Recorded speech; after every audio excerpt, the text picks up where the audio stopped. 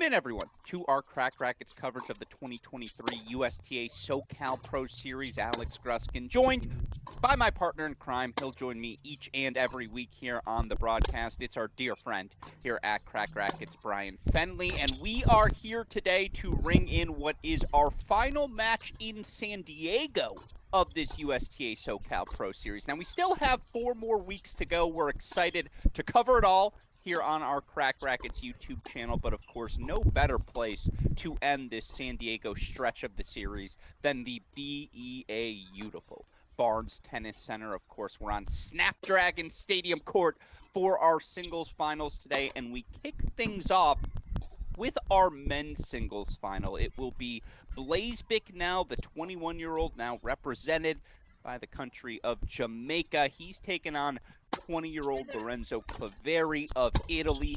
Claveri making his first pro singles final appearance. Bicknell in his second. Each man looking to capture their first pro singles title here today. With all of that in mind, I now turn to my partner in crime, Brian Fenley. Brian, what excites you most about this matchup?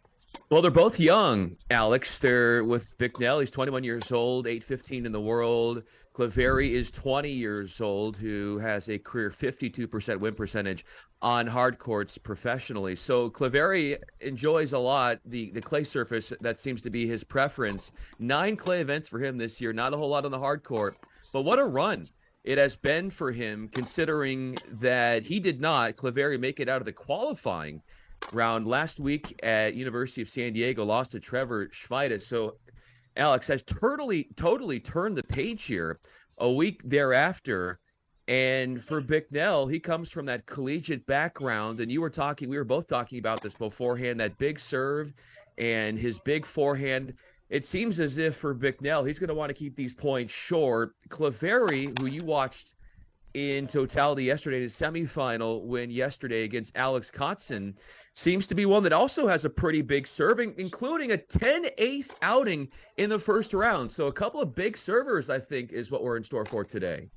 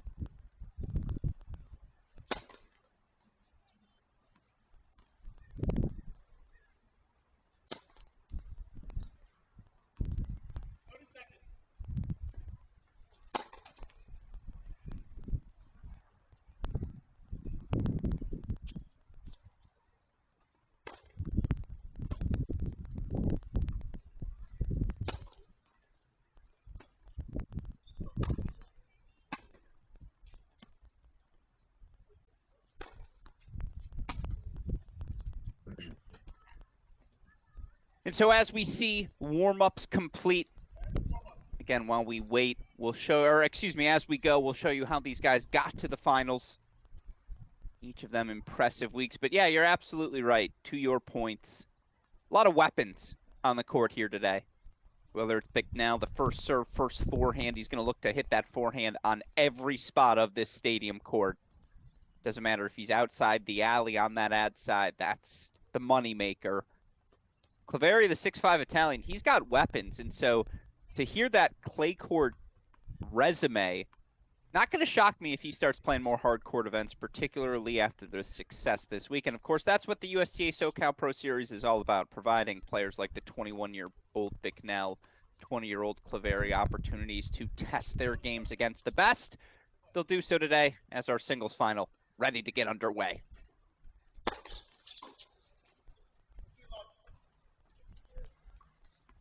Good start out of the gates there for Bicknell. The 21-year-old will be serving first of this best of three tie-break set format.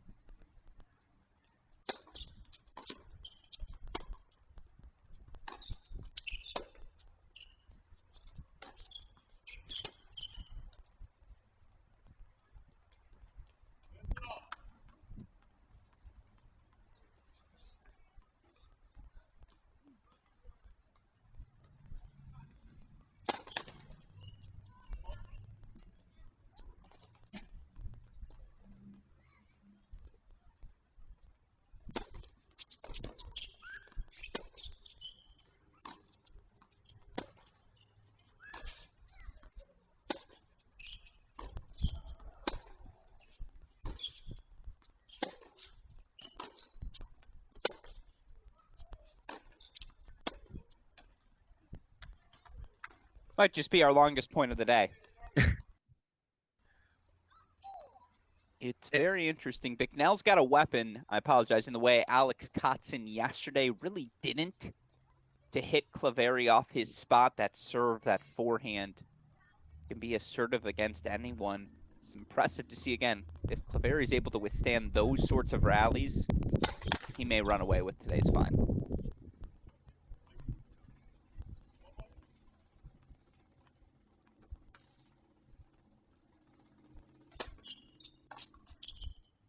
And that's a tough one to stomach there. A backhand really ripping into it was Claveri on his second serve, really trying to do some damage.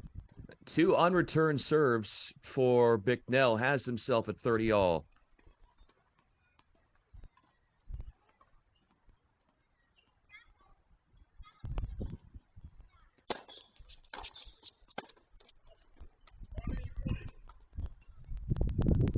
I got to say, Alex, these groundies with a lot of depth on both wings for Claveri are pushing Bicknell off of his back foot and making him uncomfortable as a break point comes into the picture.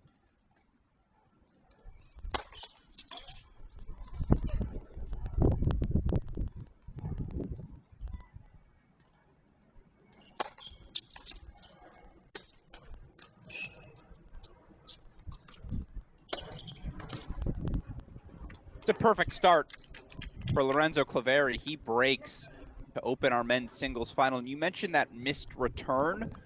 I actually think that's a fine miss for Claveri, especially this early in the match. That's his MO. He wants to be assertive. He wants to take big cuts, play on his terms. Of course, he's done that all week as we see how Lorenzo Claveri reached this final. I mentioned yesterday the straight set win over Alex Kotzen. He went unbroken in that semifinal win yesterday. Played on this stadium court. 3-set wins over Morali. Segerman a win over Ogura. Of course, he had to come through qualifying just to reach the main draw.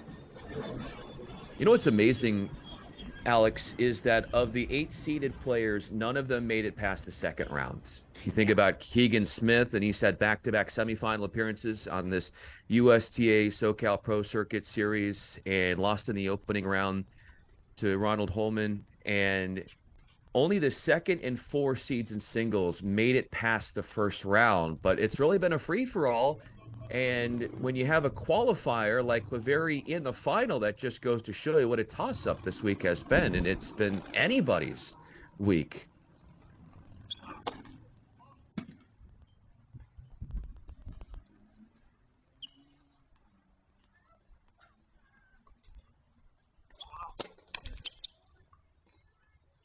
I think that's the thing, again, about this USTA SoCal Pro Series. Especially at this level, it's so even across the board. It's really who's played more events, who's had those opportunities to play their best tennis. Guys like Bicknell, Claveri, so early in their careers, they haven't yet. And obviously showing their best stuff here this week.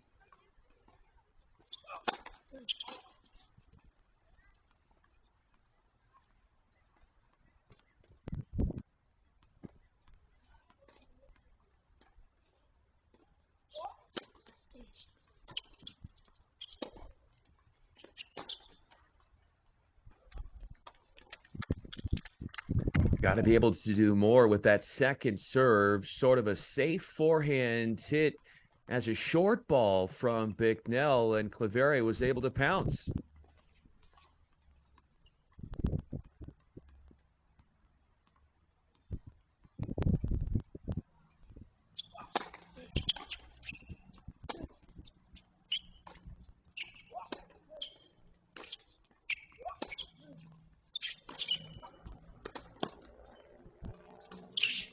That's the Blaze Bicknell forehand.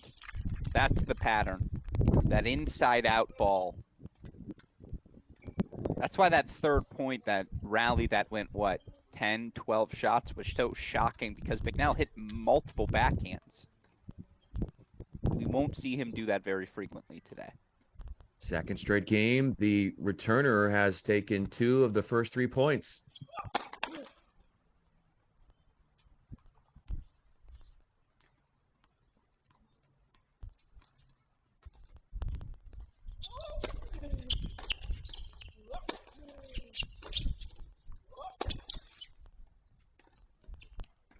That shot was there for the taking, Alex, that inside-in look, but what's really troubled and plagued Cleveri here, as he now is confronted with break chances against his serve, is that of the 4 points that he's played in this game, he's made only 1 first serve.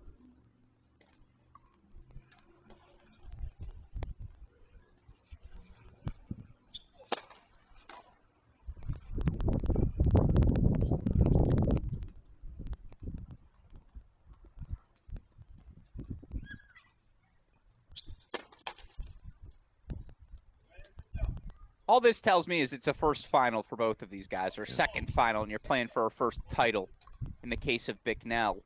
It's sloppy. Yeah, both a double fault on each one of their initial service games, both broken. And we draw level at 1-0. What is it going to take for one of these two to gain a grip on this match and sort of put away some of the early jitters? Yeah, it's a reset for now, right? You got that out of the way. Now we can play the real match.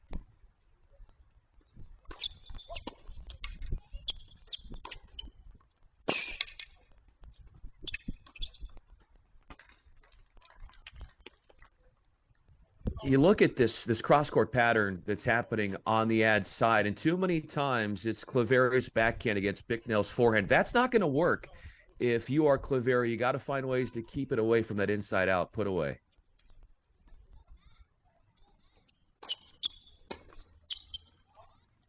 It's not even about Cleveri. That's just what Blaze Bicknell has to do to win. And I agree, if you're Cleveri, you got to take that away. But you also just got to hold serve. Because now you see he's got Cleveri leaning this early. It's a good thing for the Blaze Bicknell forehand. He's got 3 game points. And a couple of forehand winners.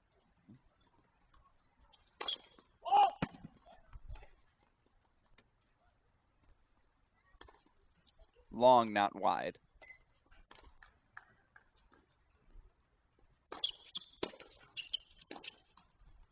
Mm-hmm.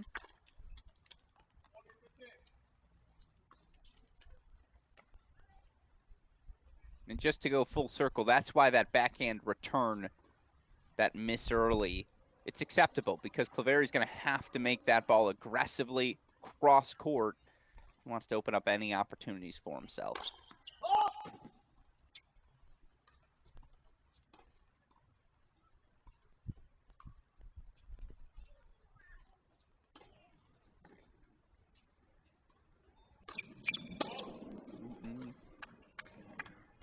That's the second double fault for Bicknell in this match. That would be the 18th double fault for him this week at the tournament.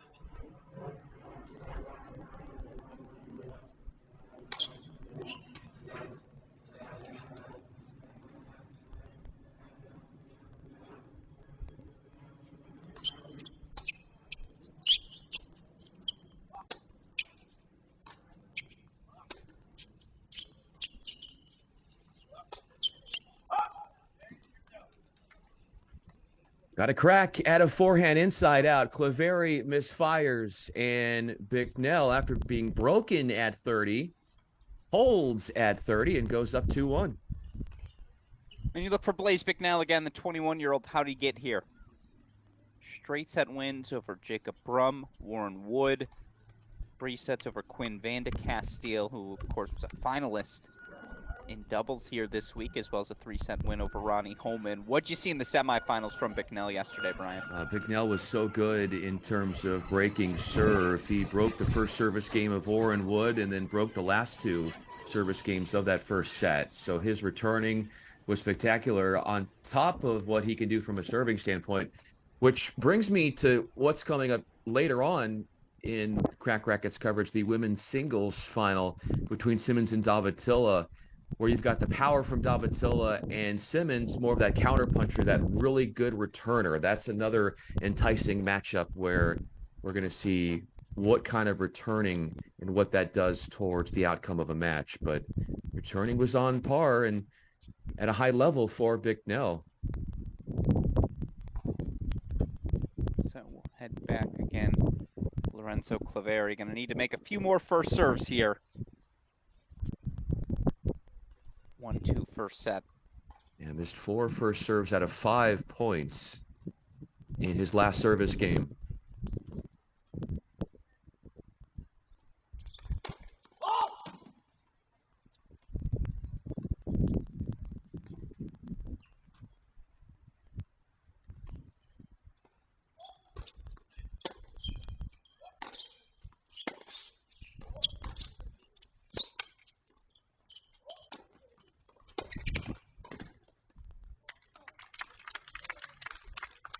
Good closure at the net, covering the line and taking away the pass and winning a point in the forecourt for Cleveri.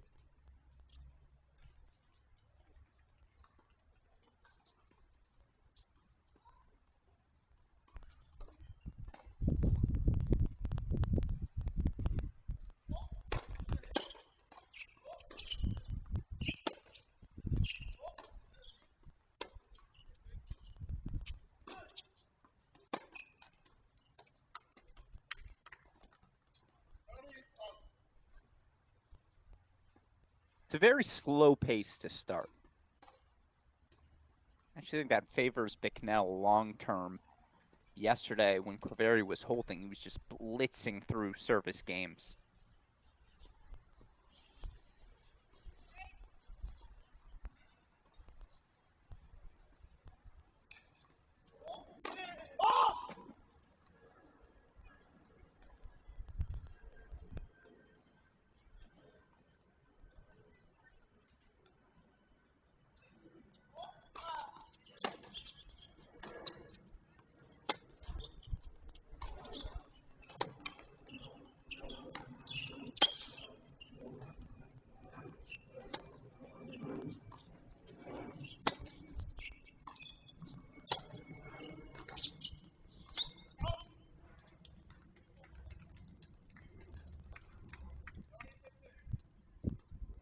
Blaise's pace.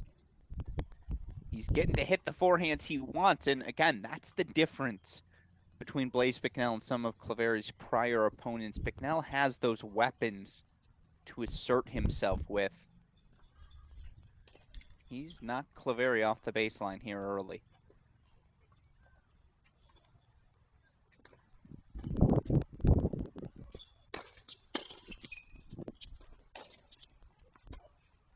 Just making Cleveri uncomfortable.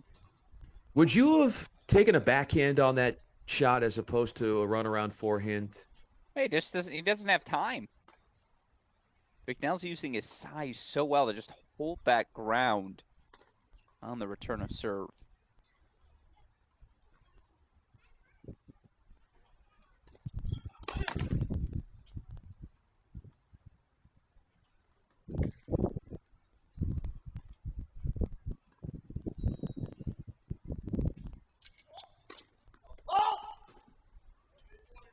I think he missed that. Yeah, I think he pulled it wide. What is it about him on the deuce side loving to go out wide? It almost is happening too often where it becomes, I think, a tad I don't know, predictable. At least that's what Nah, he's been doing.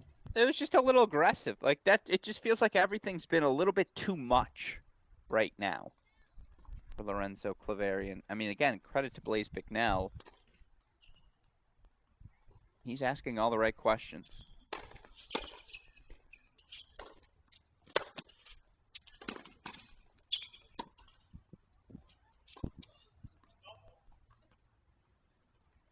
And throwing in that depth, forcing an error, and that's a tough one to get a hold of. Backpedaling on the overhead, gone wide was the return from Claveri. And look at Bicknell. Is this a position that you thought would be possible for Bicknell, given how he was able to overcome from that early break?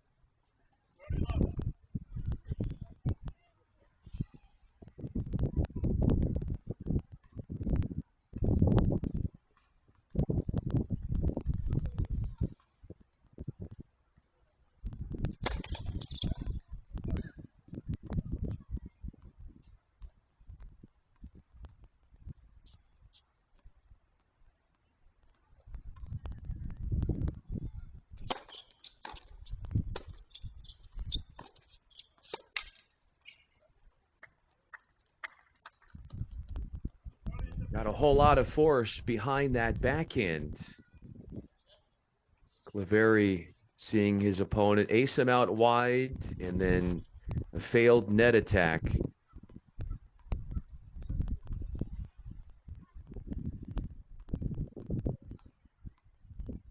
It's been 3 straight game wins for Bicknell.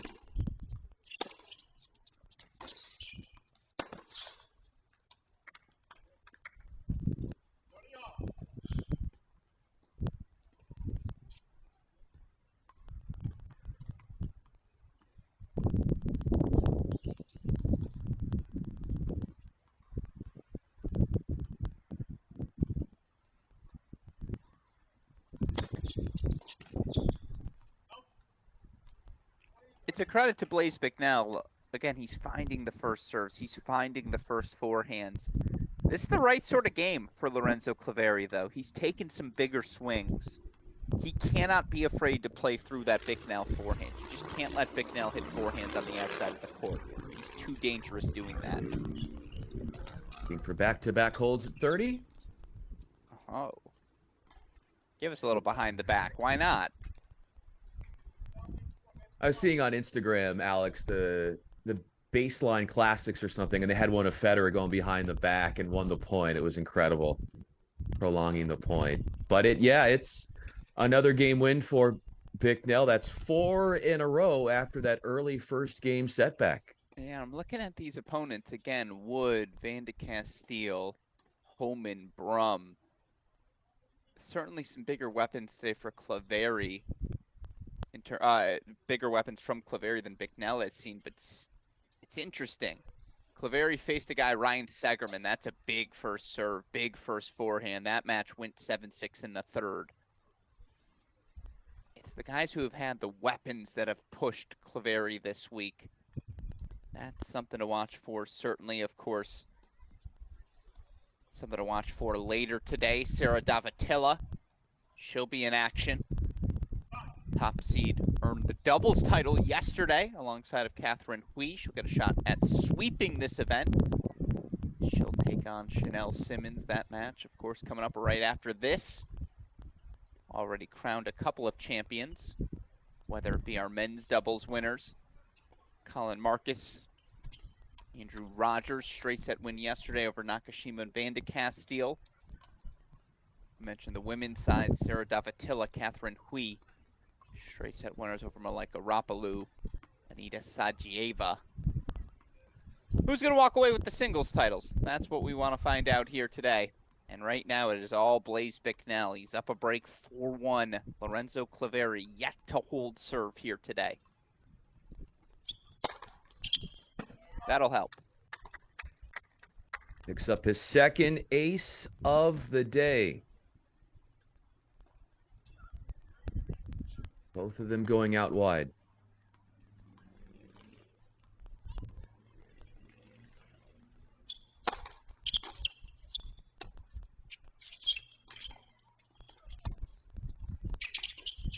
Yep. Oh, I thought that backhand was going to float a little longer. I think the wind grabbed that. You can hear a little swirl on the court.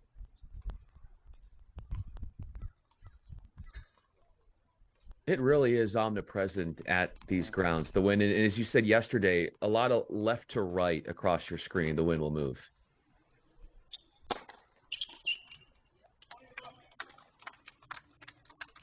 This is the Claveri we saw yesterday. And again, you can't be afraid to go into that Bicknell forehand. If you're predictable, that's when he kills you. 10 holds for him yesterday, looking for number one. He's a point away today.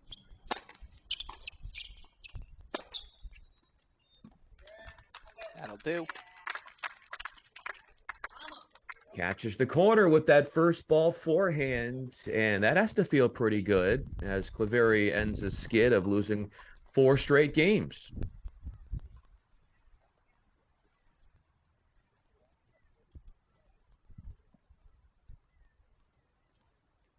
But how does he rediscover the returning prowess he had early on?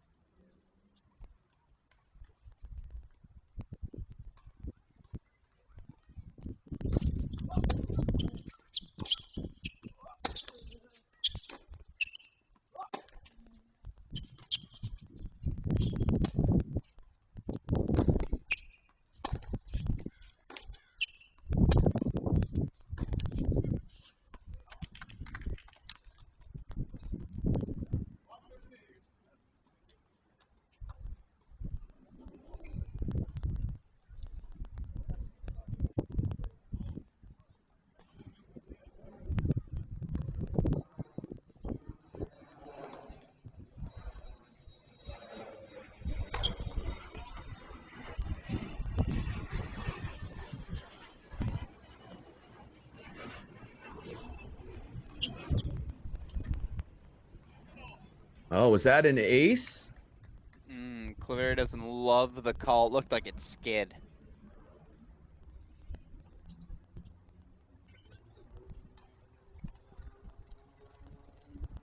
Still, look how aggressive Claveri is on that return, stepping inside the baseline. I like that. That's how he finds his mojo again.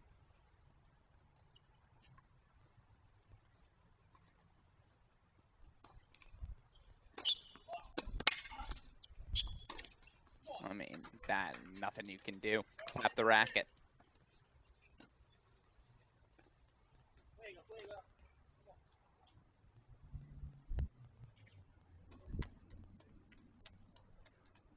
Seems to be a lot more comfortable as this match has progressed in what is his first professional hardcourt event this year.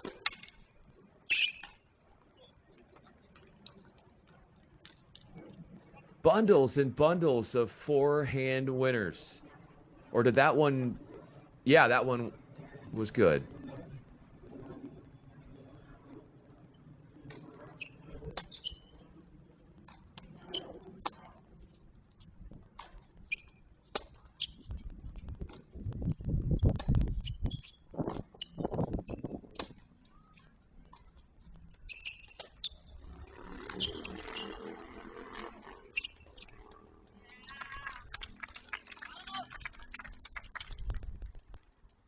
It's a good push forward.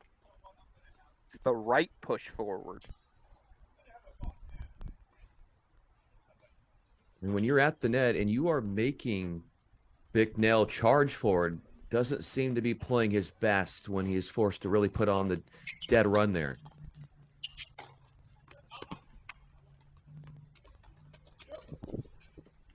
2 points ago, made that inside in. This one was tagged long.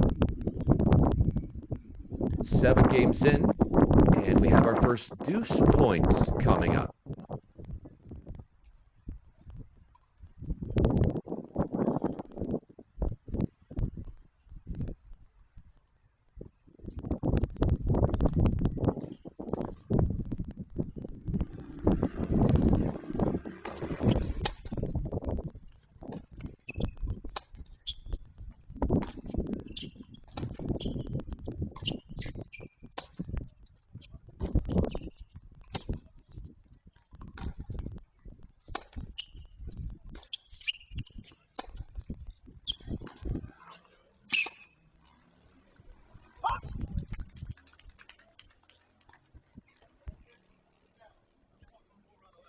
Good pace injection with that 2-hand backhand, drawing an error off the forehand block slice from Clefairy.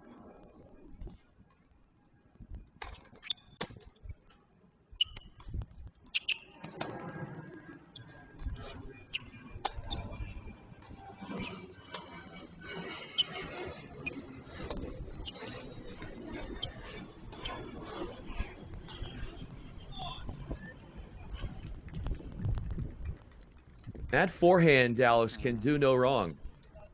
Well, he just hits it so confidently. And that's been the case entire career, certainly the case when he walked into the door of the college tennis universe. Was undefeated as a part of the 2021 Florida team, just a lock at the number 4 singles spot. Excuse me, 4 singles spot, that was right. Now, of course, a 5-2 lead, 1 game away from the first set. I mentioned Blaise Bicknell, the 21-year-old, currently 8-15 in the world. Win today should get him into the top 800.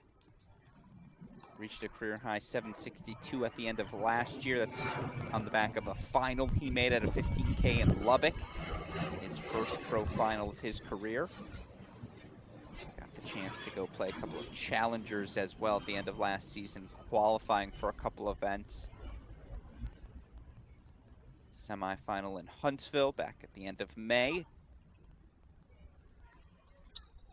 Guy's got game, there's no doubt, and I think, again, the biggest compliment I can pay him, Brian, is that it feels like set number 1 is being played on his terms. When he's wanted a forehand, when he's looked for it, he's found it just about every time. Well, what do you think? And I know you've pointed this out, Alex, the return position with serving for Clefairy. And at times, you can't even see him in your camera screen. Is that something that he might have to adjust? Yeah, I mean, the problem is if you get too close to the baseline, that Blaise Bicknell kick serve, even if you're 6'5", it's on your shoulder.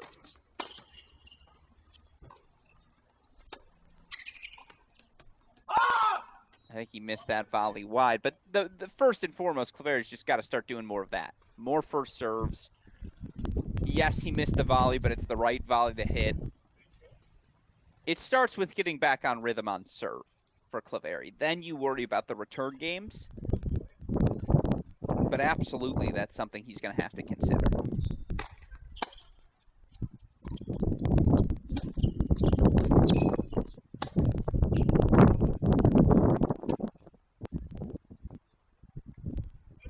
Forehand that I believe was spiked long, but Clefairy did hold at love in his last service game.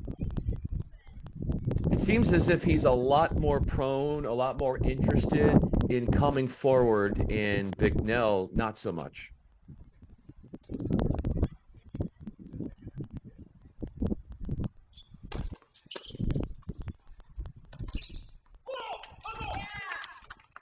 That's going to raise your confidence with the serve.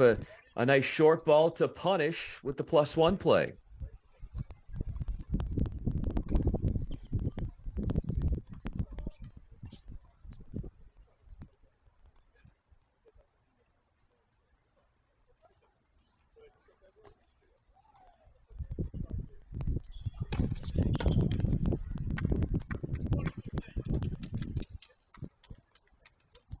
What do you think about that placement on the serve out wide on the ad side? I'll take any first serve. Body, tee, wide.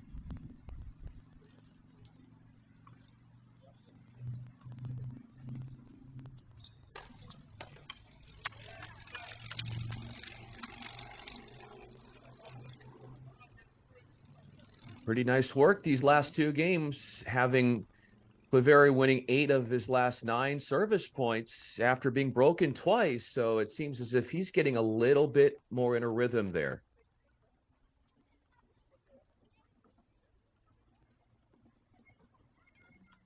That said, if you're Blaise Bicknell, no sweat. You did your job. You got your 2 breaks of serve. You'll now serve for the opening set.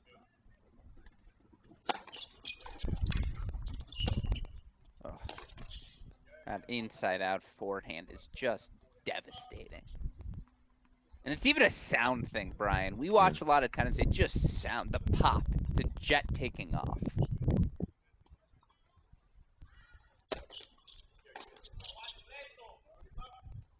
You mentioned the sound that he hits and how compact in the strike zone, that inside out forehand. With a weapon like that, what is his ceiling?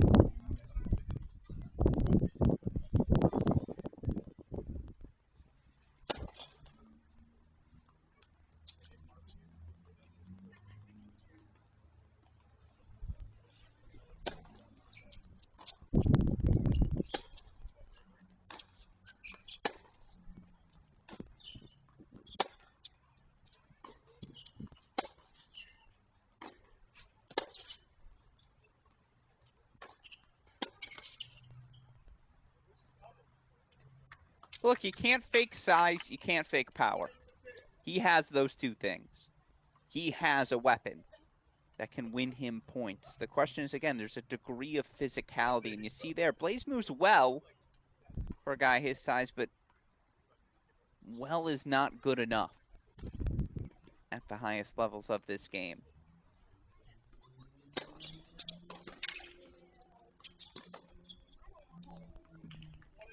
Yeah, that backhand is exactly that continued progress on that wing. If that becomes a weapon as well, now you're talking serious upside. As Bicknell, 2 set point chances.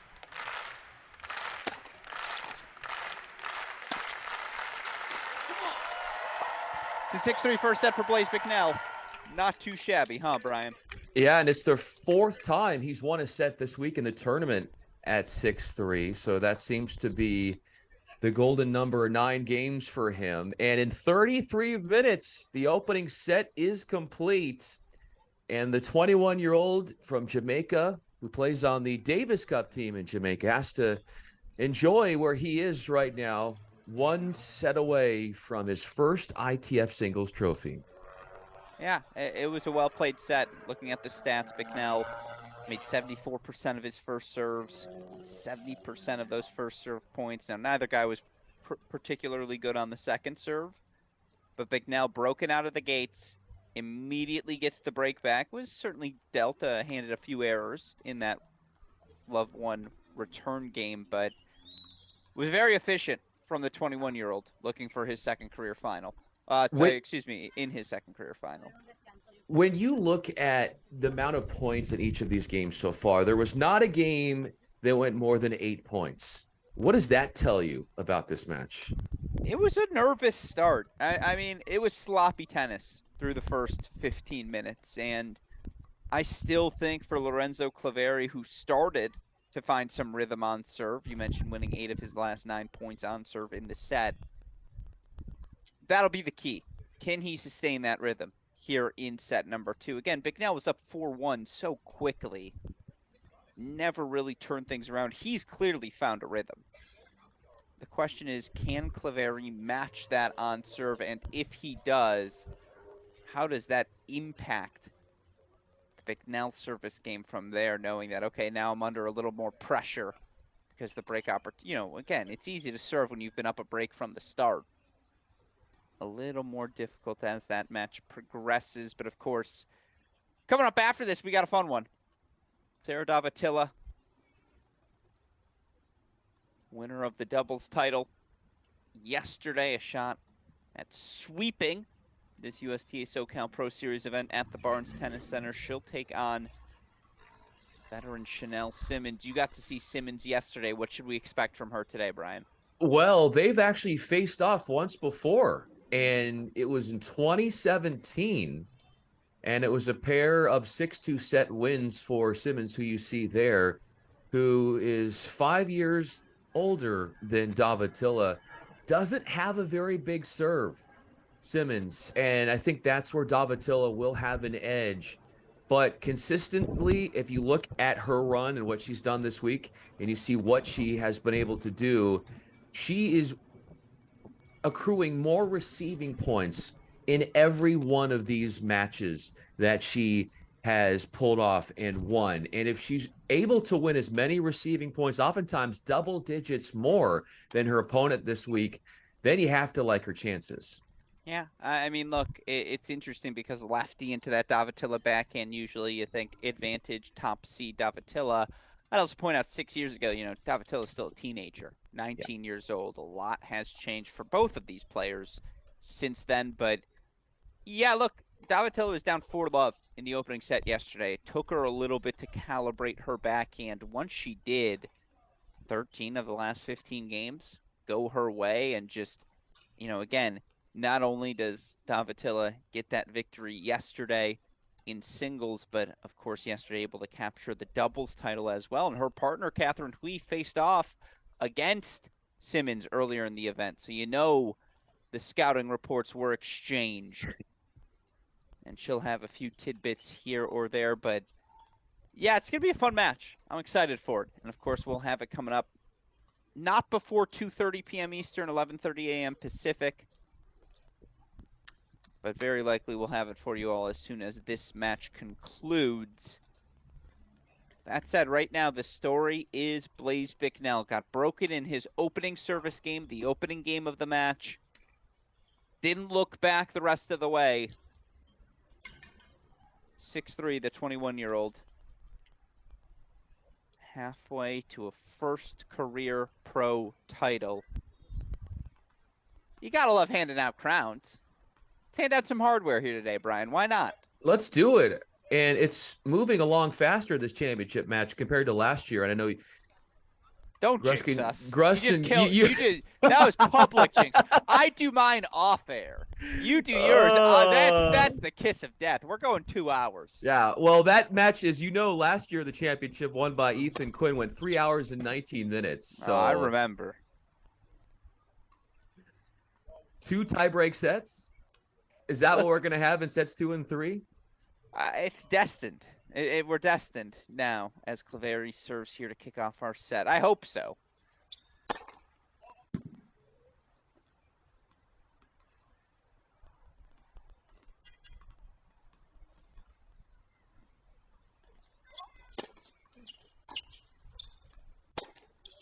There it is.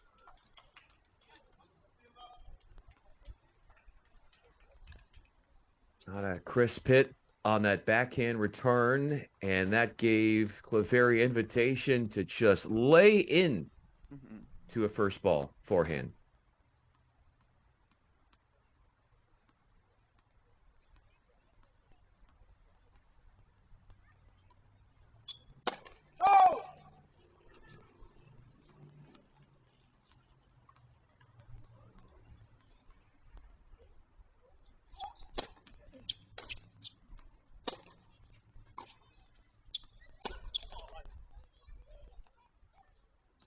Tagged the forehand on the second to last groundy, but Claveri then follows it up with a netted forehand.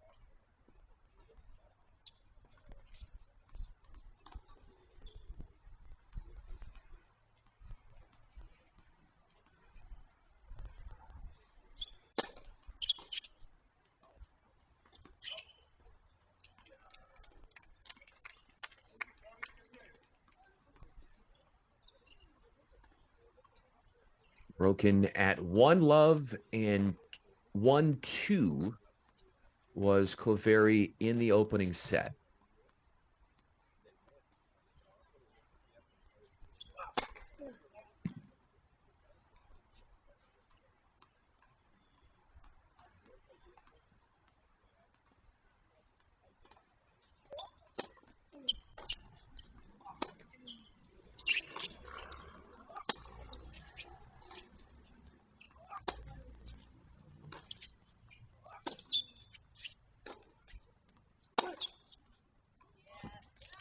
Love that decision.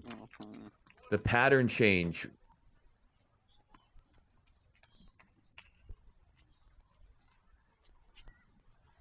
What do you think he saw there to go up the line?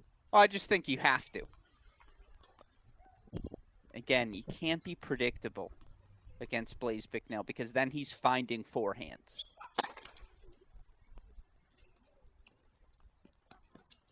Claveri having a hard time finding first serves, but it doesn't seem to be daunting him with a game point.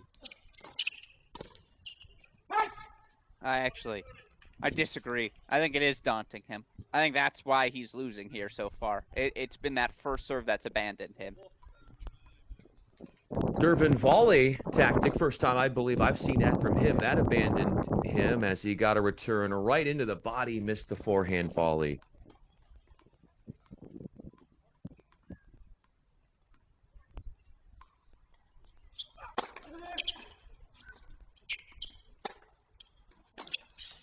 No. It's a must-have hold. Lorenzo Claveri gets it.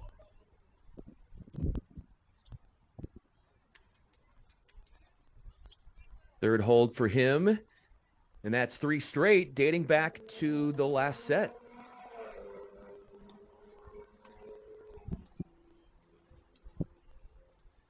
Too shabby from the 20-year-old qualifier.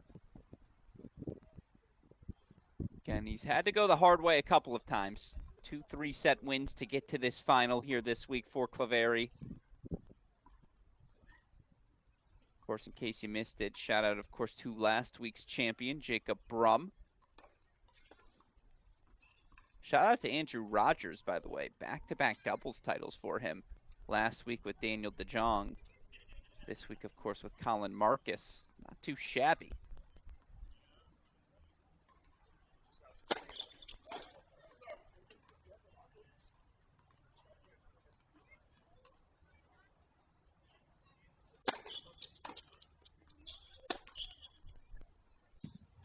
My goodness. That's good. Tell us how you feel. Yeah. I like the ankle socks. Has to be mentioned. A last of a dying breed.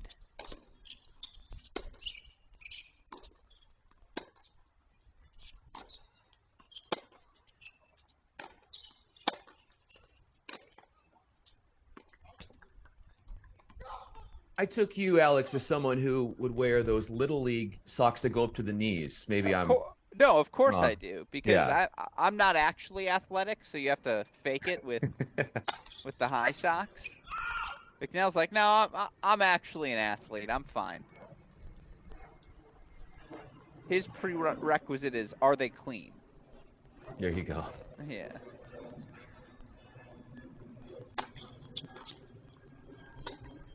Ooh, that was not clean. Well, actually, it was very clean.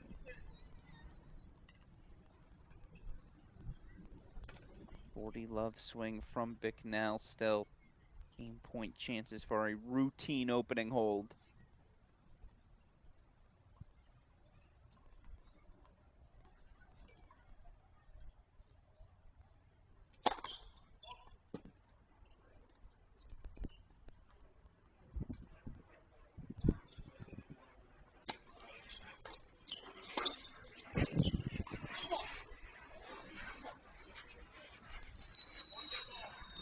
Not a bad hold to draw level at 1-all in a 2-minute game.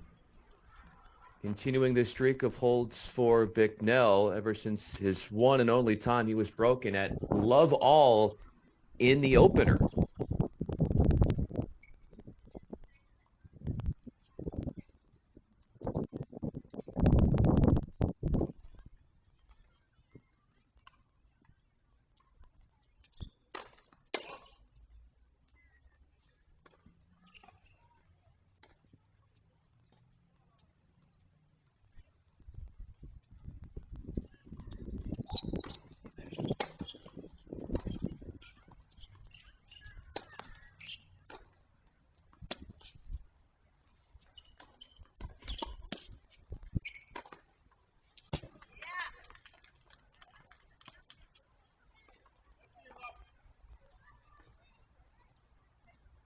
got away with one there. Good guess from Claveri to cover the backhand wing. Obviously, that inside-out forehand's the one Bicknell wants to hit, but yeah, this match in one stat, Claveri's made 54% of his first serves. Bicknell's made 75. That's a huge difference. Sometimes tennis is that simple.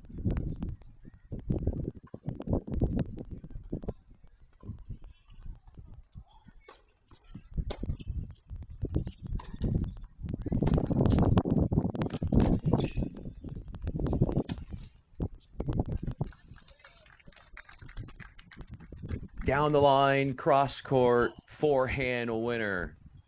Headlines that point for Bicknell. And it really should be love 30. You can see Claveri's now covering that ad side, so wary of the inside-out forehand.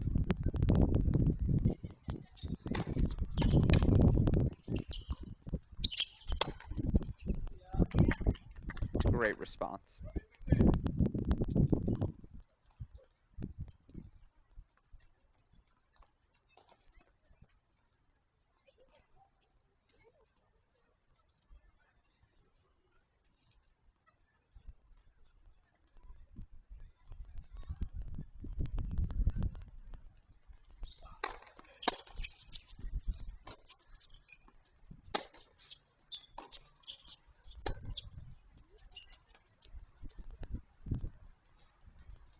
First drop shot that we've seen from Claveri.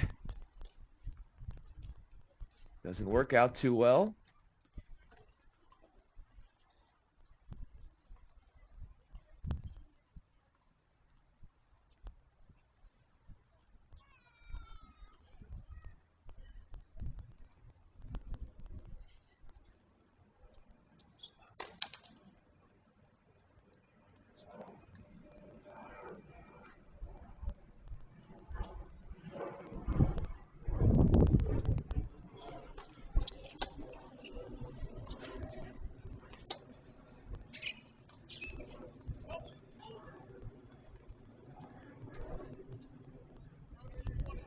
This is an interesting time here in this match.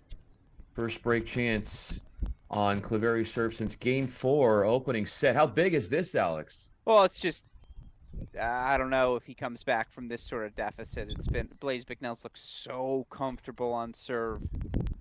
Can he find a first serve here?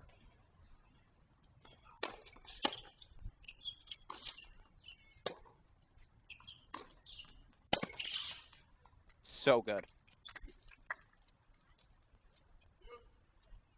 What was the best part of it?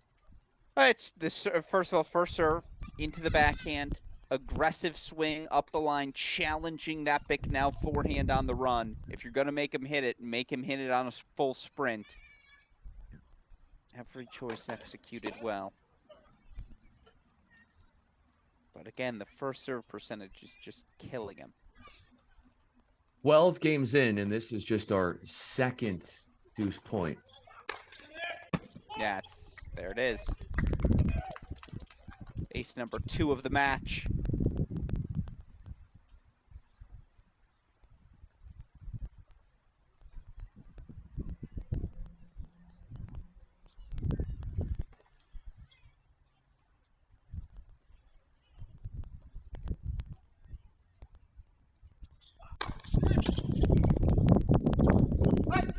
The massive just as good as an ace.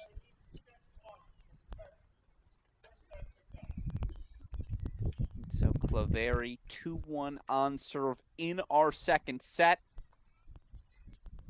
Of course, after this, our women's singles final, Davatella versus Simmons. Action rolls on next week, though, as well as we'll head to the Jack Kramer Club for week number 4 of this USTA SoCal Pro Series. Of course, we were there last year at the Kramer Club. You saw guys like Zach Svida, now top 200 in the world, Ethan Quinn, former college #1 Aaron Cayetano. The other thing you're going to get to see, Brian Fenley in attendance at the Jack Kramer Club. You excited?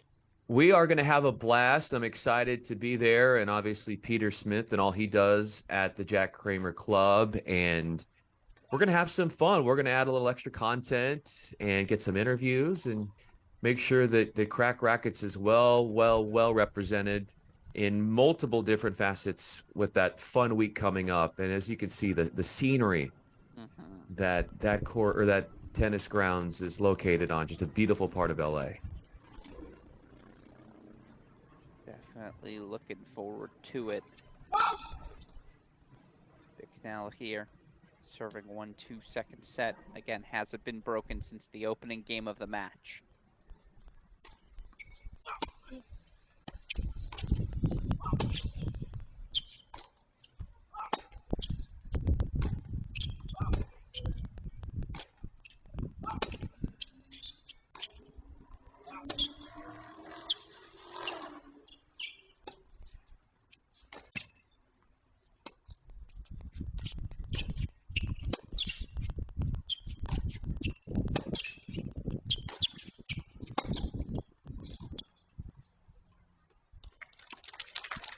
What a battle between two hard-struck forehands. Thought Claveri would be in trouble with that slice backhand that he left sitting up in the middle of the court. Turned defense into offense and comes away with the point. And that is just a rocket blazing down the line. That is too easy for Bicknell as he registers what is one of many forehand winners on this day.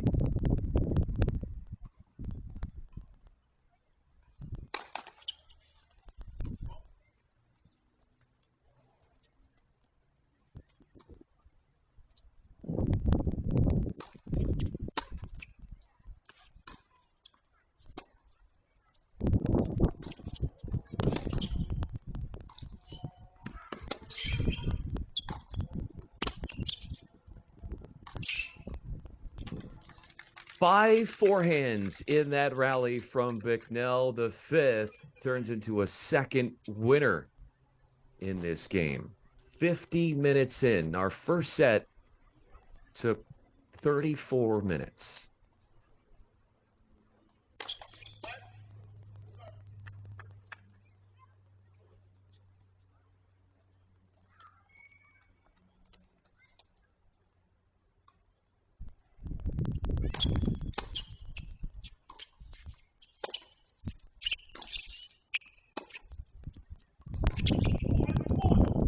Such a great decision. The backhand approach with width, making the move forward, putting the pressure on Bicknell as Claveri adds to the angst of Bicknell's service game here.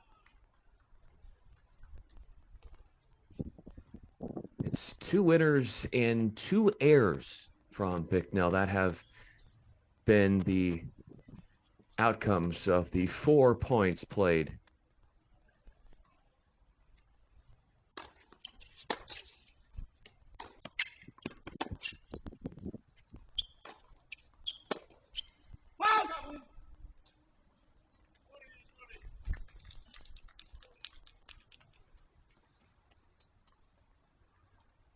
Trying to protect his serve after a backhand error from Claveri. Bicknell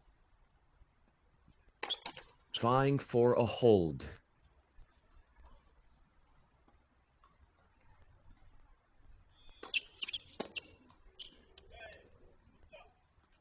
Got him with one of his best weapons, that kick serve right into the body. And Bicknell moves to a 2-all second set score with his service winner. That kick serve is so good from Bicknell, listening to him in interviews that he's done in the past. And he says he has this spin and this bounce that he can put on a kick serve. And I know, Alex, that you've seen that from Bicknell. His kick serve doesn't get talked about enough and how dominant it is. It's the fact that that ball gets on the shoulder of the 6'5" Claveri. Like, Yeah. Come on now. But credit to Lorenzo. He's starting to land some first serves now.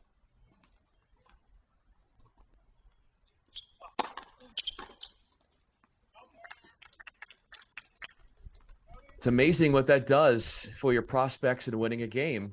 2 out wide serves, first serves, 2 quick points for the Italian, or excuse me, the native of Venezuela, if I'm not mistaken.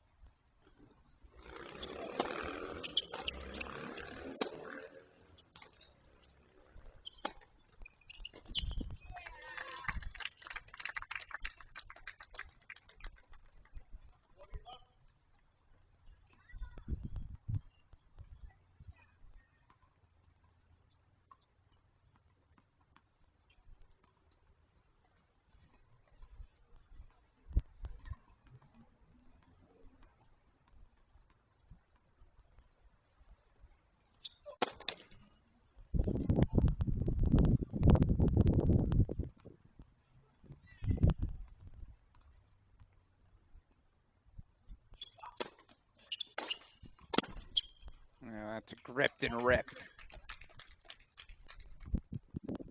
It's a 40-love swing. That's what I call that. And Bicknell knew where it was coming. He knew it was going to go there to his backhand, so he ran around it and just torpedoes back a return.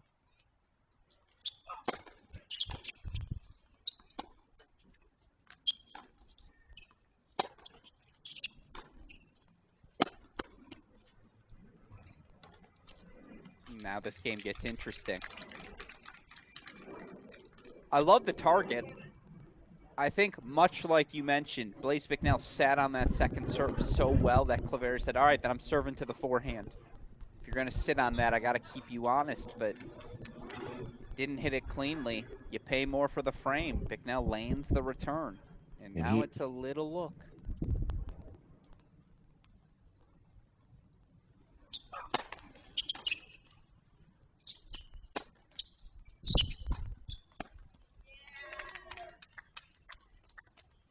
That's one that he knows that he usually makes.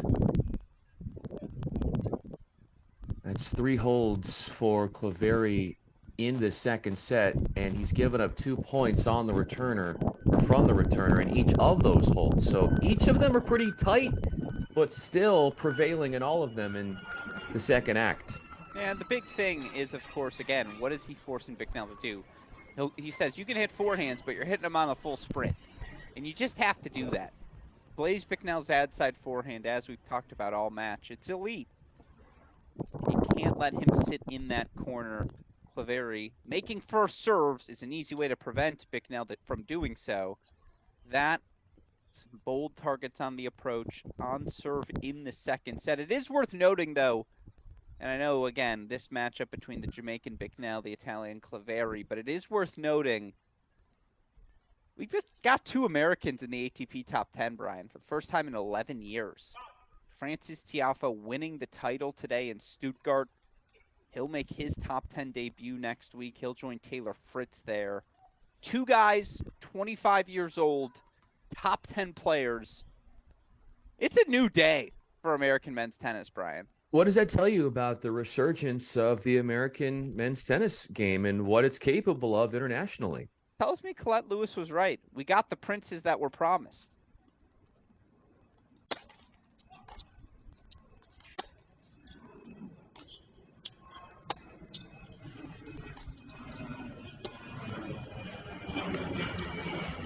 And again, in the best way possible, the game has become so international. The U.S. had to take a look in the mirror, re-examine how they approached player development. That's why things like the SoCal Pro Series, again, providing young players like the Ethan Quinns of the world, the Spidas of the world, chances to test their stuff against the best.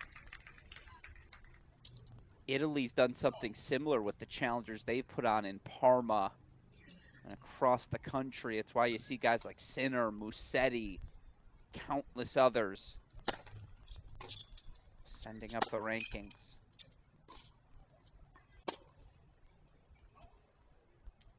That's why you got to credit Chris Boyer and the USTA SoCal team for what they've done with this event.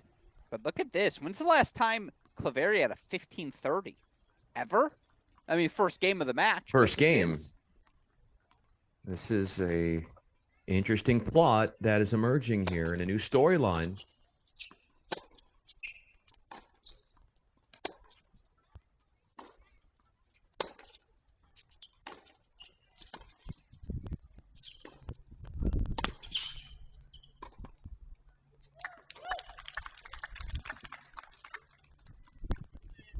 Bringing out all the tools was Claveri there. Cross court, down the line, coming forward. Overhead put away.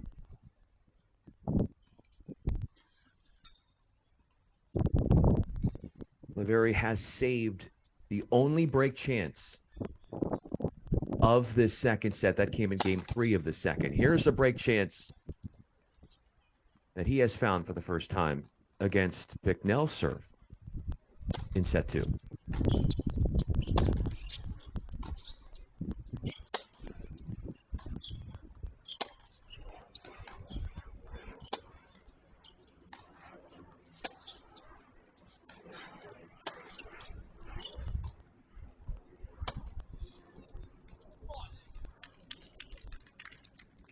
As good as that forehand has been, what about Bicknell's backhand coming through in a big way as he just torches it down the line and impedes the defense of Claveri.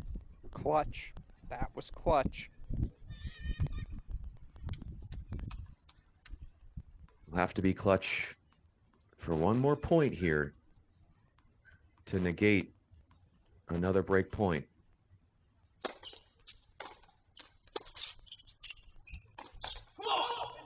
Oh, that was right there. That has to be frustrating for Claveri. He had a forehand in the forecourt that was looking as if it would be the finishing shot. Hampered by an unforced error. We go to a second deuce of the second set.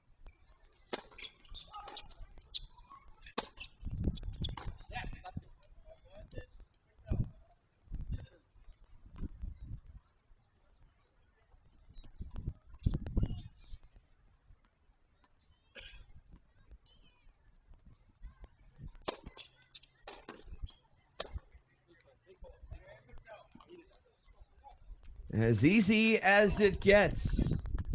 Open court and a forehand right up the middle off that out wide first serve. And it's our third 8-point game of the match. And it goes Bicknell's way. The word I come back to there is gumption. That was a gut check moment for 21-year-old Blaise Bicknell. He answered the test. And now 2 games where things got a little rocky for both servers. If you're Blaise Bicknell, this is the game. Massive target. You've got the big mo. Claveri's a little wary. Erased. That's I mean, everything I just said about Blaise captured in that point from Claveri. Took an hour for this match to get good. Well, and some would call you, Alex, a prophet. Very prophetic with your analysis.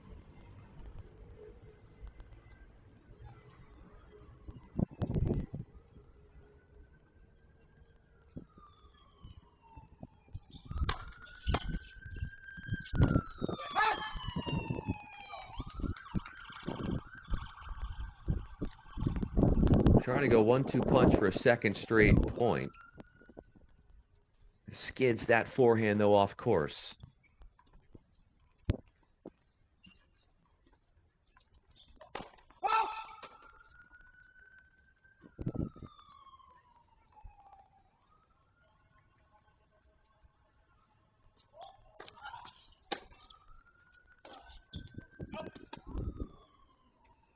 No, he missed the forehand.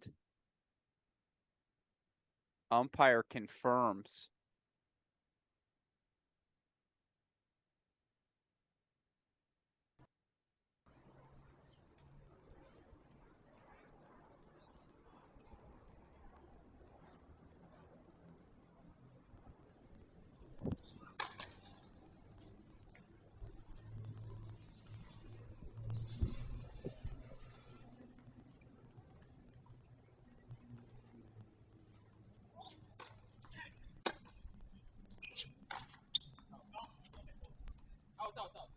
He missed them both by half an inch.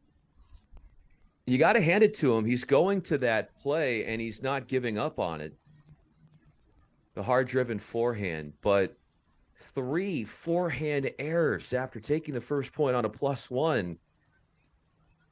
Does Cleveri dial that down a little bit with his forehand?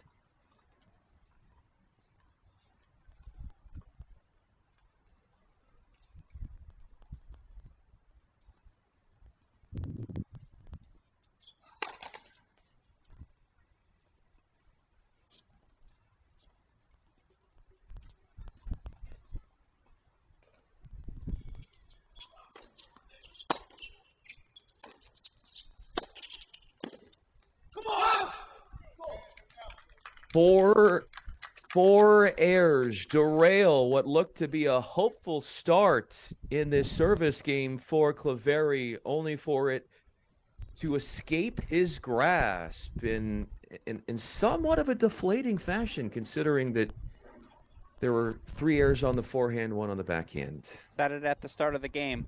Big circle for Blaise Bicknell in that 3-all service game. Cleveri had 2 looks at breakpoint chances.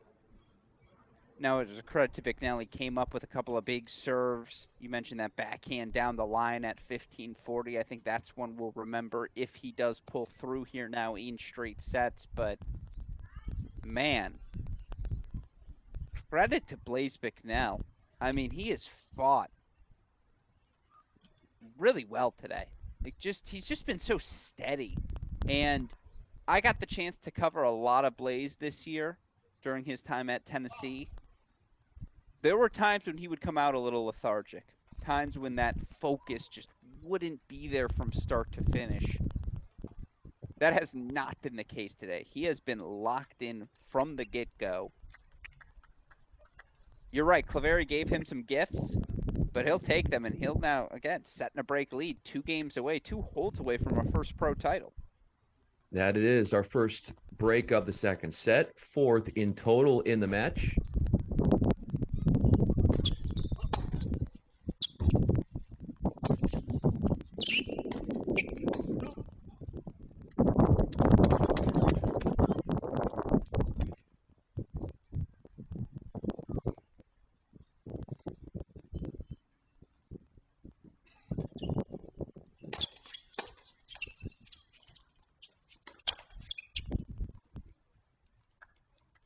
Both players hitting the let cord, and Bicknell got stopped up by the bounce of hitting the net, unlike Cleveri getting his return over.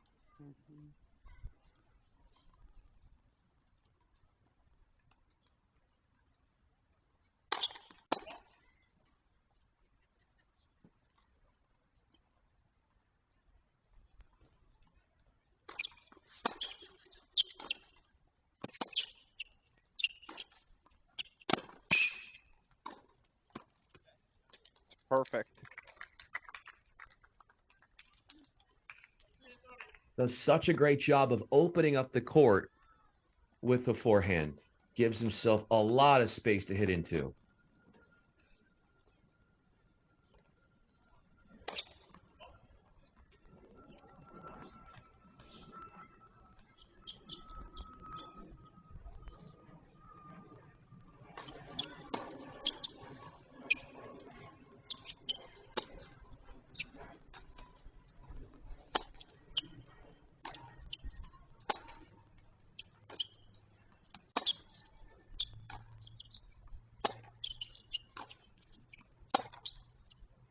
So good.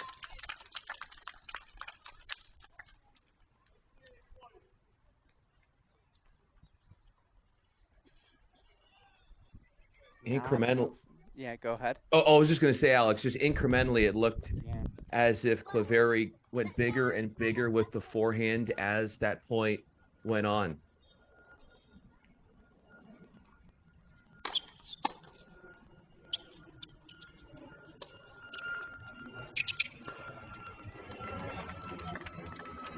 A dissatisfying service game and a loss of his service by Bicknell, broken at 15.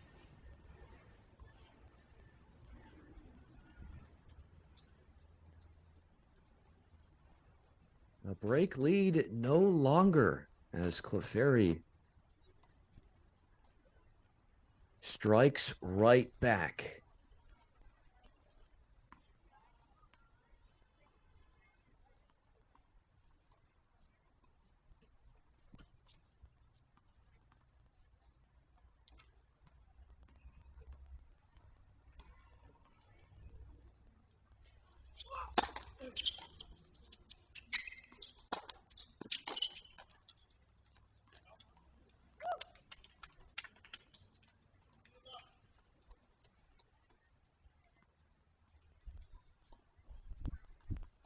I did not see that coming. I don't think a lot of people did. Two weird turns.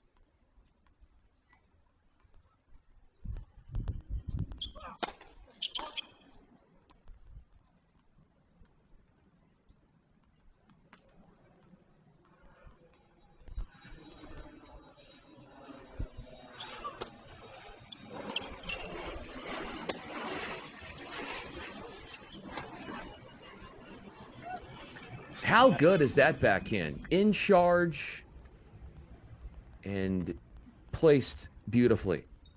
It's just perfection.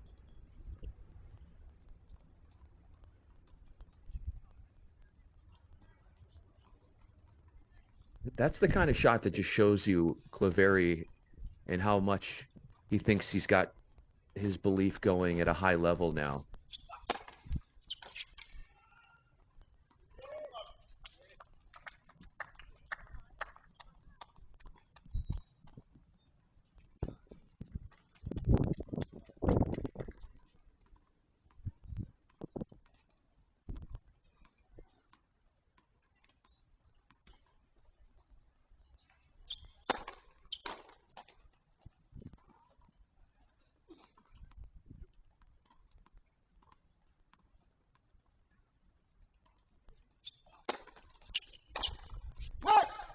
What a turnaround this has been, as Clefairy, after being down a break, has won 8 of the last 9 points and jumps ahead 5-4 in the second. It was weird. It was just, it's really the first game Blaise Bicknell has blinked since the opening of this match. It was, again, credit to Clefairy. He's maintained his aggression even through a wave of errors. Yeah. And he's rewarded for that mentality as he holds for 5-4. Again, coming up next, Sarah Davatila, top seed in the women's draw. Straight set wins in all of her matches this week. She can add those to straight set wins in doubles as well. Looking for her first career singles title. She'll take on Chanel Simmons. Simmons straight set winner yesterday. Has dropped just 1 set this week. Had to come through qualifying though, just to get into the main draw. That one coming up as soon as this one's complete. Brian and I here for the call. From first ball to last on what is a fun championship Sunday here at the Barnes Tennis Center. Blaise Bicknell up 4-3 just moments ago. Now serving to extend the second set.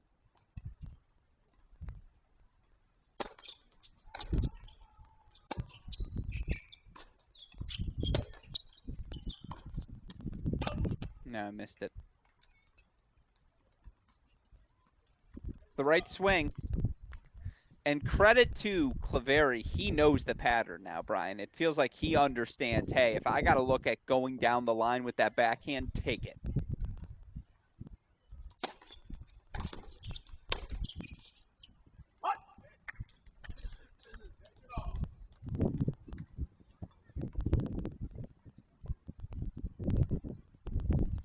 Some grade A service returning there.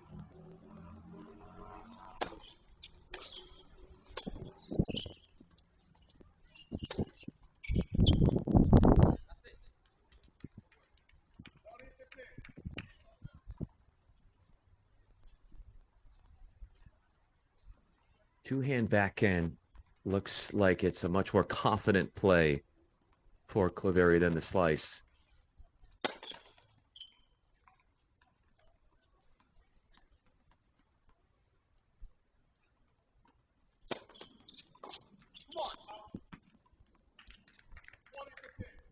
How much defense, Alex, do you see in Cleveri's game, or is he just mostly gung-ho about offense, offense, offense? Well, you mentioned the clay court stats for him earlier, yet what I've seen from him is it should be offensive. Guy his size with his weapons. That said, he can move. For a big man, he's got some wheels.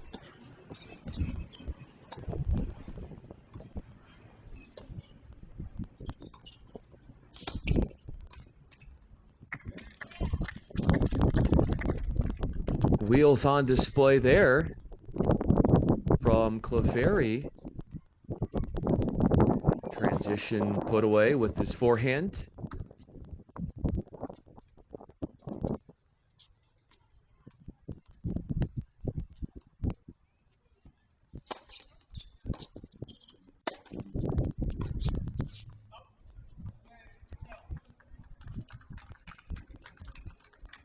A fist pump from Bicknell garners the hold. Steady. It's a good response from the 21-year-old.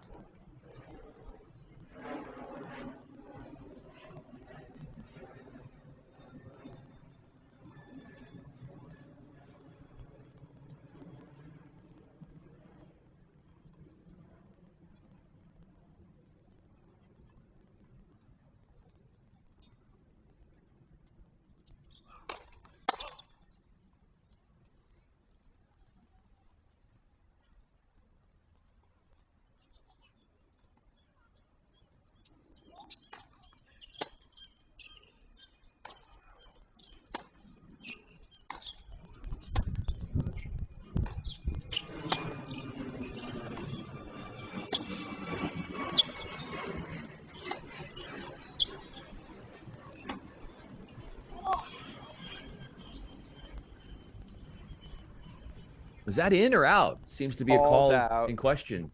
Yeah, called out. Call confirmed by the chair. Bicknell doesn't love it. It's the best defense we've seen him play all match.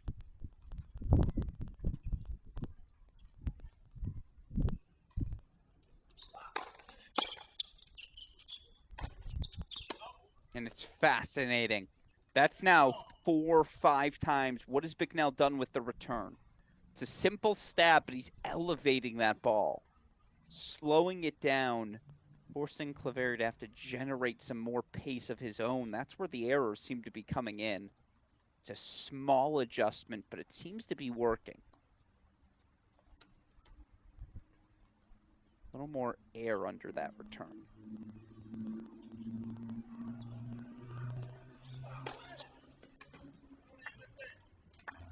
Nothing you can do about a serve like that. No need for a return there. With that slider eluding the forehand of the Jamaican.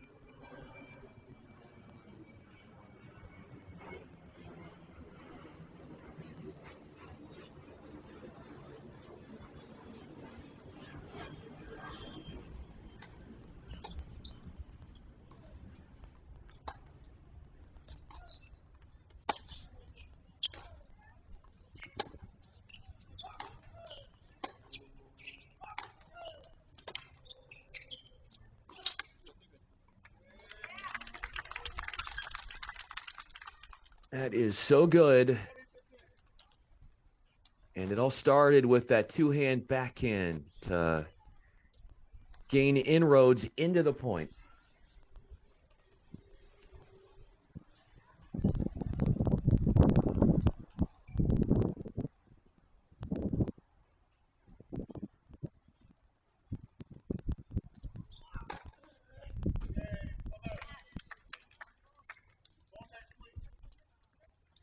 Cleveri takes care of business with his delivery.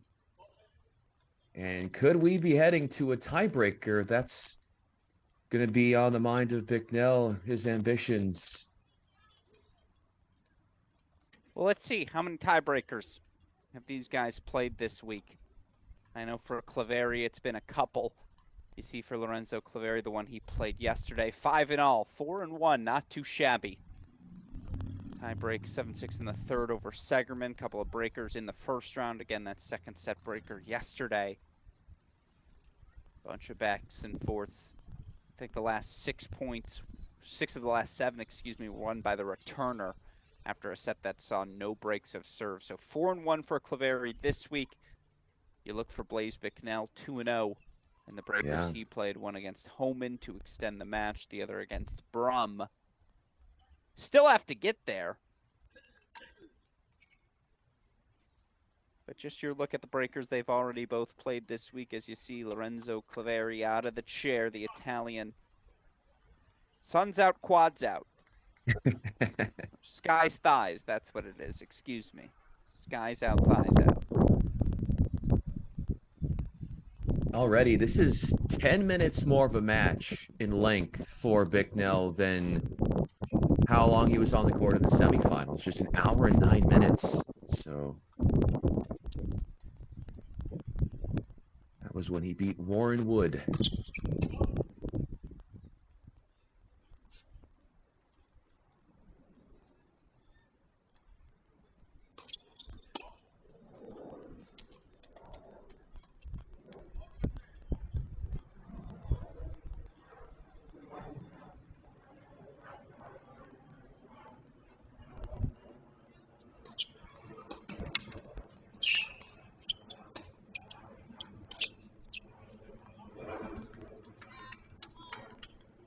Got it.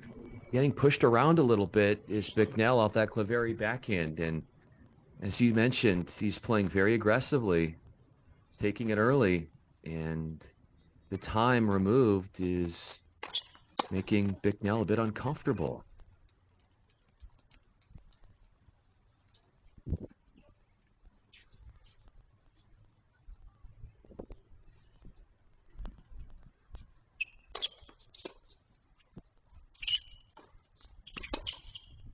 Oh, gorgeous. And how about this?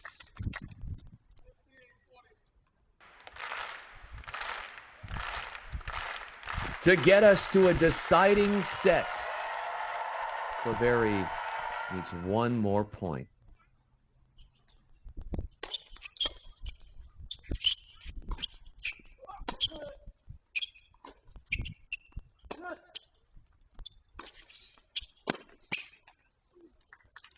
Bold. And truth be told, Cleveri had more time, I think, than he expected. He could have hit a forehand there. That was a tight choice. You get it. You're on the full stretch, but what a forehand for Blaise Bicknell.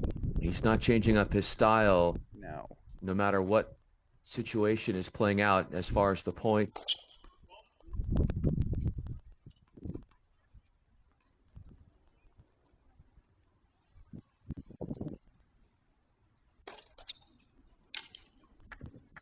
And that is how the second set ends. An agonizing finish for Bicknell. Cannot get us to a tiebreaker, Alex, and a double fault. And a second time he's broken in the second set.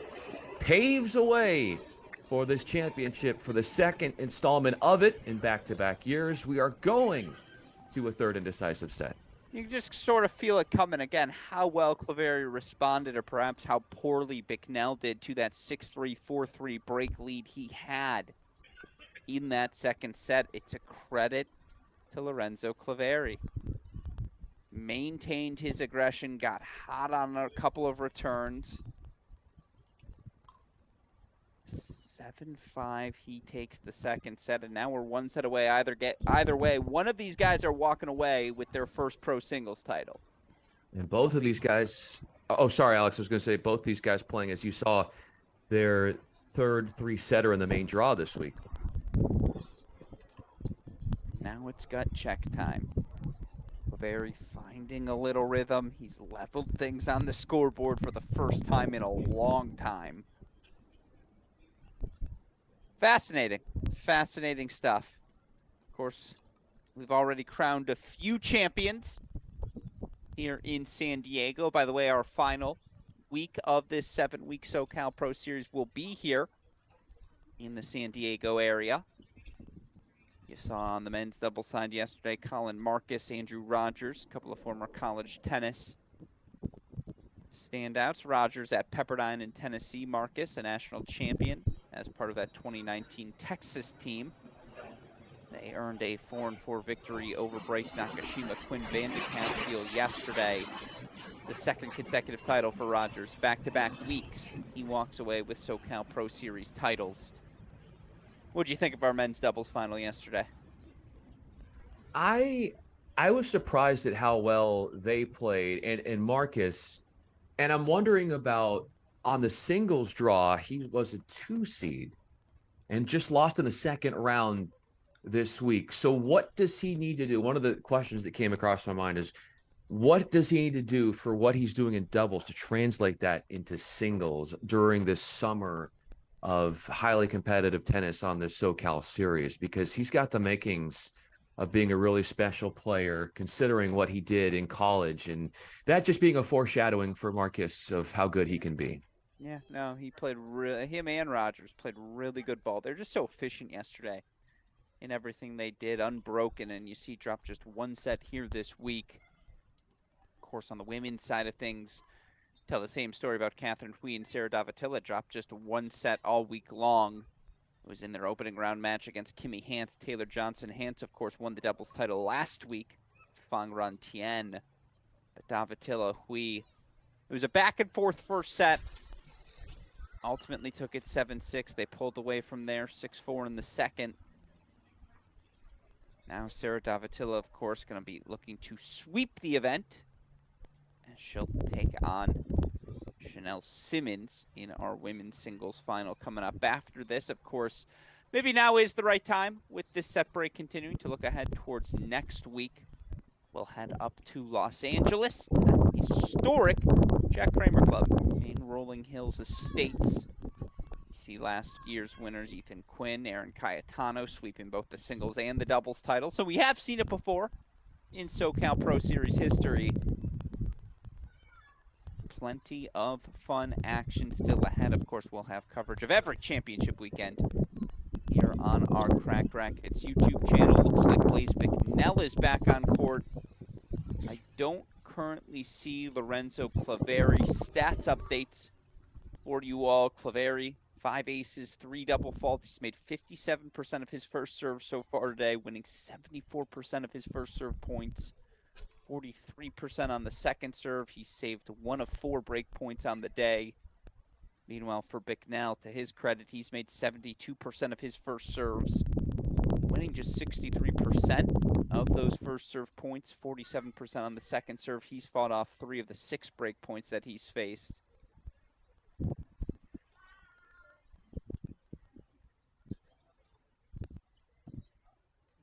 Beyond the ranking points and the money that's going to be handed out during the 7-week-long USTA Pro Circuit SoCal Summer Series, they are also on the singles side, on men's and women's draws. They are fighting for a spot in the qualifying draw as a wild card in next year's BNP Paribas Open at Indian Wells. And obviously there are some criteria to fit into being one who qualifies for that potential slot. You have to be an American citizen. You have to either be American citizen and going to college in SoCal, or you have to just strictly be from SoCal, American citizen, college in the United States.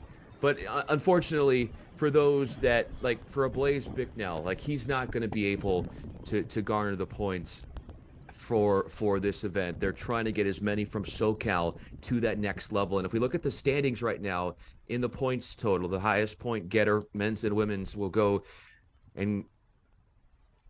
for an Indian Wells qualifying draw spot. Jacob Brum, 33 points. Keegan Smith, 16 points. That's not including what's happened this week. That's just the first few weeks. Interesting. Yeah, it makes, again, for a Fang Ran Tien, who is an American but does play college in that in the Southern California area, you just wonder, with all of her success, might she be in the wild card hunt if she continues what she's made 2 finals so far, won a title as well. Obviously, yeah, you mentioned a guy like a Jacob Brum who has success. Jack Anthrop's had success. He's a young American. Bryce Nakashima's gotten title, semis, finals in 3 doubles events this week. It's a great series. We're excited to be able to cover it all. We're also excited, obviously, for the start of this 3rd set. Renzo Claveri to serve to start things off. You got to lean one way or the other? Well, if we're going to believe in momentum, Claveri, after breaking in game 8 of the 2nd set, seems to have the upper hand. But can he sustain that going into the 3rd?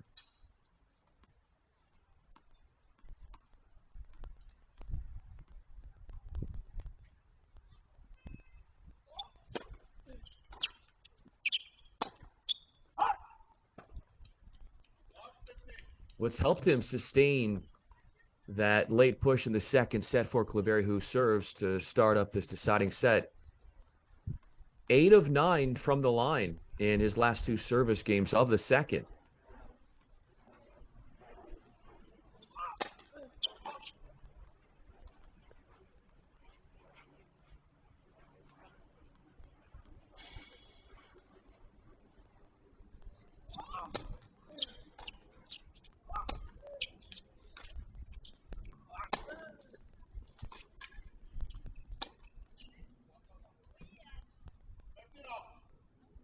Did he get the outer part of that sideline? Awfully close for Claveri. He does. Adds on to the vast number of forehand winners.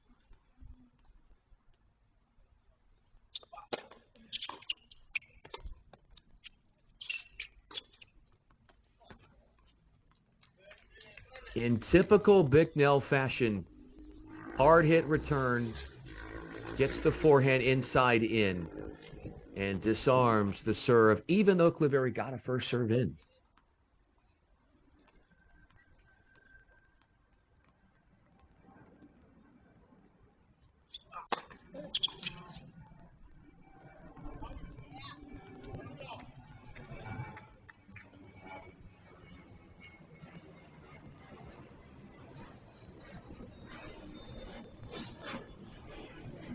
Last time that Claveri gave up 2 points in a service game to the returner, he was broken. And that was at 3-all, 2nd set.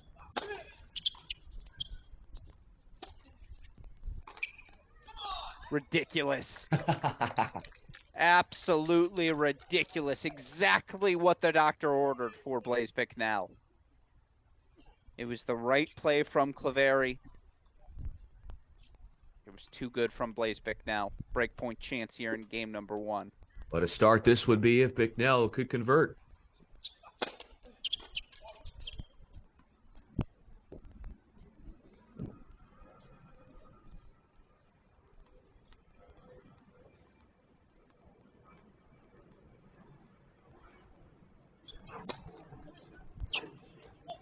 It's a swing.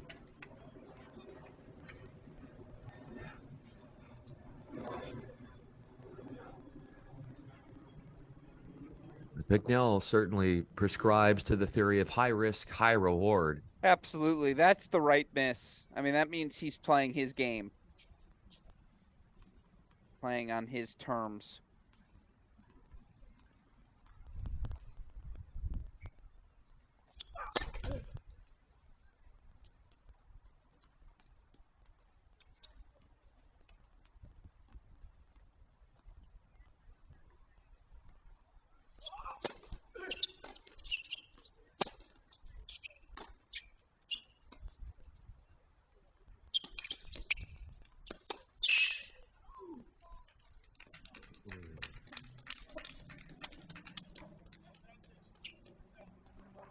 Perhaps Claveri didn't think that Bicknell would be able to get to that dropper and then hit it with the depth. It just seemed as if Claveri footwork, he was just a little bit out of sync there and where he needed to be court position-wise.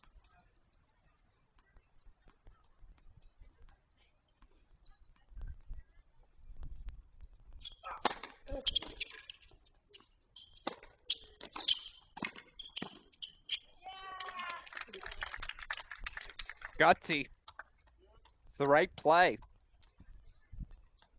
Has McNell passed him once on the run with a forehand? I don't think so.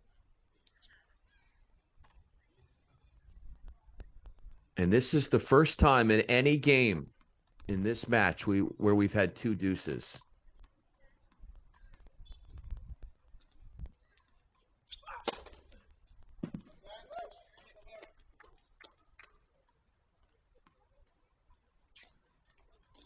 Ace number 6 of the match for Cleveri sets up a game point chance. That is his 30th ace of the week, too.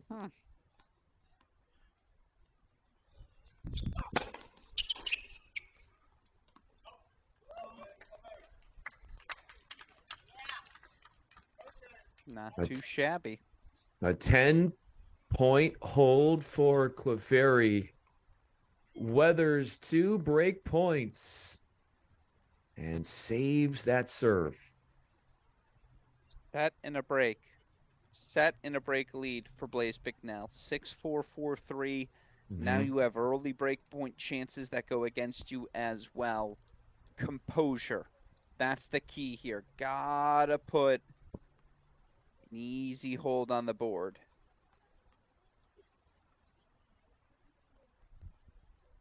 Not a whole lot of easiness to that Cleveri hold. We'll see what Bicknell can do here.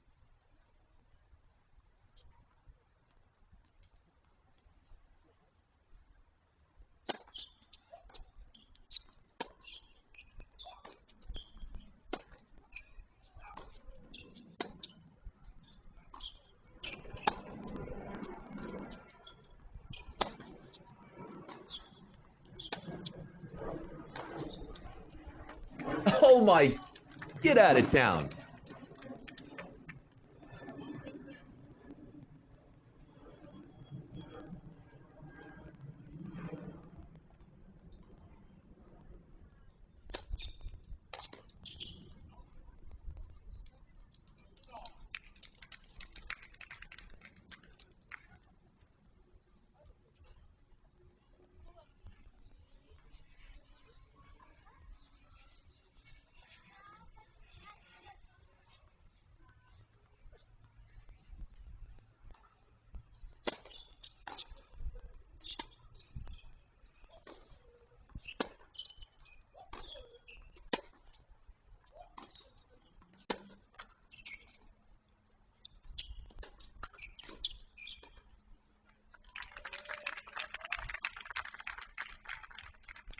Duped by the drop shot, Bicknell using that court coverage and foot speed to take care of it.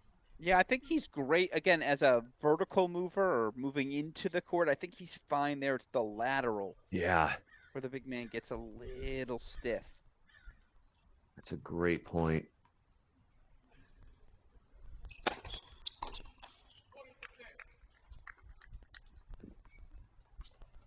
Two service winners on the ad side here for Bicknell, attacking the backhand of Cleveri.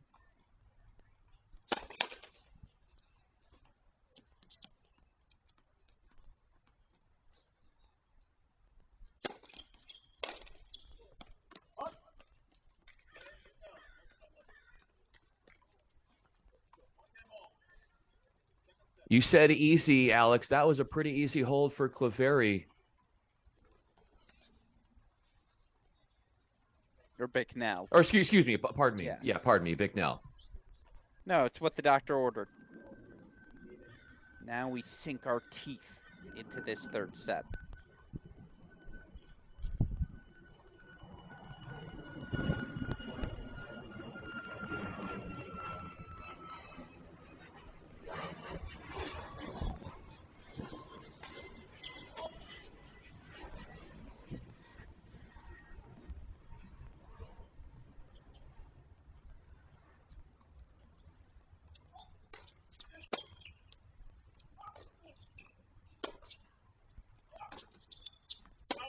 Nope. It's that elevated return again. So if you're dealing with that, then what has to be your adjustment?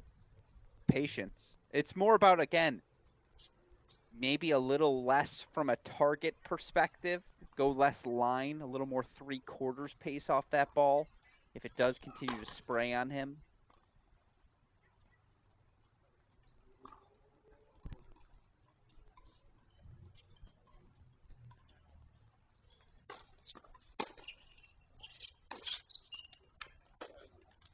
Exactly like that.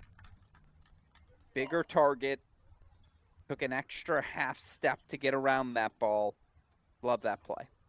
And he didn't take the invitation of the open court to the right of Bicknell, which I think is why he was a bit off balance there, thinking that maybe he would go more down the line. Yeah. Very much agree.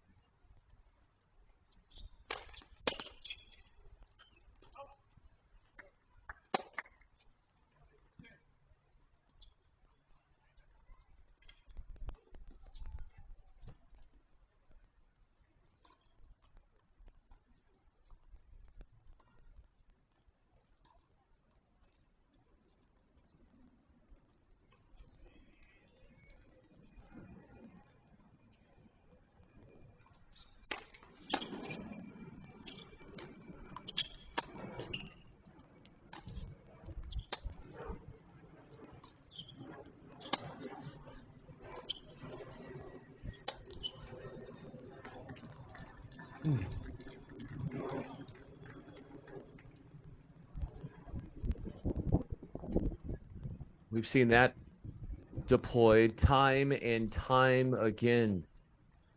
Just the whip that Bicknell can generate inside in.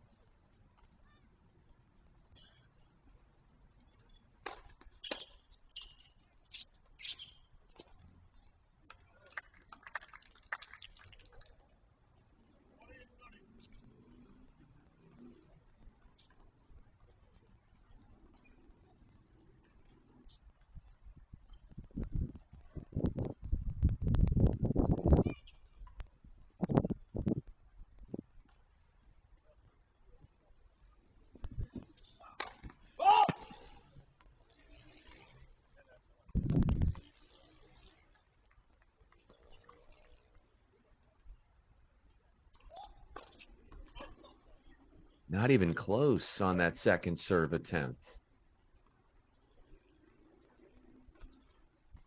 Twice now. Both of these opening service games, Bicknell gets a little bit of a look.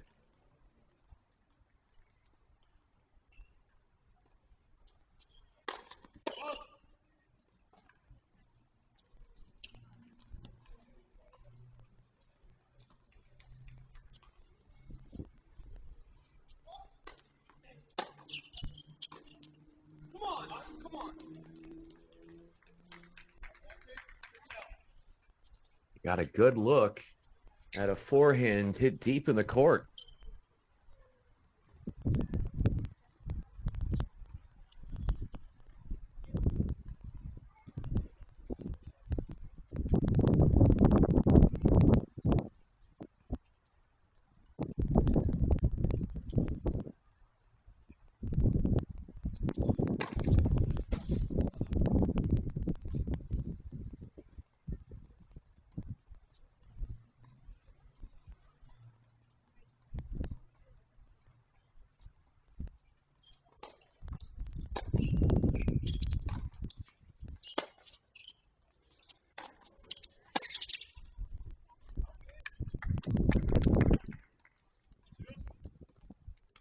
What did you see there? Safe targets. The right aggression to safe targets.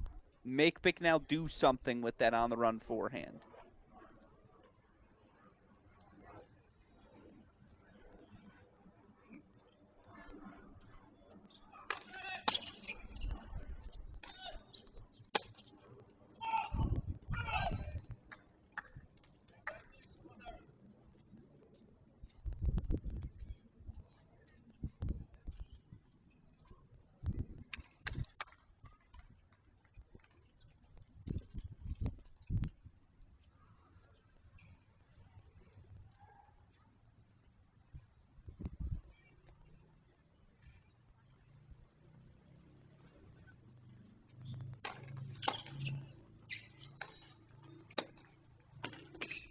Yep. Safe targets. Back to the well. He's fought off multiple break points here in the third set, but we're on serve 2-1. Aggressive play from 20-year-old Italian Lorenzo Claveri, Alex Gruskin, Brian Fenley here. Not a lot separating these two, Brian. Not at all, and that was huge, restoring order on his serve, and it seems like Claveri is going more and more to the drop shot and finding more and more reasons or excuses to transition forward.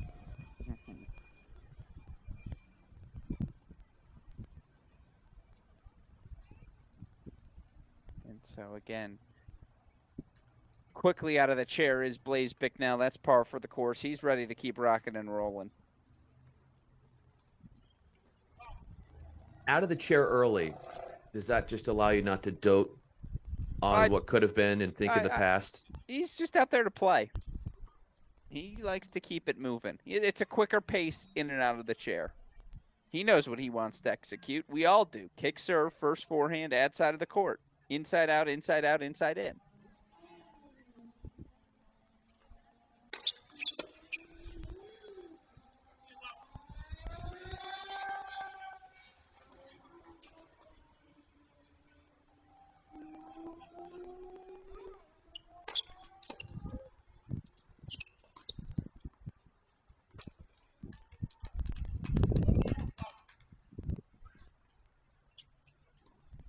Mowing right through with 2 short points for Bicknell.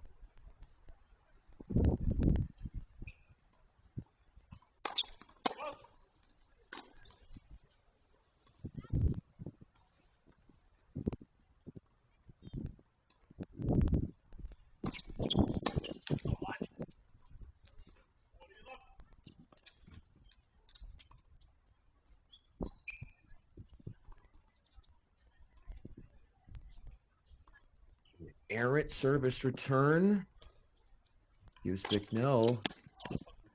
It's 2 great responses. A love hold.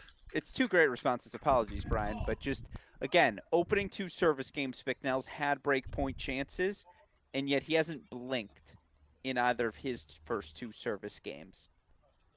Especially because, again, 6-3, 4-3. Blaise Bicknell was up a set and a break in this match. I love how he's recovered mentally, and this gets back to a theme we've seen from the start. He's been very composed. Yes, he's played 2 bad service games, but he's been very composed in this match.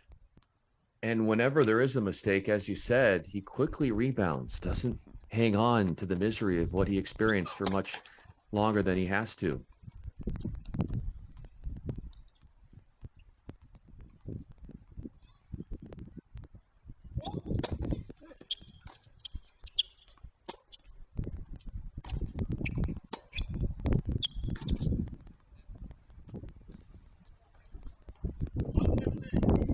Just frozen with a ripped forehand from Bicknell.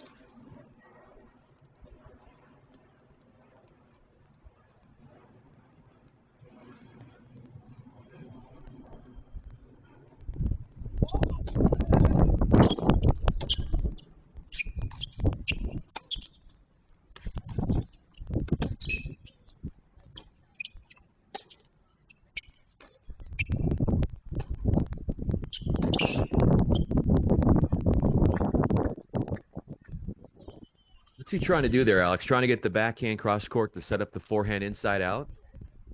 Bicknell or Claveri? Bicknell. Yeah, that's the rip. It was the right ball. I mean, again, absolutely. That's the pattern he's looking for. Net tape obviously goes against him, but any rally over 5 shots, it means Blaise Bicknell's found a forehand.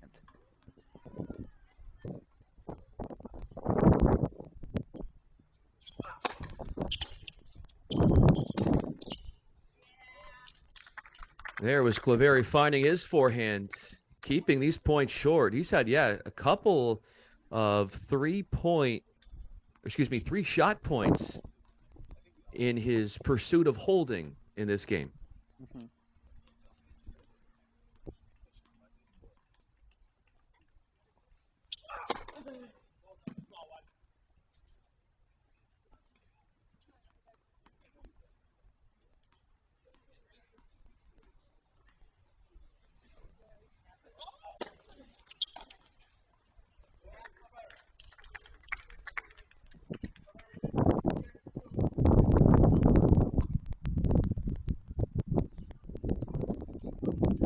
A little exuberance and a pep in the step of one Claveri, who grabs hold of his latest service game.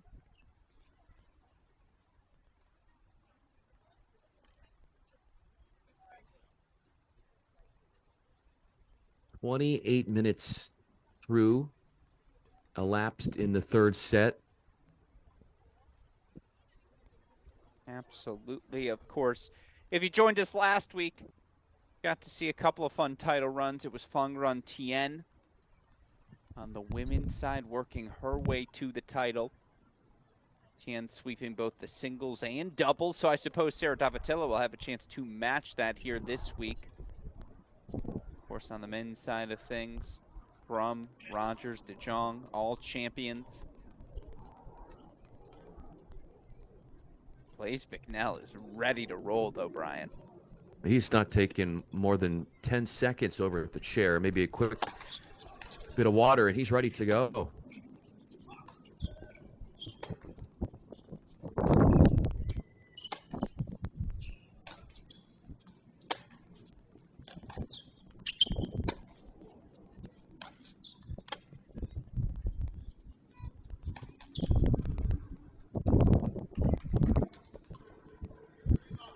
Unforced air weighs down that inside-out look from Claveri.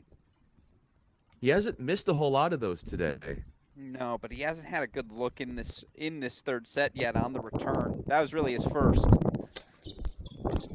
So I don't hate that error. Love that ball. Heavy to the Bicknell forehand. Heavy and deep.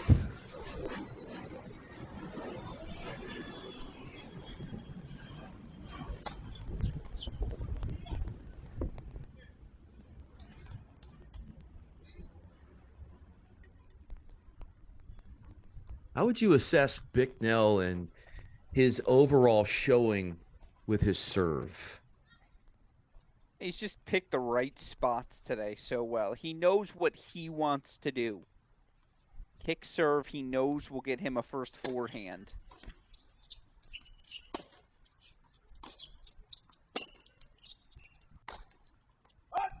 And yet has been comfortable mixing and matching different spots as well.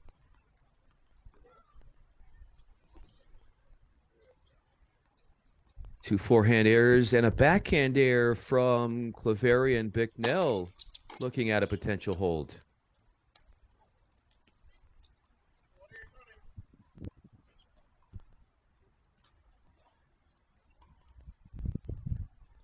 Try to redeem himself with his second attempt at trying to close out this game.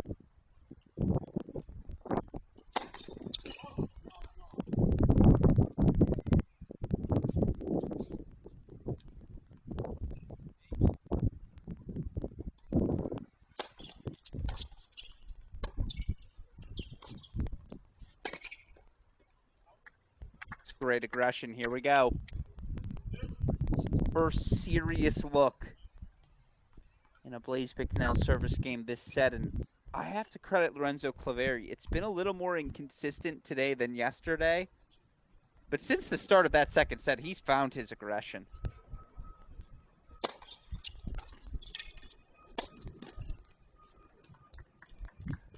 Too good from Bicknell, but you see Claveri trying to hold snugly firm onto that baseline, right?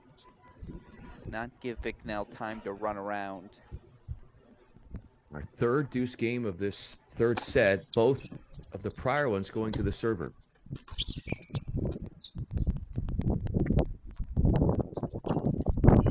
An interesting choice. Was it interesting because of where he was located on the court? If you got to look at a forehand to not hit it, if you're Blaise Bicknell, is always interesting.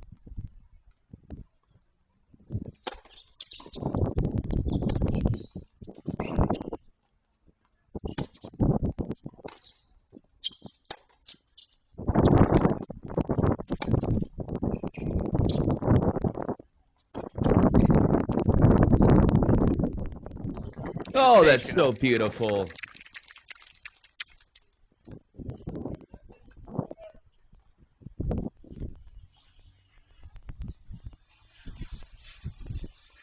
What could Bicknell have done better there? He did a decent job with his horizontal quickness, then chased down his short ball. Not a whole lot he could have done. No. Other than hit the gym. Keep working on that movement. Yep.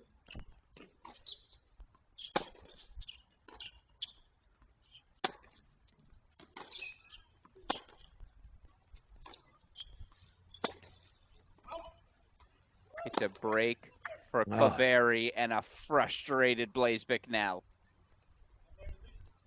Missed and you his. just wonder if the frustration that's built up over the past 30 minutes might begin to seep out here, right? Bicknell up 6-3, 4-3, setting a break. Had multiple break chances. Serve at love all here, at 1-all in this third set, was unable to convert. Now 4-2 for the Italian. And as you mentioned, during every sit down, coming right up off the chair, not wasting a lot of time sitting down, perhaps mentally doesn't want to get himself to fall trap into a space of doubt. He'll try to battle back here, but it's a 4 serving 2 in the third set scenario.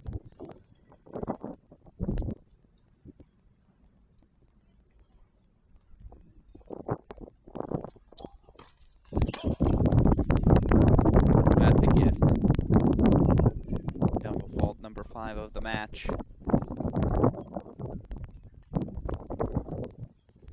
In number 16 in this week's run at this tournament for Claveri, and that is only counting main draw matches.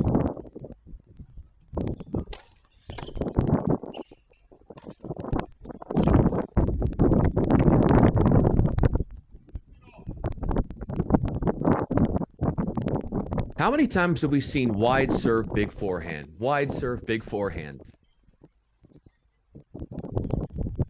If it ain't broke, don't fix it.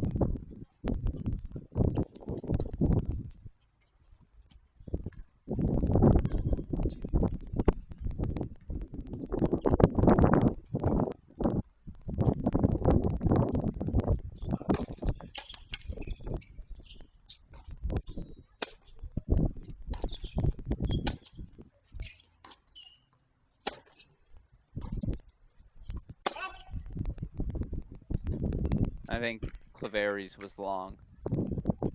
Yeah, that fourth forehand by Claveri in that rally just pumped it long. Even though you'd think he liked the way the point started out.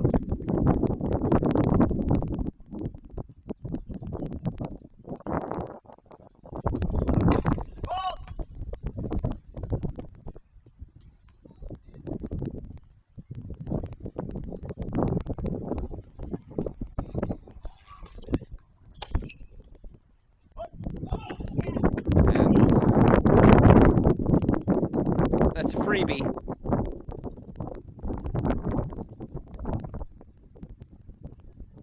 spot to give that one away.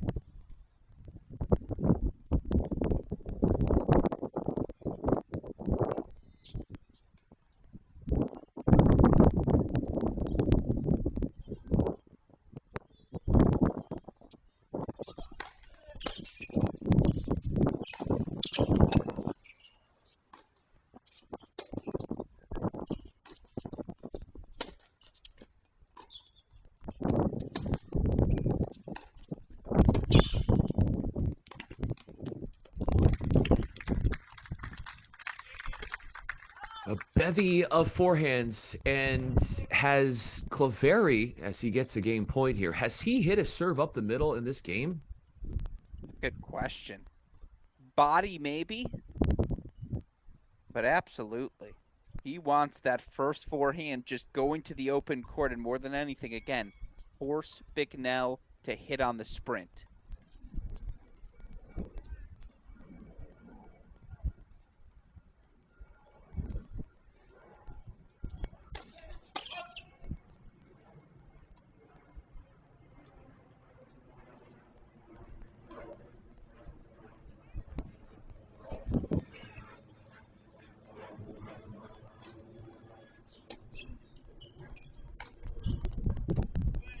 Ridiculous.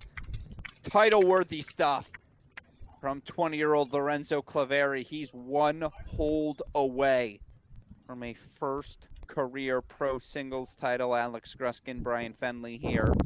Blaise Bicknell, 6-3, 4-3. Setting a break in set number 2. Brian Fenley, I asked you, what changed for the 20-year-old Italian Claveri? Well, it was a break at 15 in that game where it totally caught us by surprise. Here we thought Bicknell up 4-3, as you said, up a break in the second set. But I think that there have been less errors, maybe more first serves. And I think he's found something like we just saw in that last point, we saw all game long, where even though Bicknell knows that every serve is seemingly going wide, that when you're good at something, you know you're really good when the opponent knows it's coming and you still can't stop it. And that seems to be what has run its course here and has flipped the script, from my humble opinion. No, I agree with that assessment. I also just think as good as Bicknell's serve forehand combination has been, and that's been maybe the most consistently effective weapon, Claveri just has more ways to hurt Blaise. A totality of things. That backhand line in particular, he started hitting it far better in sets number 2 and 3. And that has the 20-year-old Italian a game away. Still, Bicknell will serve. He's ready right away. Then you start to wonder, Alex, where is Bicknell's headspace right now? Obviously, we've seen him visibly frustrated, hitting balls after losing games. And is that something that is weighing on him too?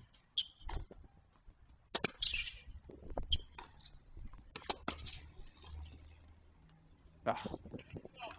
Well, now more than ever is where you think to yourself, wasn't I up a set and a break like 12 minutes ago?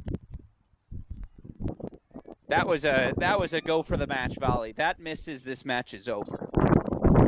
Maybe, just maybe, that settles Bicknell down here. No, he's slapping. What is that telling you when he's slapping like that? That you asked the right question. Mentally, he might just be cooked.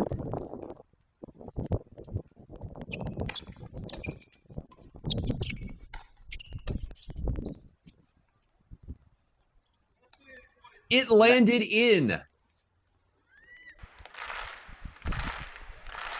Match point here for Claveri, seeking his first ITF men's title.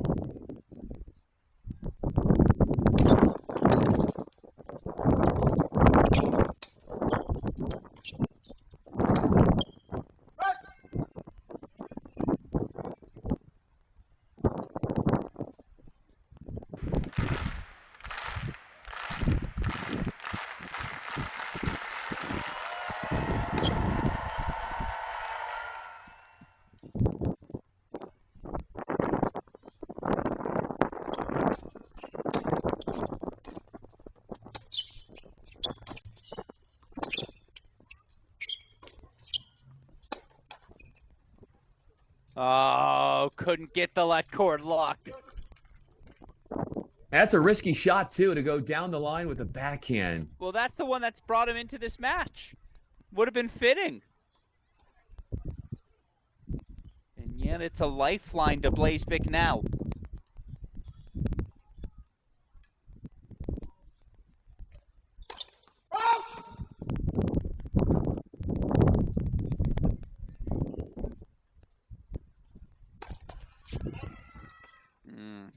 He says, I'll give it right back.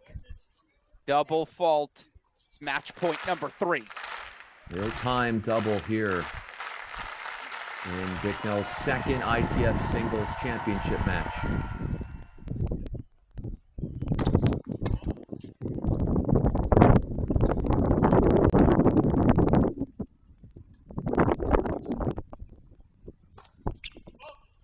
It's a first pro title for 20-year-old Italian Lorenzo Claveri, and now he lets off the roar. From a set and a breakdown, Claveri, 3-6, 7-5, 6-2.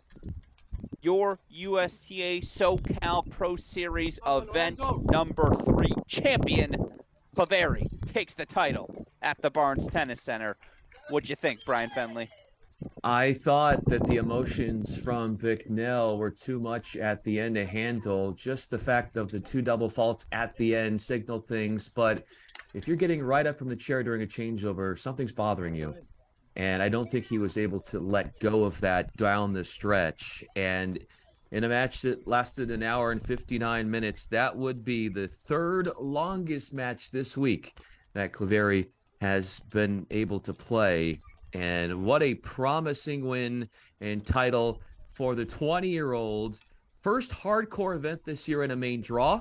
This, Alex, after he did not even get out of qualifying last week on the USTA SoCal Pro Circuit. To go from a disappointment in losing in qualifying to going the distance the next week, this is some really good stuff from a 20-year-old who has a lot of promise to his game moving forward. Absolutely, and this is what the USTA SoCal Pro Series is about. Again, Claveri was a qualifier this week. Needed 3 3-set victories. Now he captures his first pro title. Now the entire pro tennis world opens up to him, of course. What a thrilling first singles final of the day. 20-year-old Lorenzo Claveri, 3-6, 7-5, 6-2. He is your champion. As you see, trophy ceremony coming up here on center court. What do we have next? Oh, it'll be a doozy. Our women's singles final. Top seed Sarah Davatilla has yet to drop a set this week. She won the doubles title with Catherine Hui as well. She'll take on another qualifier in Chanel Simmons. Simmons dropping just the 1 set on her way to this title match. That match starting in about, I'll say, 12 minutes.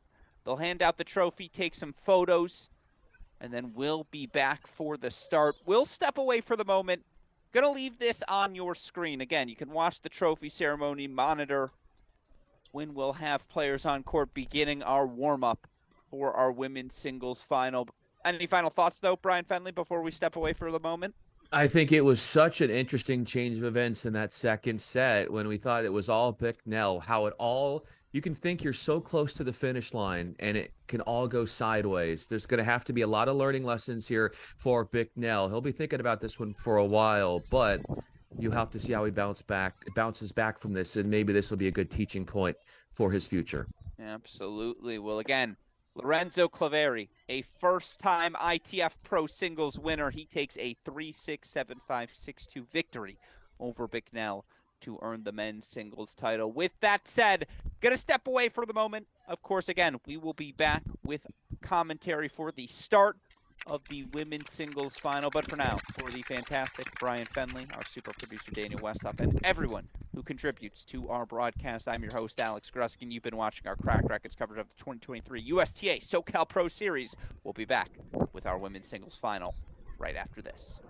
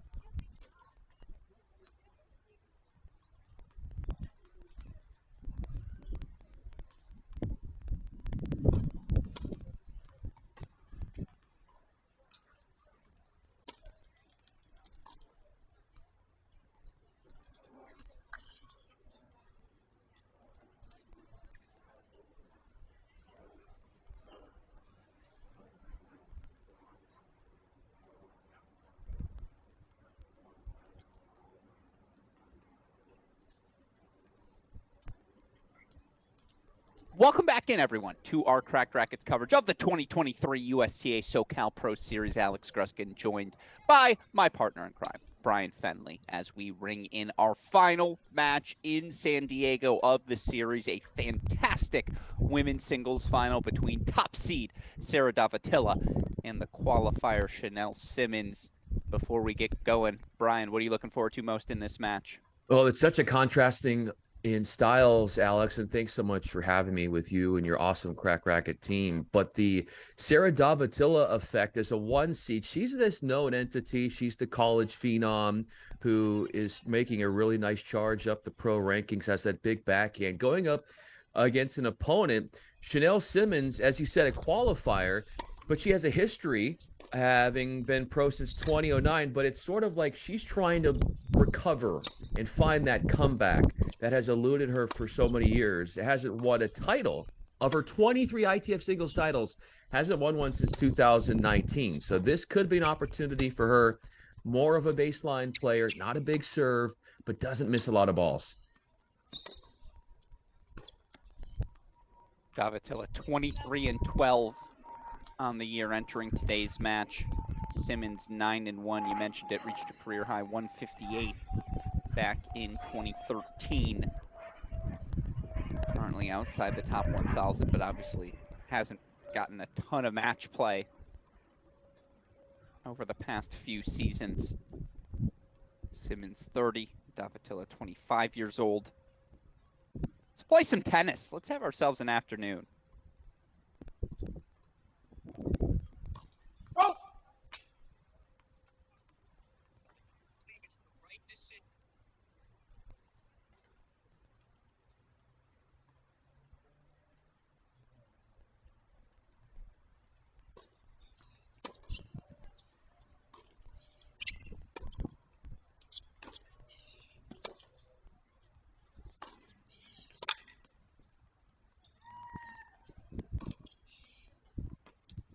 That's the pattern for Davatila today. Does such a good job. She's going to take that ball a half second earlier than you expect every single time.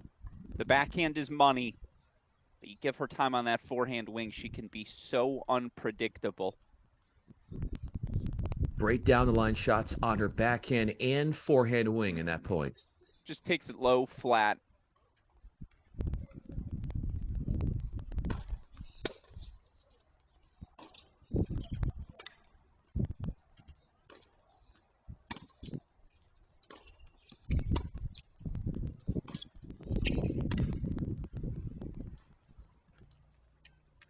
And it is worth noting, not biased in the sense I'm rooting for her, but biased in the sense that I have watched a lot of Davatila over the years. She's a fellow Michigander.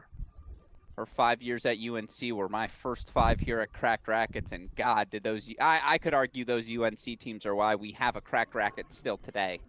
The success her and the Tar Heels had during her 5 years, multiple indoors titles, NCAA semifinals as well.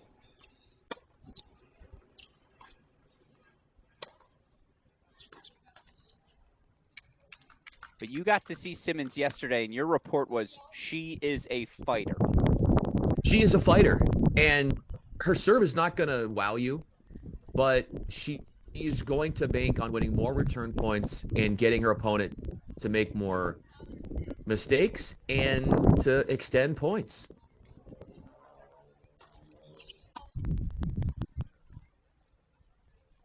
You brought up all the awards that Davatila has won. If there was a college tennis award, it's probably been won by Davatila.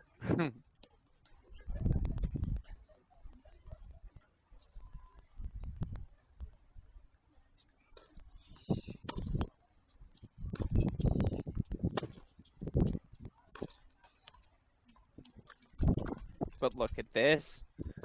And it's worth noting Davatila went down 4-love in the opening set yesterday before she found her rhythm, won 13 of the last 15 games, but it's an early breakpoint chance for Simmons.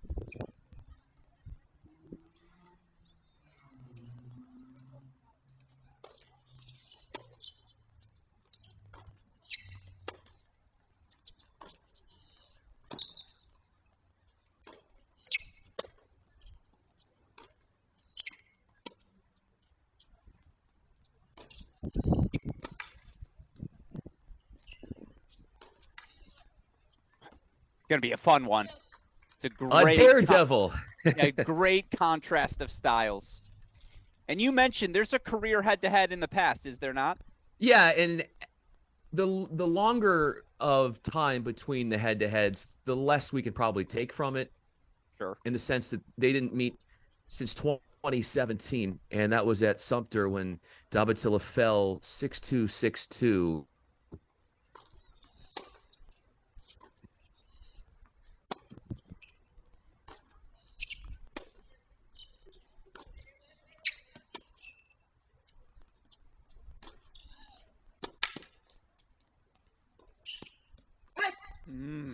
There's the example. Simmons just making that one extra ball. Davatilla leaning towards that backhand. You'll see that from time to time. She'll hit that inside-out backhand, but wasn't quite there with her feet. It's another breakpoint chance for Simmons.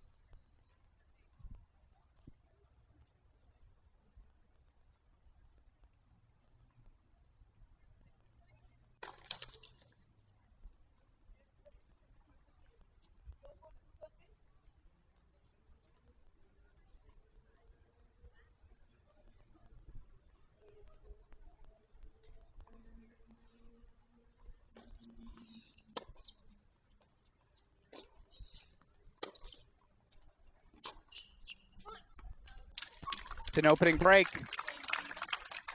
Chanel Simmons is ready to work. One love here in our opening set. Let's show you how each of these players got to our final here today. You start with Chanel Simmons. Comes from qualifying, couple of straight set wins. Wins over Faki, McCray, Sajieva, Catherine Hui. Hui, the only match she dropped the set. Of course, Hui partnered with Davatilla to capture the doubles title, and as it relates to Sarah Davatilla, hasn't dropped a set so far this week. Wins over Vryland, Agrio Castriti, Rapalu, and Hance. Davatilla looking for her first pro title in singles. Picked up that first pro title overall yesterday. Simmons looking for her first in quite some time. She'll serve here, one love up in our final.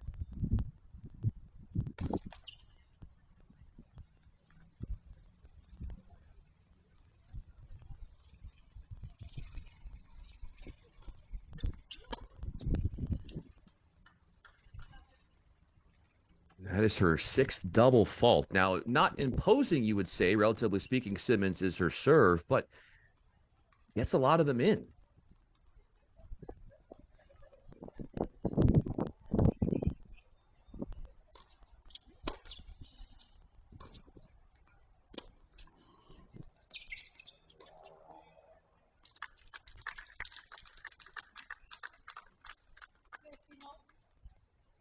It bears mentioning that for Davatilla's second appearance at this event, quarterfinalist last year, who did she lose to? McKenna Jones in 2 sets. Jones went on to win the thing, as you know, and Crack Rackets had the coverage of that. McKenna Jones, of course, Sarah Davatilla's former UNC teammate.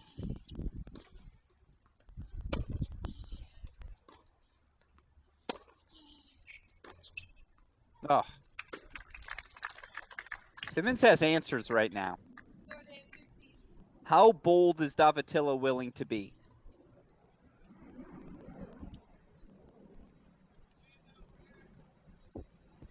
And how does her boldness alter depending upon where she stands in a set?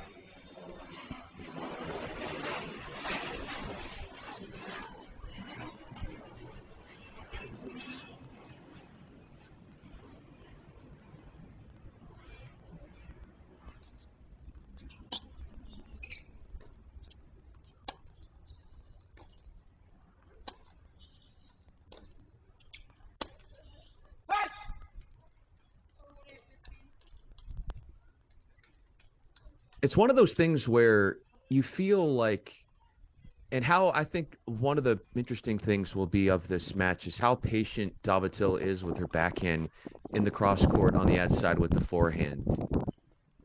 Does she feel like she's got to do a little bit too much to gain a control of a point?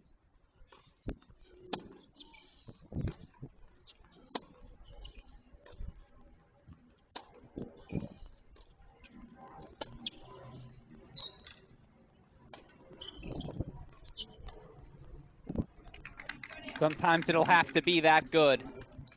A little flick of the wrist from Sarah Davatilla extends the game. I think she's going to have to press forward. And have to put some pressure on Chanel Simmons. Be bold. Move forward.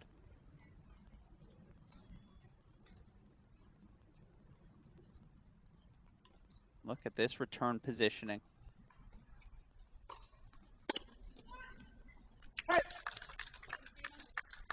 And that's the downside of taking such an aggressive spot in returning.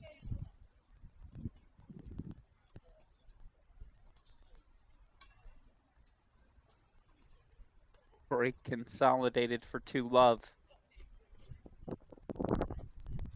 History repeating itself from yesterday when, as you said, Alex, Davatilla lost the first 4 games. She's lost the first 2 here in the final.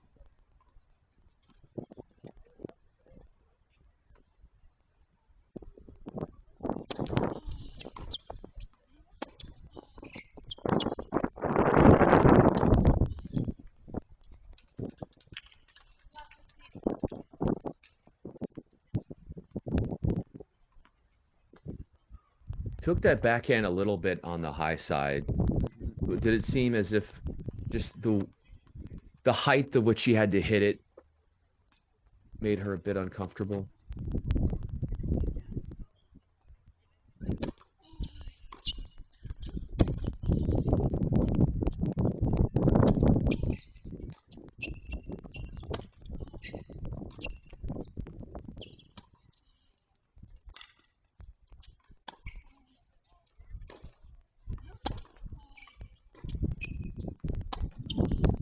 Much better pattern. And that's going to have to be the play, and I think Davatilla sees it now. You mentioned it. Chanel Simmons is just, it's not even the height of the ball, it's how far off the court Davatilla is having to hit those backhands. Yeah. But you're absolutely right. Simmons hitting that forehand so effectively.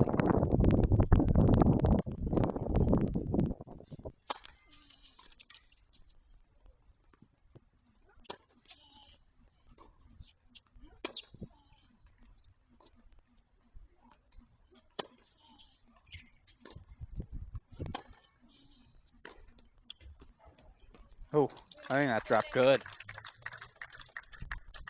Everything that Simmons was hitting yesterday in the semifinal was a loopy ball that took her opponent off the baseline. And it's a formula that worked, and it worked, and it worked time and time again. I don't think she's going to be able to do that as much, Simmons, today.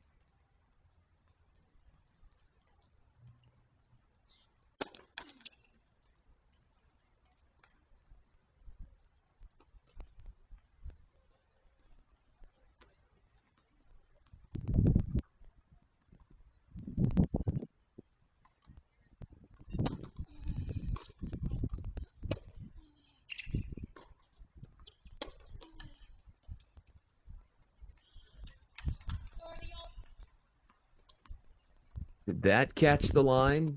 I think it did. Wow. But how sustainable is that shot? What a nuisance it has been for Simmons. Yeah, if you're Simmons, you say, that's fine. I'll give you that one.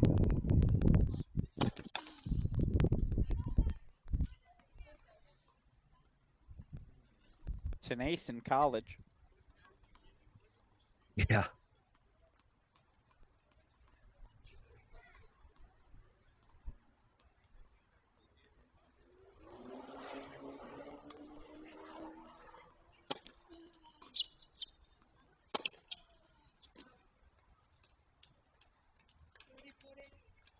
Sailed on her. It's another breakpoint chance.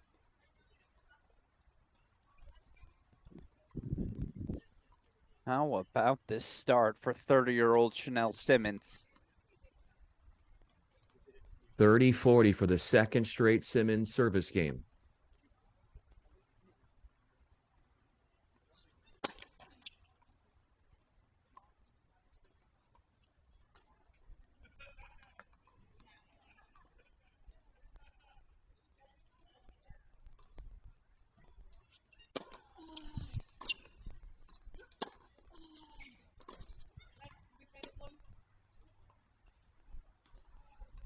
Called a let because you saw that ball rolling over.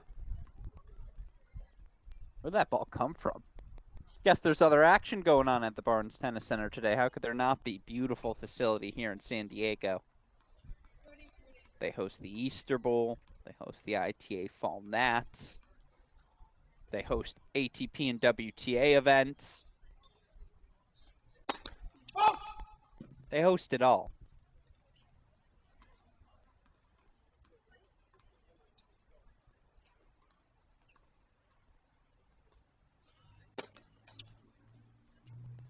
What does that tell you? A double fault and a double break lead going to Simmons about where Davatilla is right now.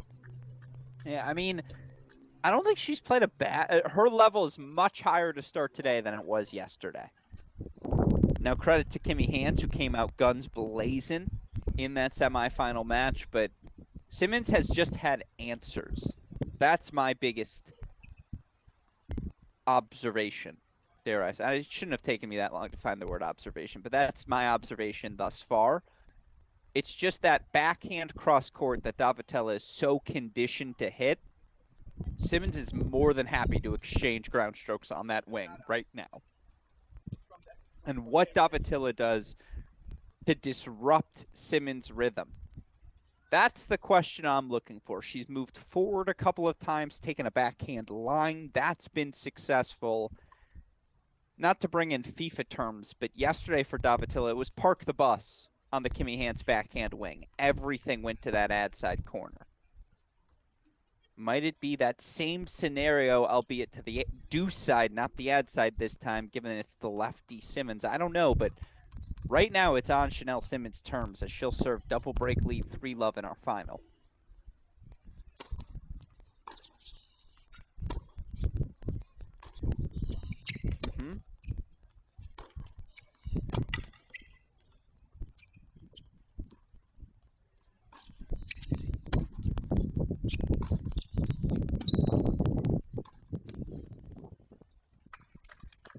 That's what I think. It's crazy to say. It's going to have to be that good. Well, and then how often do you think, in as much as you can stretch out Simmons almost every time out wide, how often do you think Davatilla is not going to move forward? She's going to hit a lot of swinging volleys. That's always in her playbook. I think that's what we're going to start seeing. That might be the immediate adjustment. Good call by you.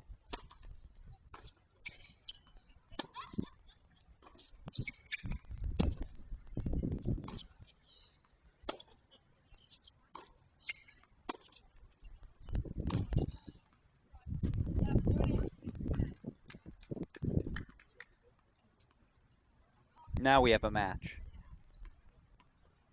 There's nothing that Simmons can do to match the pace that Davatilla can put on her shots off the ground.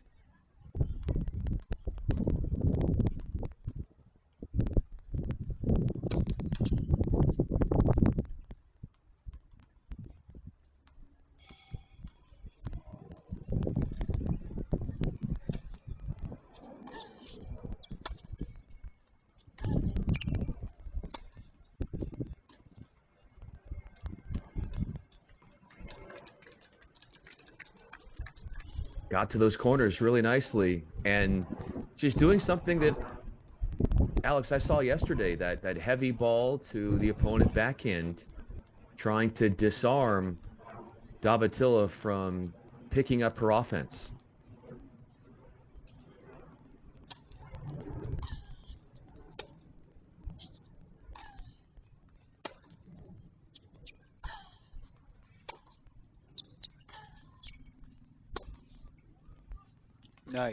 Yeah, that's just perfect. That's spreading the court. She had Davatella worked so far over on that ad side that down the line alley was just there for her. And again, what Davatilla do the first 2 points? She didn't on those last two. Attack the Simmons backhand wing. Gotta get some pressure through the deuce side.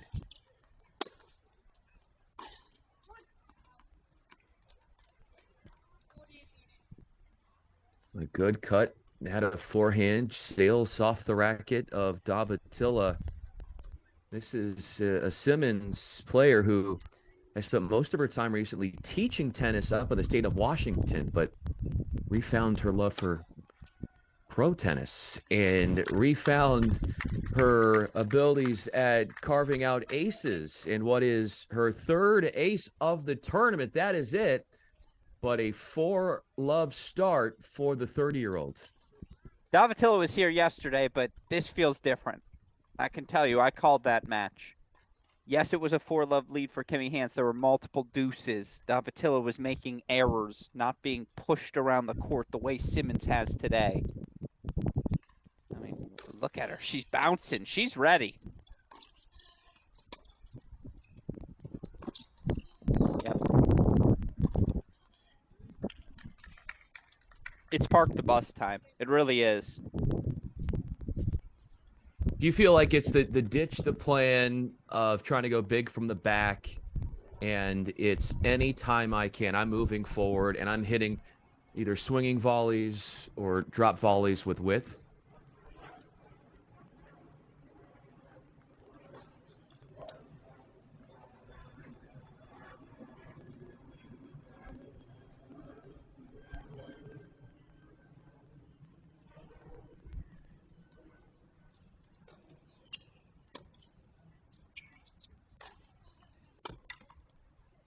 Yep.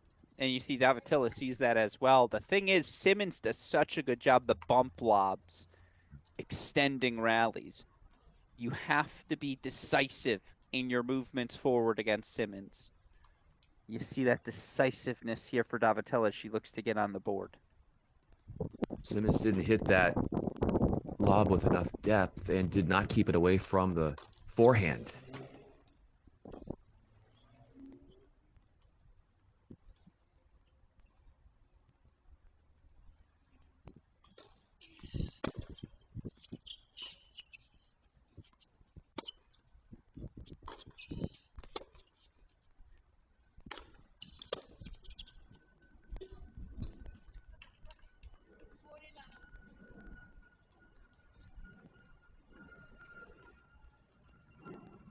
Perfect play.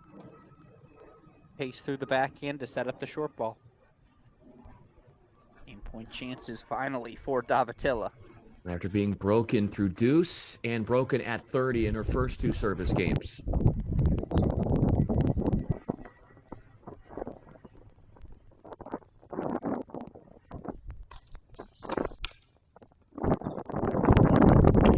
She's on the board. Davatilla 1-4. Still, Chanel Simmons leads our opening set, of course. Sarah Davatilla walking away with her first title from the week no matter what. Her and Catherine Hui yesterday, 7-6, 6-4. They knock out Malaika Rapalu, Anita Sajieva. First pro title for each of these players. Hui, an incoming freshman at Princeton. Not too shabby, though, as a teenager. You walk on campus. That's an icebreaker. So what have you done in life? Well, I've won a pro title. Have you? I have not. Does a chess tournament count? Yes, absolutely.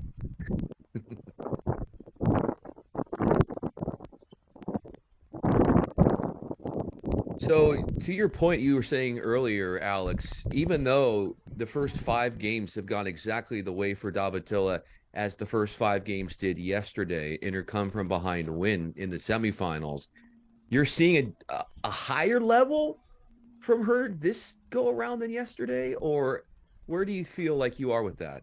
Absolutely, because yesterday was more about errors off the racket of Davatilla. This is more about Simmons imposing her will. We're playing in Chanel Simmons' terms thus far.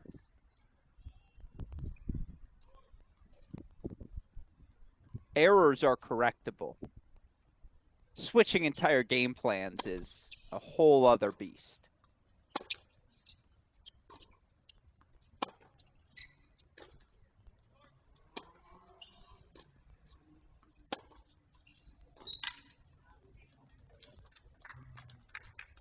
See, that's what I think you and I expected to see more of coming into this. I don't want to speak for you. No, you're absolutely right. And then it seemed as if she was getting attackable 2-hand backhands, and then the more she got the more angle she put into it. Yeah.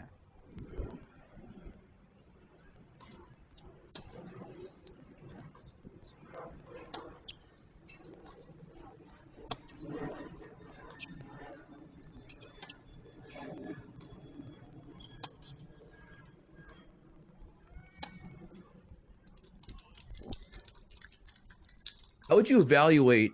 We were talking the men's final and the horizontal quickness of the players. What about the horizontal swiftness of Davatilla and where she's good and where she's looking to improve?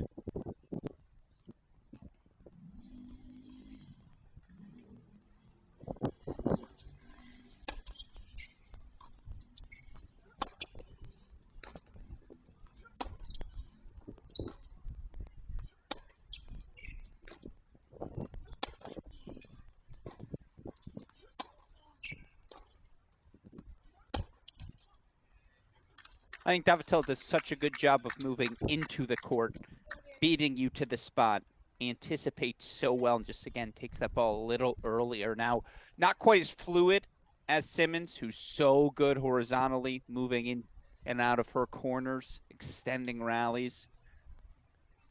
Both efficient movers in different ways. It's a good question, though. And it's a fun contrast again.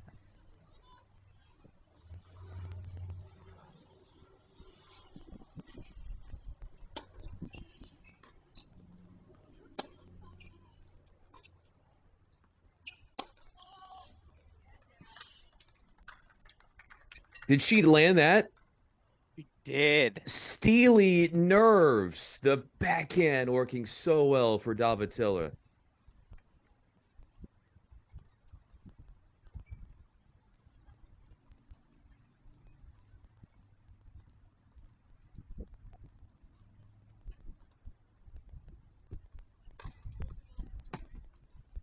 And Davatilla yet to pick up a break point on Simmons' serve.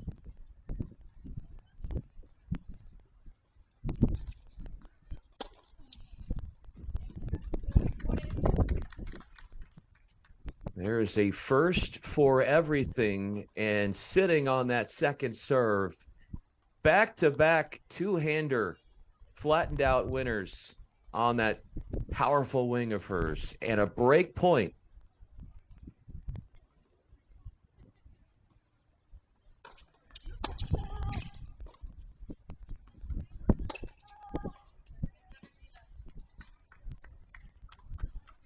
Going big with the forehand, crushes it through the court and hits it right past Simmons. We got a match here, Alex. Well, again, same spot as yesterday. 4-love deficit first set. Davatilla never rolls over.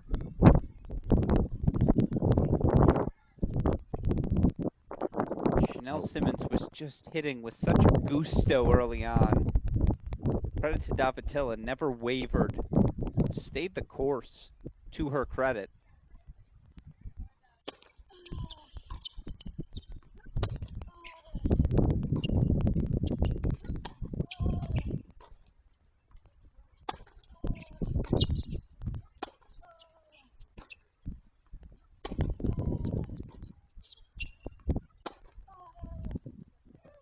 Because there is a difference in the Simmons ball now, in my opinion. I just thought she was hitting so aggressively into the outer thirds early on. It feels like that's sort of been taken away, maybe by the depth of Davatilla. Certainly she's captured the momentum now.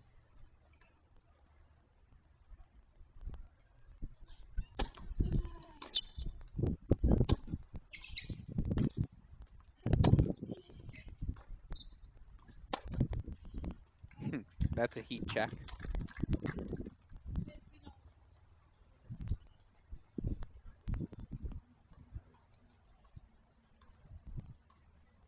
He would have been better served to go cross court there, but got a little bit greedy, maybe? I think that's fair.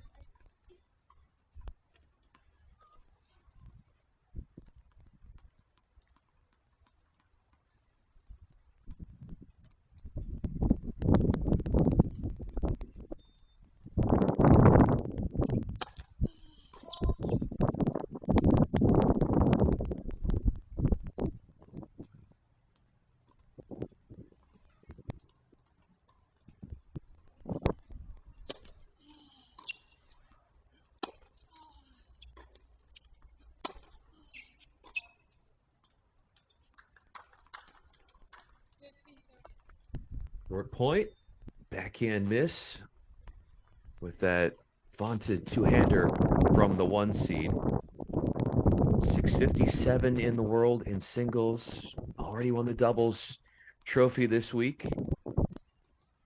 Trying to come out with 2 titles.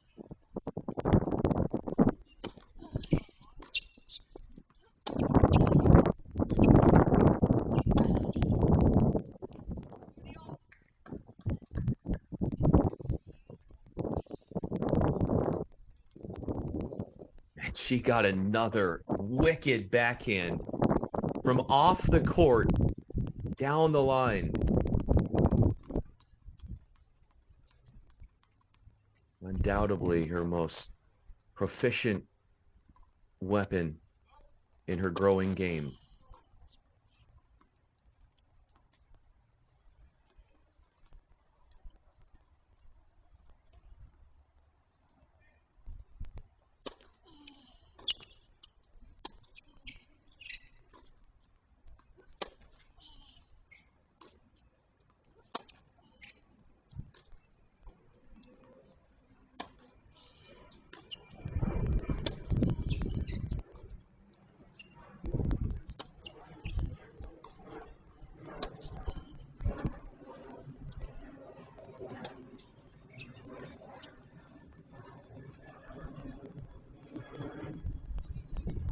Staying posted on the baseline and going from corner to corner. Fending off heavy balls, drives to summit a game point.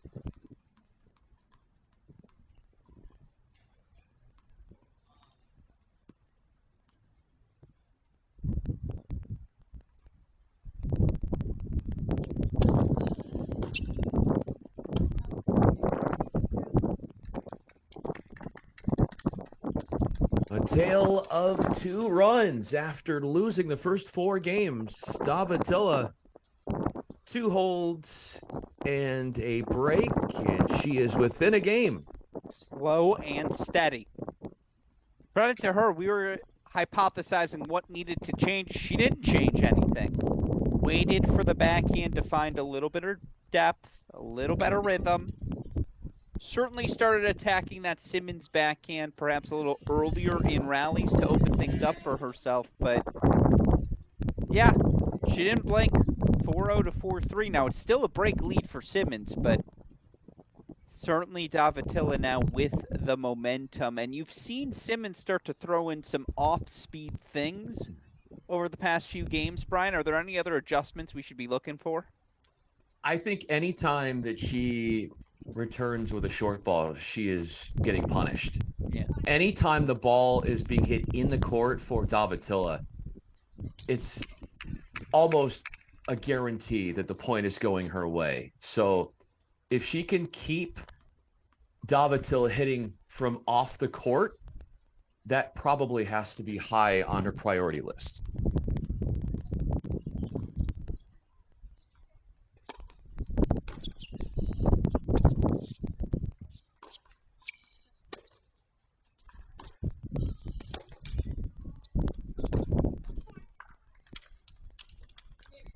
Which is an example right there where you float one deep and Davatilla is trying to take that same hard-driven attempt into a ball where it becomes a low percentage shot with that way of approaching that shot.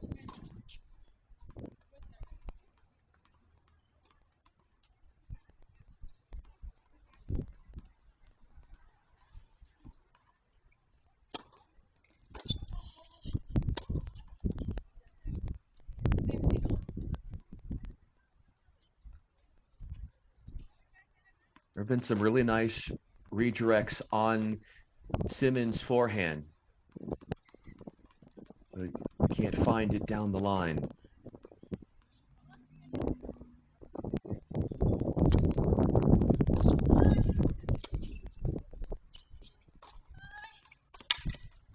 That's the ball.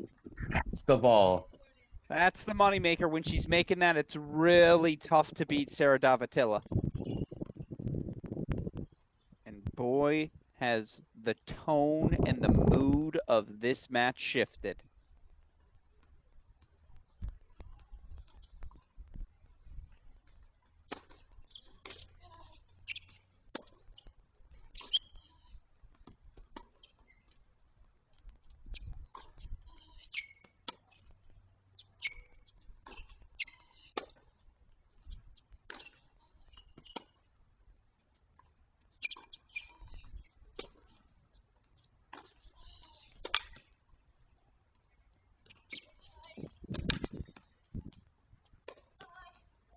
When it's working, Brian Fenley. And Alex Gruskin, that was another example of Simmons hung one out there short, and then Davatilla goes big down the line with the backhand, and all of a sudden the point is in her grasp, and Simmons is on the back end of the point. I love that Simmons threw up a high and heavy, and Davatilla said, nope, I'm holding my ground on this baseline. So impressive. 2 break points.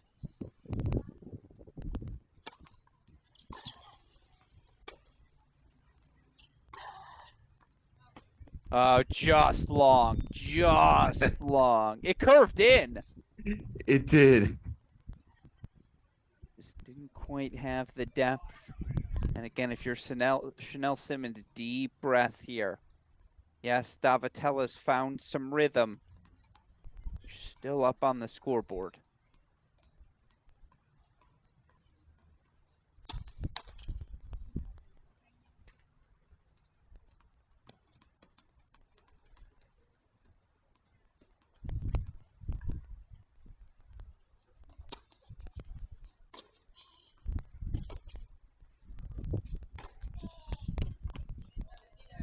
She connected on just about all of them in that game.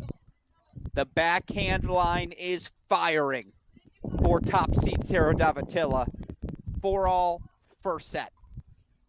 And that's where you see how vulnerable Simmons' second serve is, and how Davatilla was able to go short angle, open up the court, and do, Alex, what she has been doing so well right now. 4 straight game wins for her. This, after she fell to a double break deficit, double faulting at Love 2. How things have changed here. I'll tell you this, we've seen some comebacks in these year and a half of the SoCal Pro Series.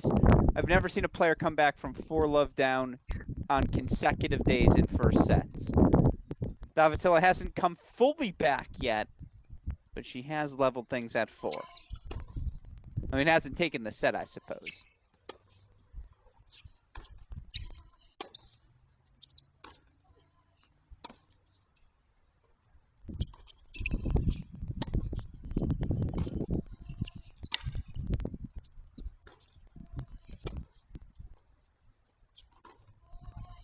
It's in the torture chamber.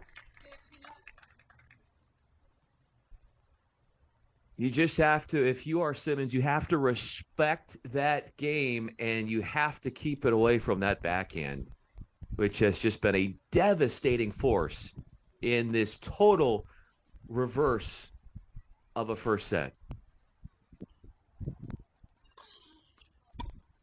And now if you're Simmons, you think the other way. Nothing else to that wing. Show me you can beat me with a forehand, Sarah Davatilla.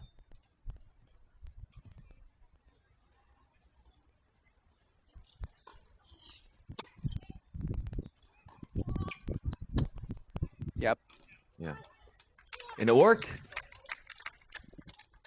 But it's going to be a tough habit because, as we saw yesterday and we've pointed out, it was Simmons going and attacking and having success going to her opponent's backhand. And when you've done it so many times, just a 24-hour period when it was such a great weapon for you, how hard is it to adjust from something that was working so well and totally abandon it?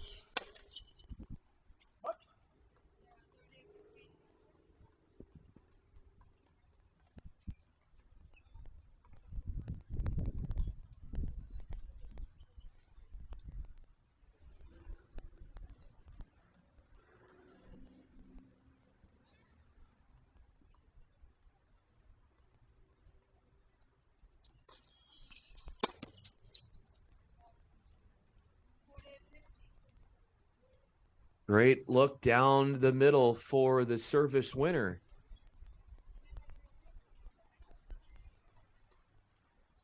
Wouldn't this be something? And Alex and I would not be surprised if Davatilla sealed the deal for 5-4.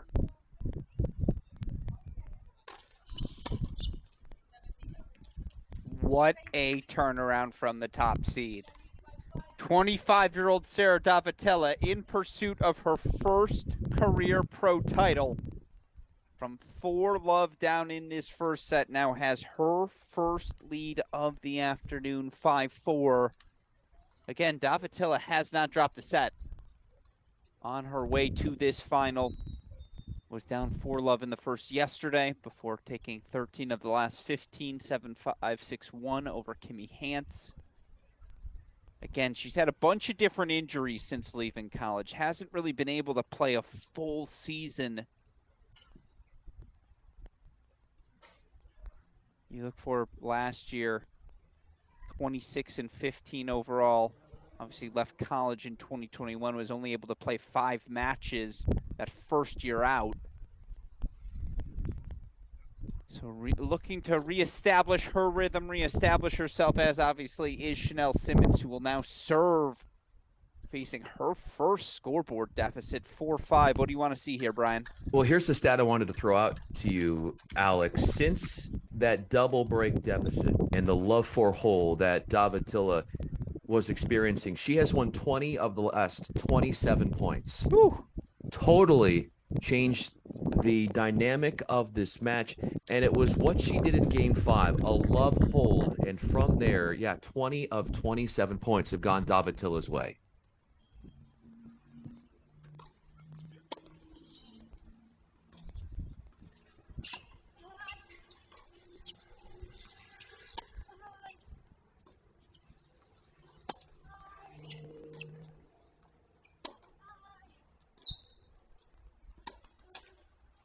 I'll tell you what, when Sarah Dav is sliding into backhands, you're in trouble.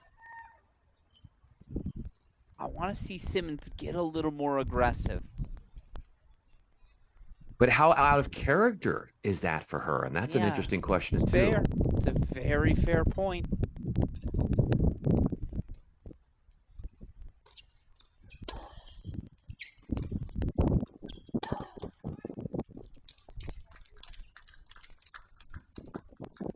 What do you think went into that miss? Because she's hit that shot and made that shot before. No, I was just a little off there with the feet, probably weren't quite there.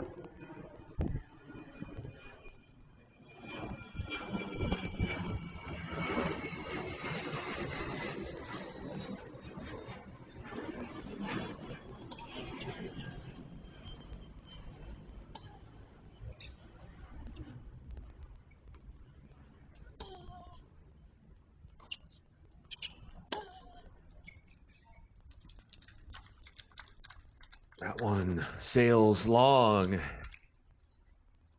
An encouraging service game. It's been a while for Simmons.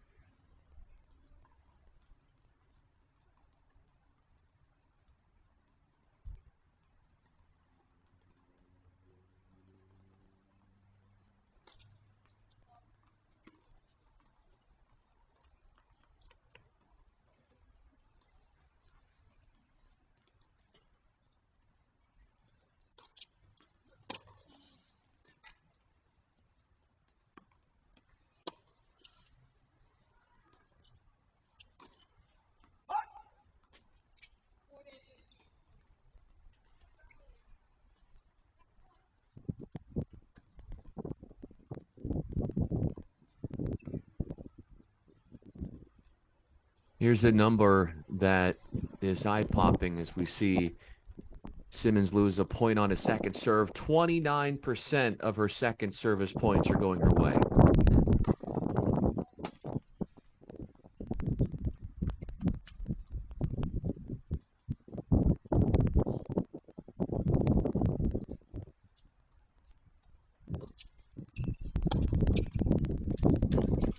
Yeah, that was a free swing. Hands over the freebie. Now you can take maybe not a deep breath, but a breath. If you're 30-year-old Chanel Simmons, the South African holds for 5-all. And now we reset this match 46 minutes in. Again, it was a 4-love lead for Simmons. Davatella ripped off 5 in a row.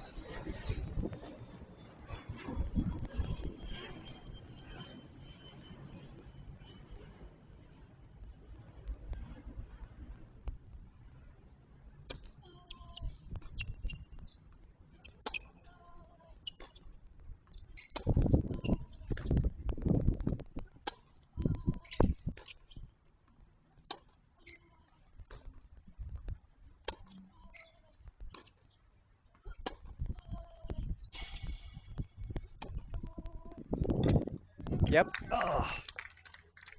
Her hands are just so quick around that ball. The on-the-run, sharp angle backhand.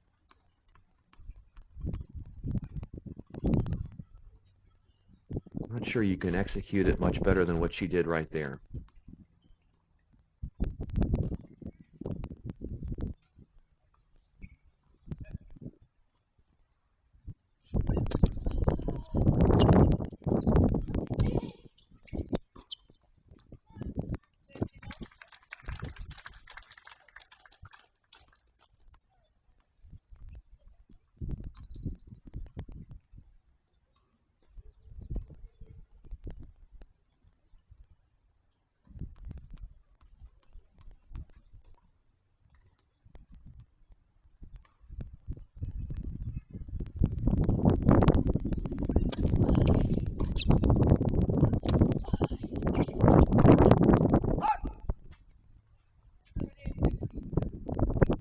Second consecutive point that Simmons has tried to go down the line with that lefty forehand. This one askew.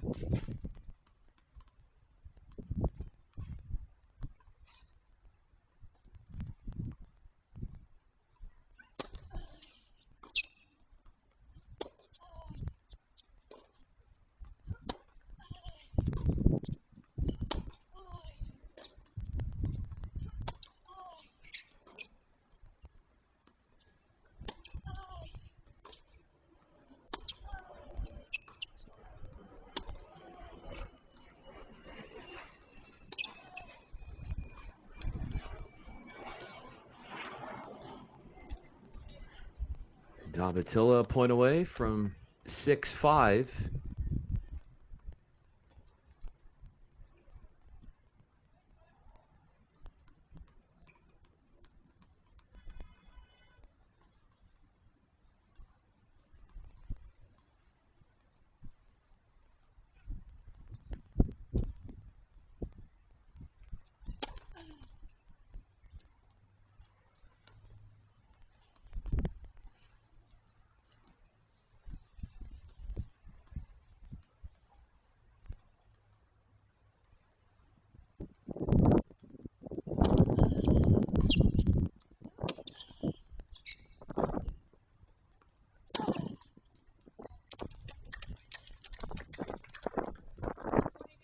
Took an exaggerated hack at that forehand that gave off the impression of a point finishing shot.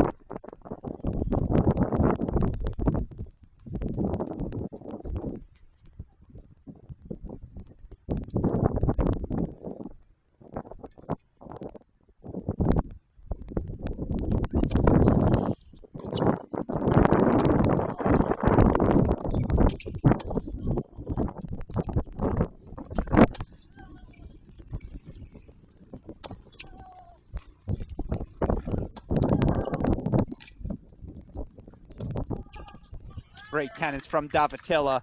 Sustained aggression through that Simmons backhand. From 4-love down, she's now a game away from the set again. 6-5 on serve. It'll be the 30-year-old Simmons' chance to answer. Of course, this is our final match here in San Diego. Final match at the Barnes Tennis Center. We still got 4 more weeks coming up at this USTA SoCal Pro Series. Of course, coming up next, we head to the Jack Kramer Club in Los Angeles. You see Ethan Quinn on your screen. By the way, Brian, Ethan Quinn, winner of the Wichita 25K earlier today. He wins his second pro singles title. Knocked out Michigan State rising sophomore Ozan Barris in that singles final earlier today. I know we're excited to see him as Cracked Rackets team in Bloomfield Hills at the Challenger at the start of July. We'll see you there. Yeah. What are you looking forward to most next week? For next week. Well, I'm looking forward to seeing how Fangran Tien, if she's able to have that sustenance or the sustainability of what she's built up already this week, or last couple of weeks, I should say, for that upcoming week. There's been so many graduates, if you will, of this series that are doing big things.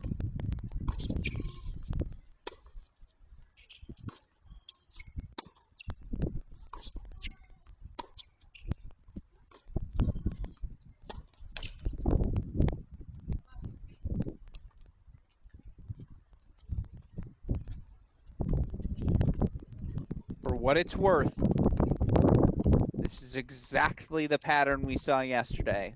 4-love, down to 5-4 up, hands held for 5-all, pull the break for Davatila to close out the set. Just saying. If this seems familiar, because we've been here before.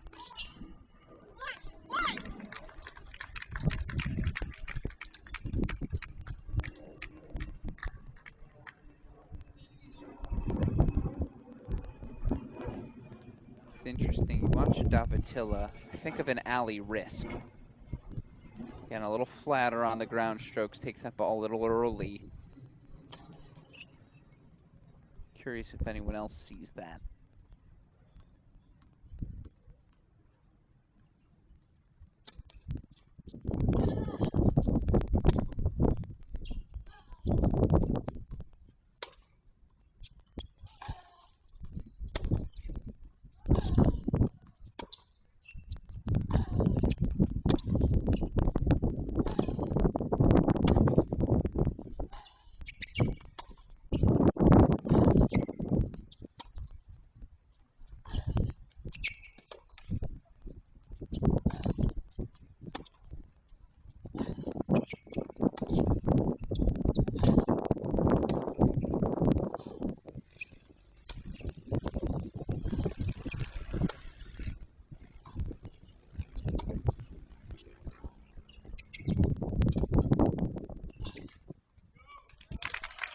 So physical. And the pace. And how seldom, Alex, do we see Simmons move forward? But there was some great shot tolerance exhibitions from both in that point.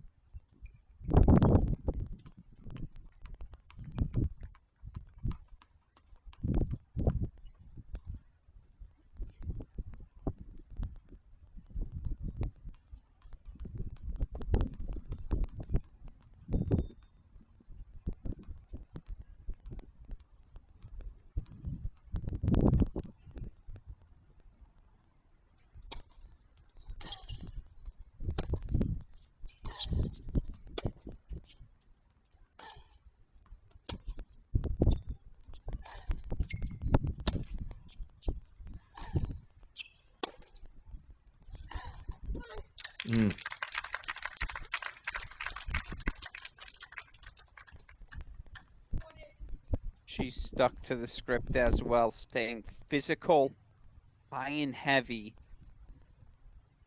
Game point chances to force a breaker. Which would be the second tiebreaker this week in the main draw for Simmons.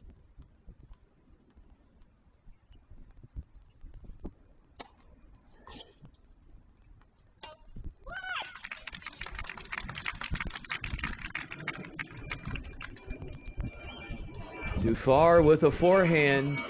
And what do you think has to be the game plan for both of these in this breaker? Stay the course. This has been a physical, hour-long first set. Twists, turns, How many matches do you see where someone takes a first set like this, runs away with the second? You're all in here.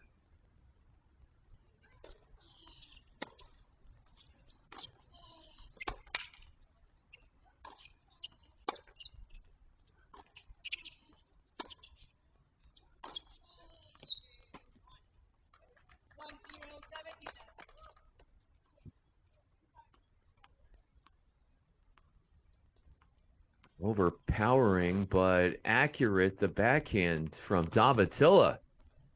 Free reign, and comes up with the first point.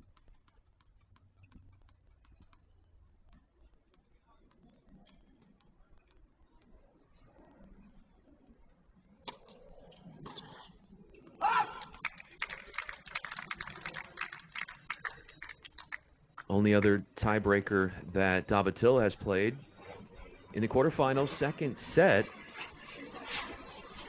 took it 8-6 over the 8 seed, Malaika Rapolu.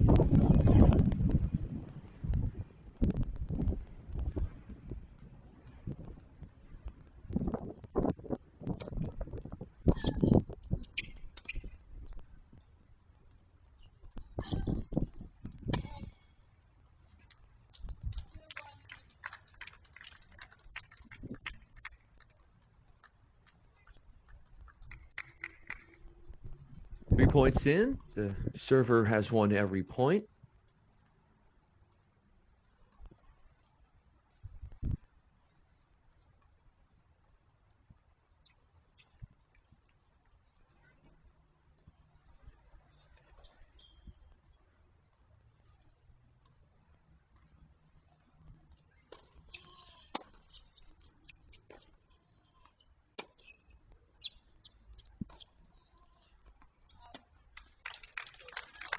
And there, that, what did you term it, Alex? This Mini break? Well, the mini break, but the bump lob, if you will. The little bump lob. I mean, look, Yeah. it's effective. Her hands are just so soft.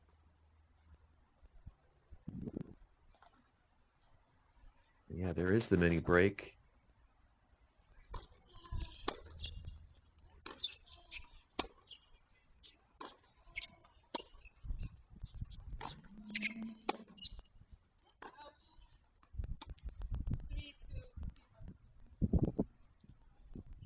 If there is going to be a third set in this match, it would be the first time in the 8th match that Davatilla has had to play a 3-setter over 2 years of playing in this tournament in singles.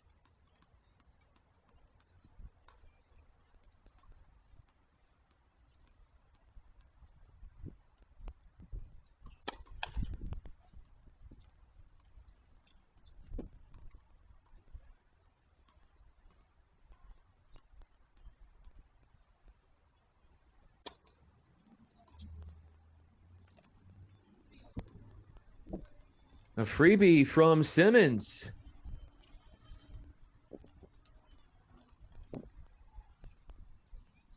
Three all, 6 all. Not too shabby. Not too shabby at all. And again, this is par for the course. Simmons certainly a little bit better the longer the rally goes. Davatilla, when she's had that look at stepping into the backhand line, she's hit it so successfully over the last half hour. Will Simmons be bold here? Look to push forward, put Davatilla under some pressure. Maybe that's a little counter she can bring into this breaker.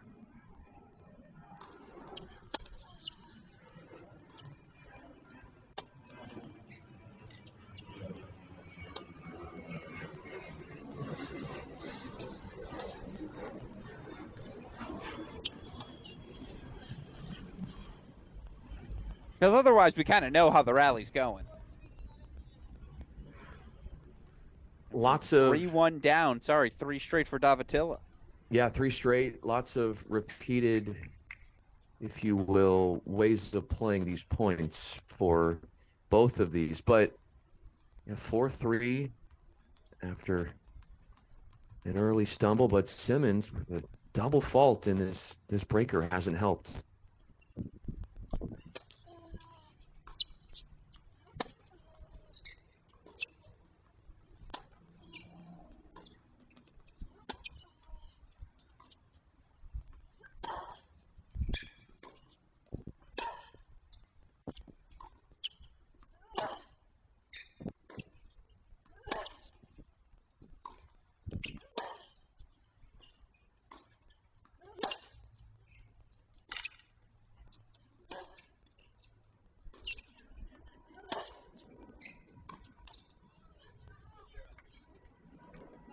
Adds on to the lead, and if we're tracking the receiving points, Davatilla with one more. I was bringing that up before the match and looking at what that might say towards the outcome of this one. 16-15 in favor of Davatilla.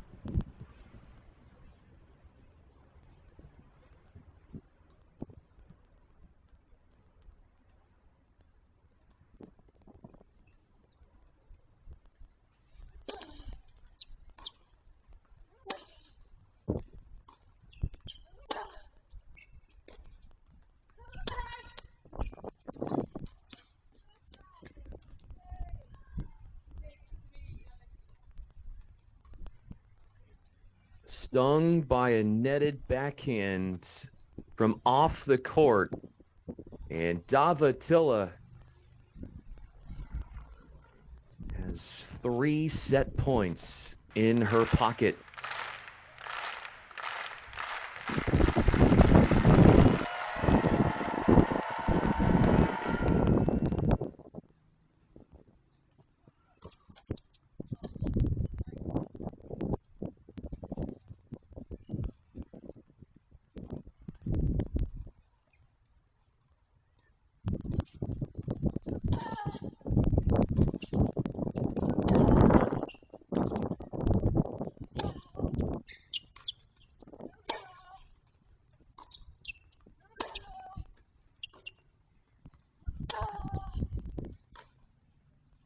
Sarah Davatilla does it again. For the second straight day, the top seed from 4-love down in the opening set. She takes it, this time 7-6. It puts her 1 set away from the final, from her first title. Not too shabby, Brian Fenley. Not at all, considering that she won the last 6 points of that breaker as well. So if that tiebreak story wasn't just a microcosm for the opening set, I'm not sure what to tell you, because here, as you pointed out, an early lead for Simmons in the breaker, like she had in the game score, winning the first four games.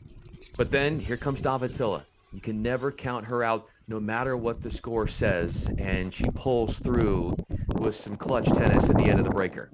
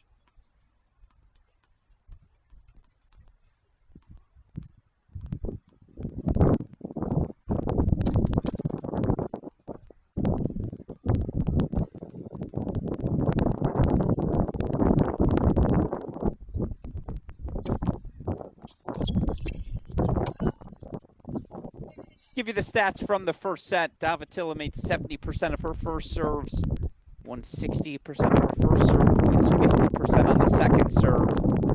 Save one of the 3 break points she faced. Meanwhile, Simmons made 69% of her first serves, won 67% of her first serve points, also saved one of 3 break points. Biggest difference, she won just 33% of her second serve points. Now, it was only a 2-point spread. Davatila 6 of 12 on the second serve, Simmons 4 of 12.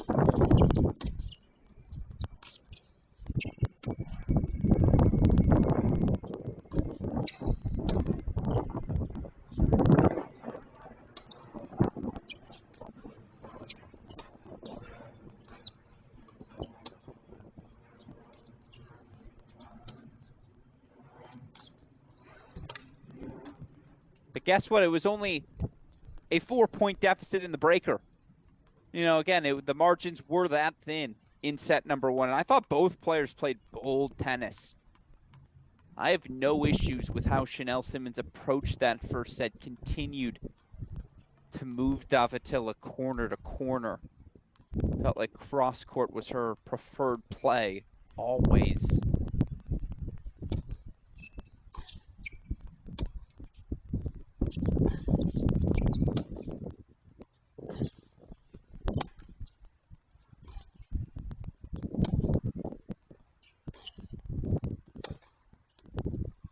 It's a fascinating first game. Big spot here for Simmons to just steady the ship, right? Yeah, I mean, you understand that, yeah, it's just the first game of the second set, but it just feels like there's so much more importance attached to it, considering the way the tiebreak went for Simmons.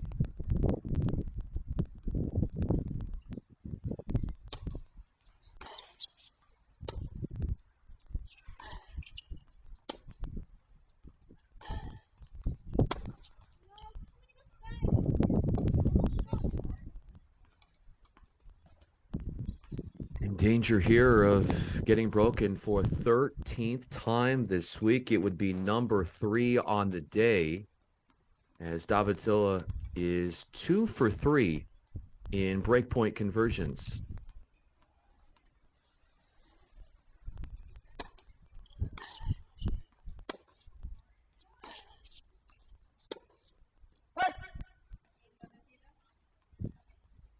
Topsy-turvy first game of the second set for Simmons. Loses her service with only 1.1.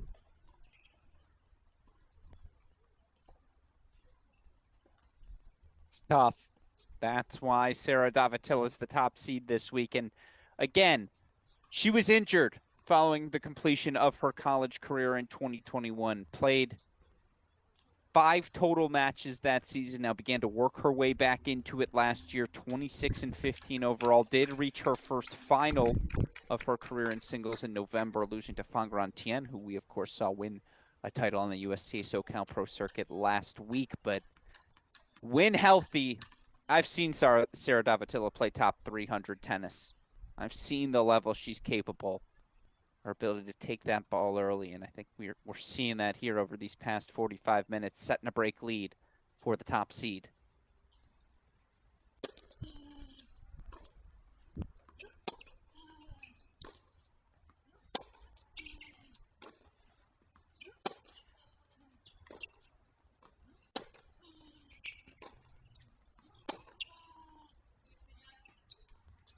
Yeah, like that's gonna beat anyone. Keep doing that, and she's going to pick up her 70th professional win of her career today. Maybe more importantly, a new career high probably in the rankings as well.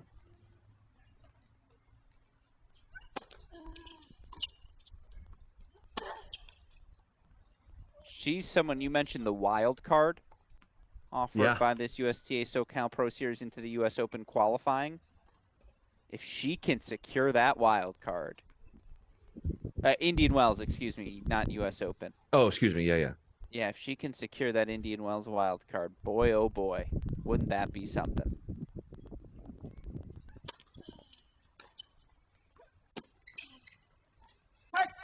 That return was something.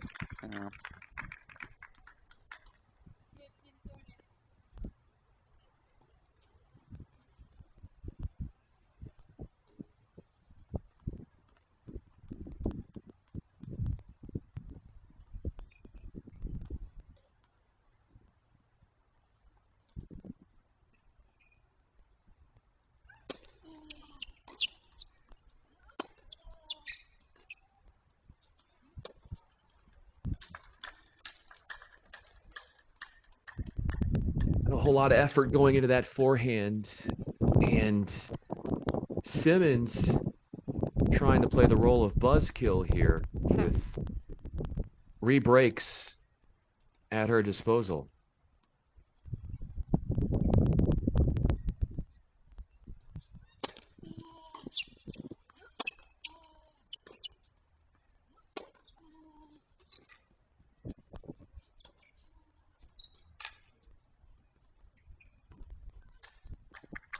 Off the let cord, played very well. Did not phase the rhythm of Davatilla in her movement forward. And what does she do, Alex? She pinpoints that forehand in the corner with the backhand.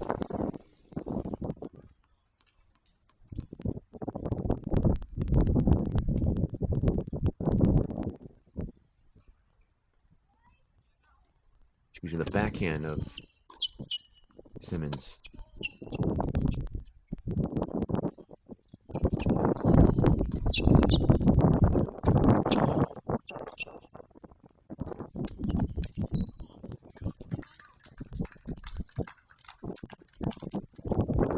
Back on serve. The sort of twist you were waiting for, and now if you're Chanel Simmons, finding the rhythm on serve. A short-lived serotonin boost for Davatilla there. All level in the second.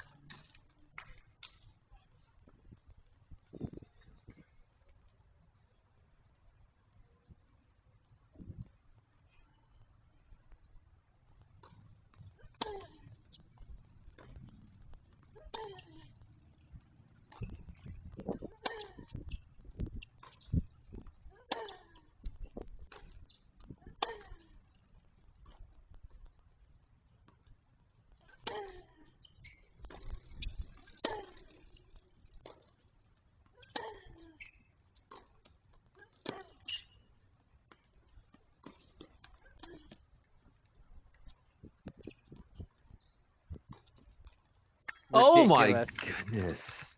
The movement, the athleticism on both sides. I mean, it's a final. It's what you expect. What do you make about the placement of that defensive lob there? Yeah, and why was it? It was a prayer, and it dropped good. Forcing Simmons to retreat.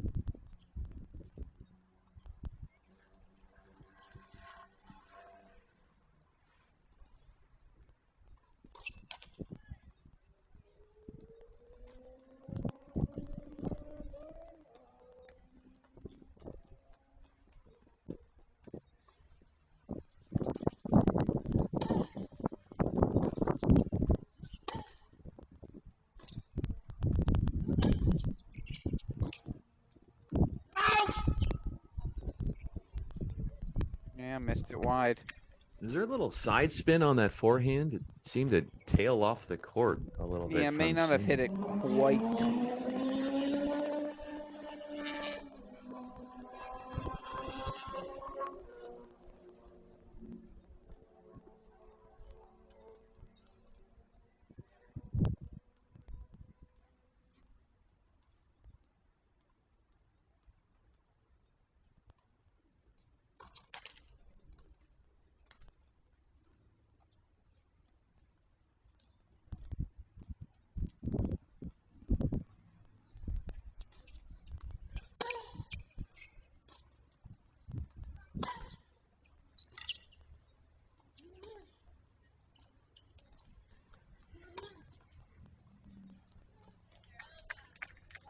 Simmons isn't even going to try.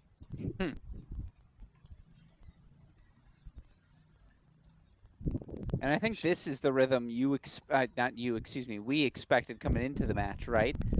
More breaks of serve, the returner being able to use that return as a first strike. Just because both return so well.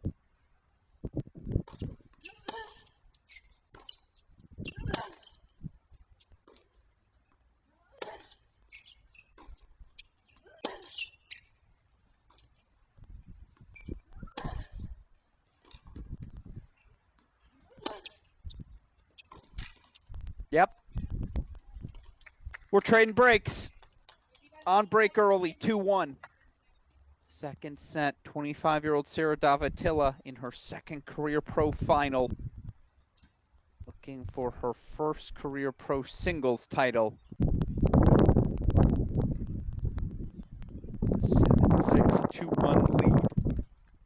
Or she'll be in the draw next week, I believe. At least as of now, she's in the draw.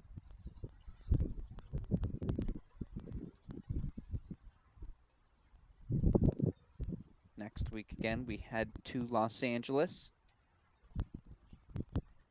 Jack Kramer Club in particular, and looking at the acceptance list for that event. Davatila right now the top seed. Do I see Chanel Simmons? I think she'll get a special exemption, having made the final this week. Players like Kimmy Hans, Haley Giavara, Fangran Tien, all players we've seen over the past couple of weeks, all in appearance. I don't see Megan McCray yet.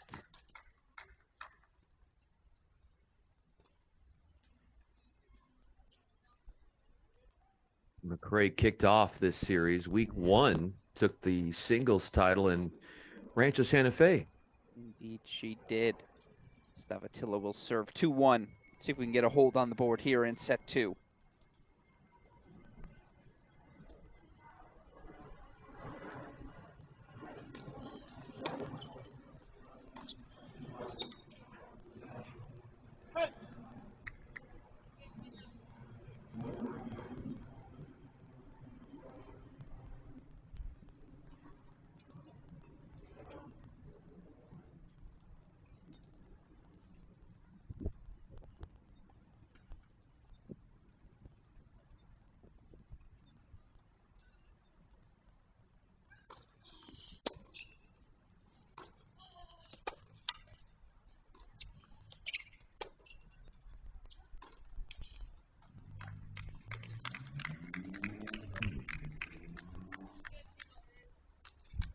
Good things and not so amazing things happening to that Davatila backhand here.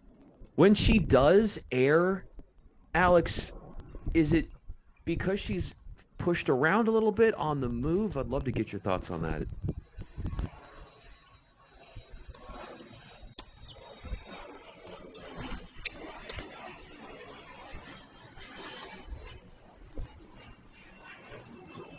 Did you miss it? Yeah, on the charge for that forehand swinging volley. No, I think all of it's Misses. so much of it is footwork driven. How close is that ball to her body when she's making contact? You take it on the rise, obviously you're playing with thinner margins. And so it's a good question to ask. To me, that's usually where the errors maybe leak in.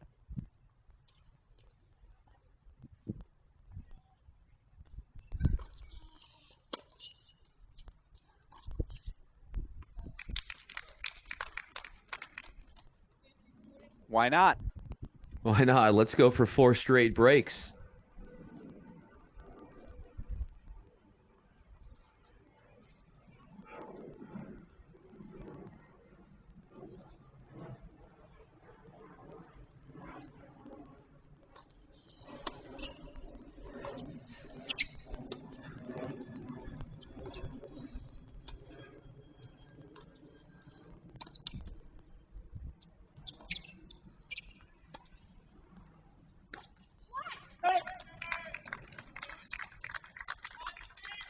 Four breaks in the first set and our 4th break in the second set.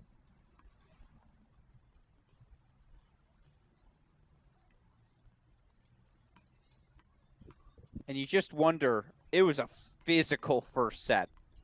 Over an hour of play on each side.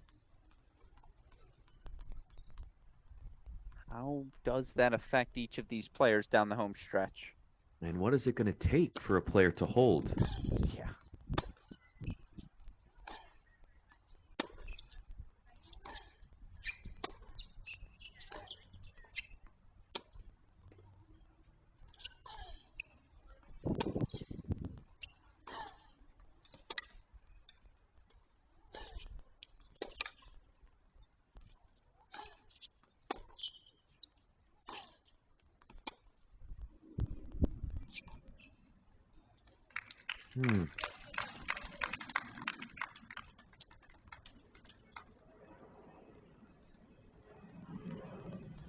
There wasn't that full-fledged, let's really clock that forehand from Davatilla. No, again, that's where the physicality of that first set. She had to spend so much time in those corners to get that ball early on the rise. Advantage Simmons, right? Who's sticking to the script, still doing her thing.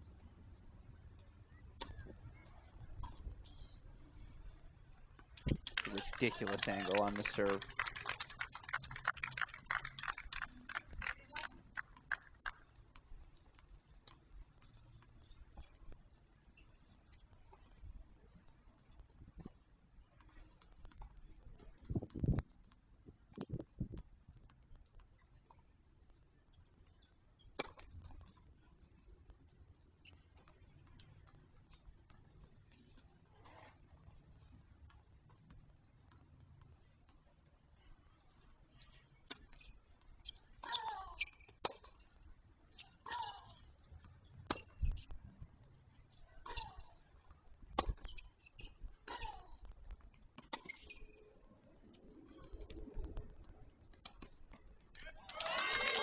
Too good.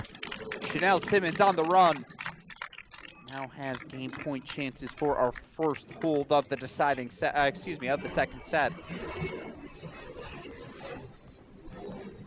In revisiting that point, what would it have done for Davatilla's chances to close the net there, not just stay glued to the baseline?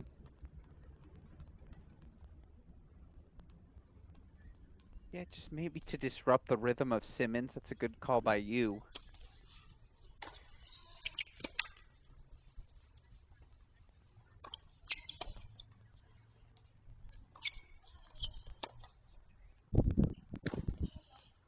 Whew. Ripped and ripped. But you see, even in that rally, how well Simmons extends points. Always able to hit that one extra shot to make you uncomfortable. She hits that on-the-run forehand, moving from her right to left with depth, too, which can quell the opponent's offensive tendencies.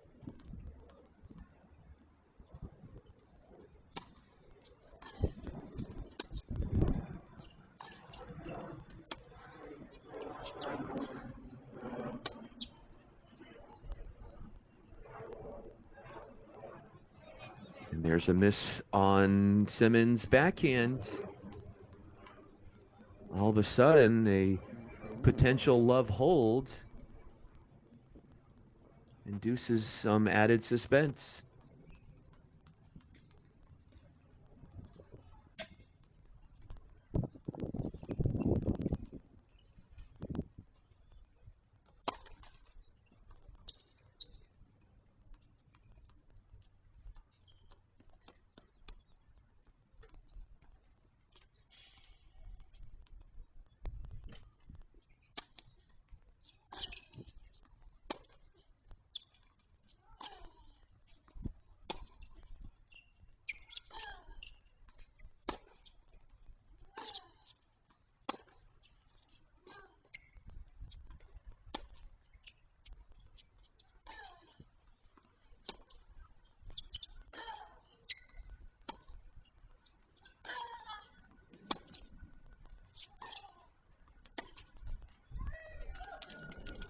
She just won't go away.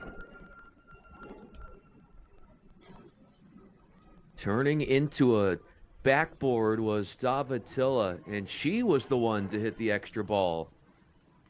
Taking a page out of Simmons' book. A deuce point.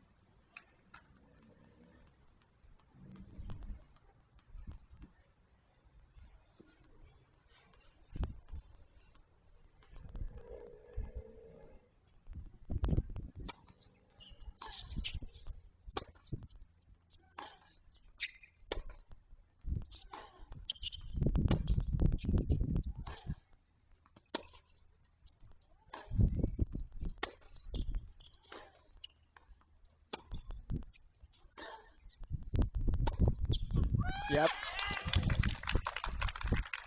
Assertive in stepping into that backhand. More of that, please, from Chanel Simmons. And got a couple of short balls there to annihilate.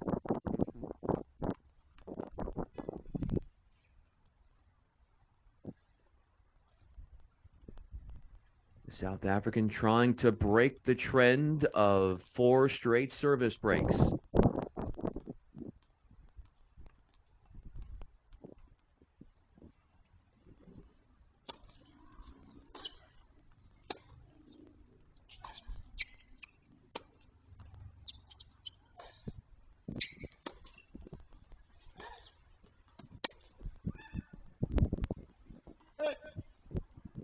It was a tentative swing. She pulled out of it. We are going to play a 9th point in this game.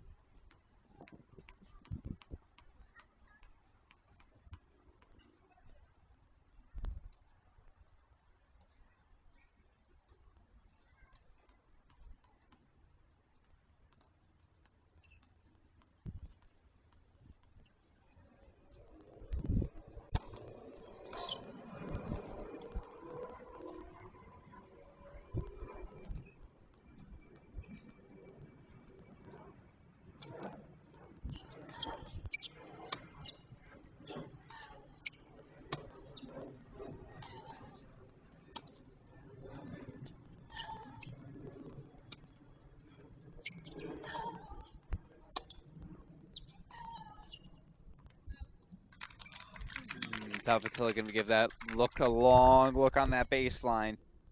Seems like it just clipped. Another game point chance for Simmons.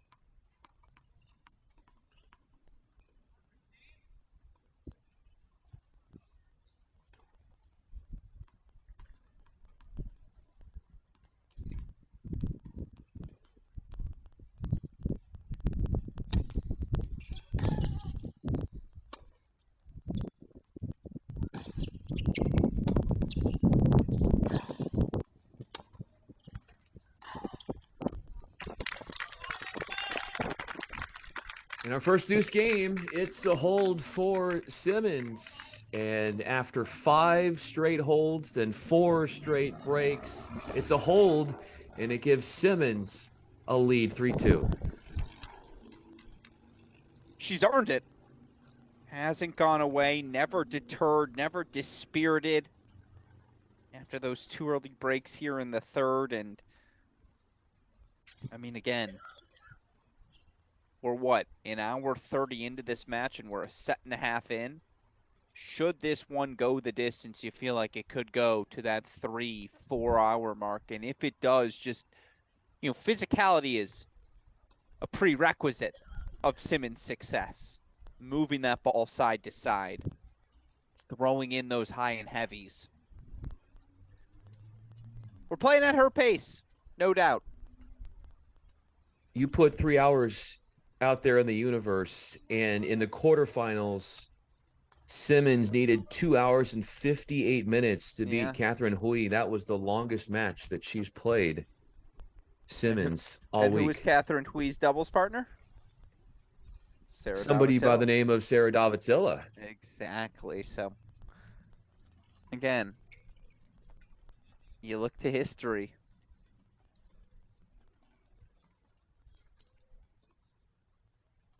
Certainly Chanel Simmons far from out of this one. That said, it'll be Davatilla's time to respond. Looking for her first hold of this second set. 2-3 she'll serve here.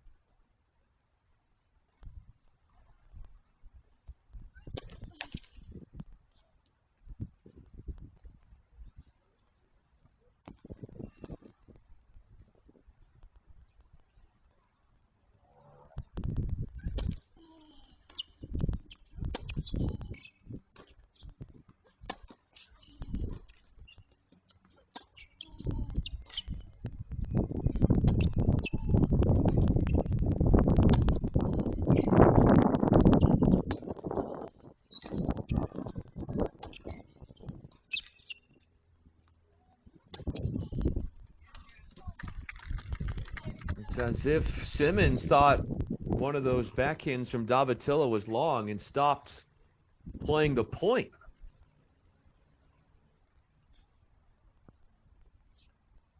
And then Davatilla had an easy backhand to put away in the open space.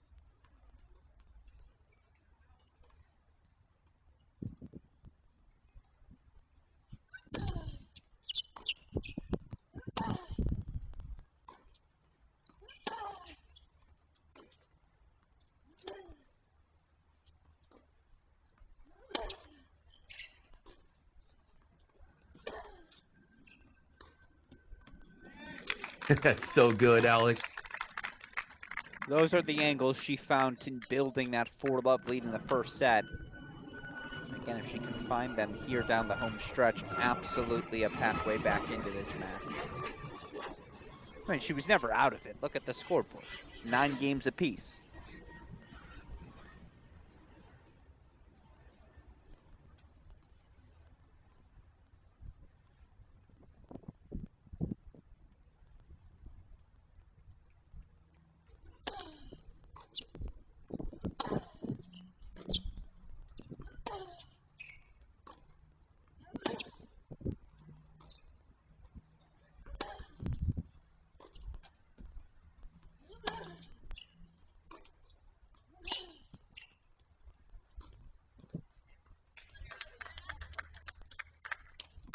Thirteen-shot rally. And Davatilla, the clear-cut aggressor.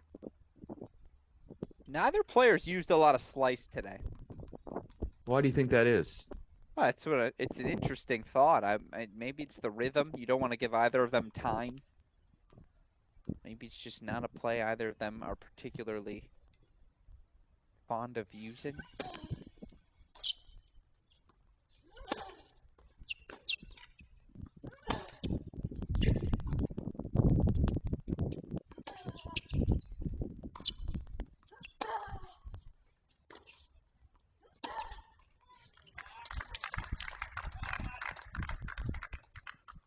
Lethal width hampering Davatilla's progress in this game.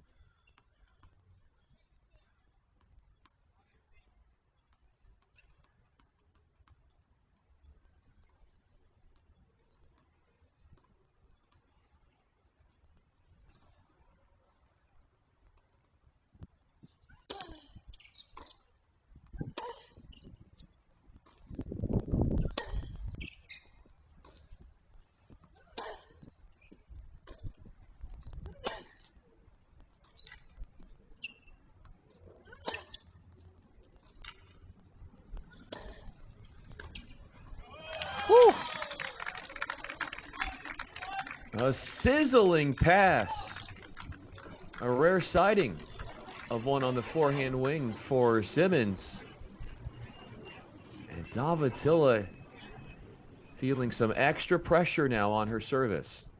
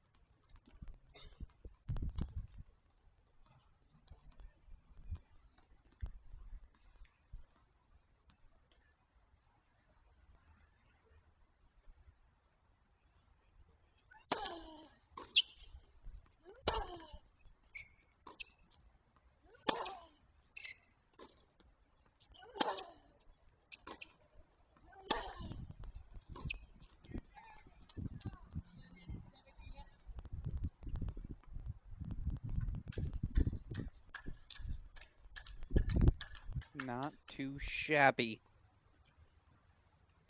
As again, the continued seesaw. There is no clear tactical advantage. yes, they're two definitive game styles, but both these players have locked in physically.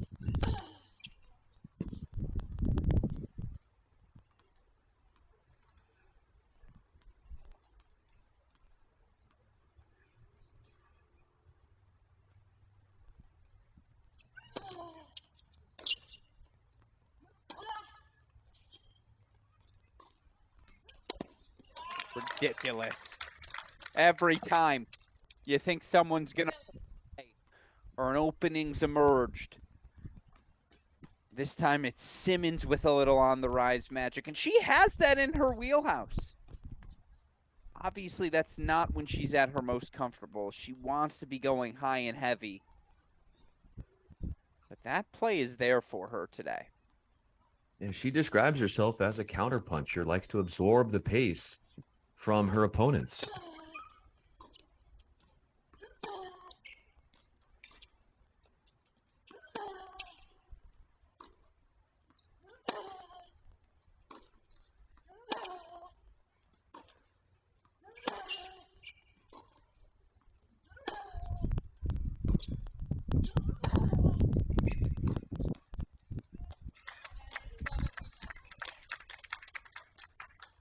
She can hit those winners, but she said in a recent interview that she's not, as we know, not one of the biggest hitters, and she'd be the first to tell you that. But she doesn't have the skill set, the weaponry to hit one winner after another.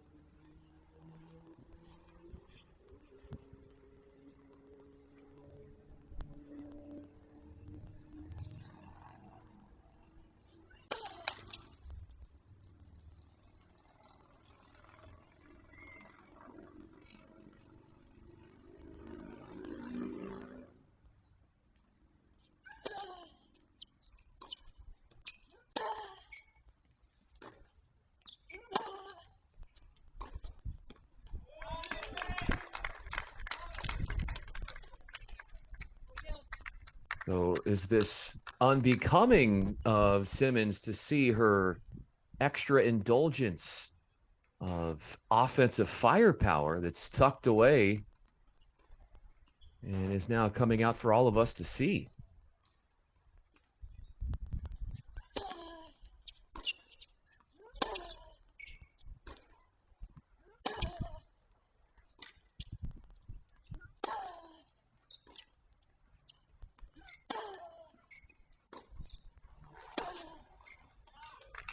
Yeah, she just has Davatilla buried in those corners.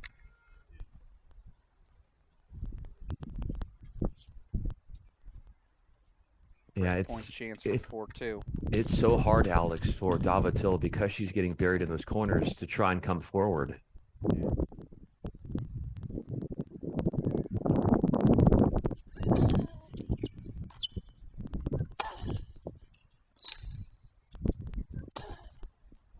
No, she misses the swinging volley long, so it's 4-2 Simmons. Saved one break point in the game, but not a second.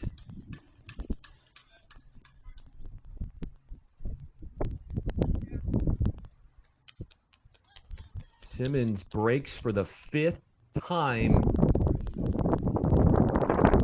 One more than Davatilla.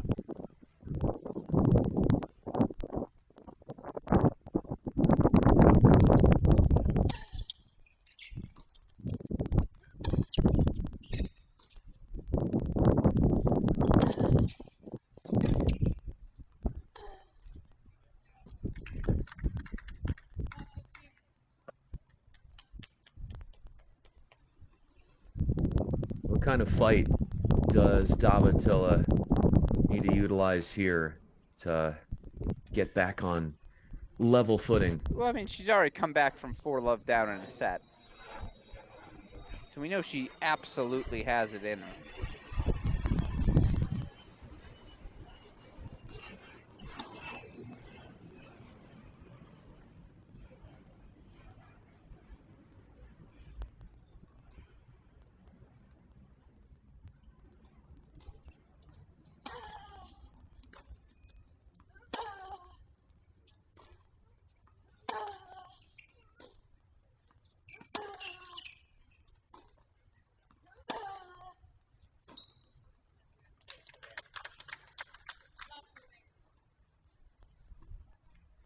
Above 30 doesn't mean anything.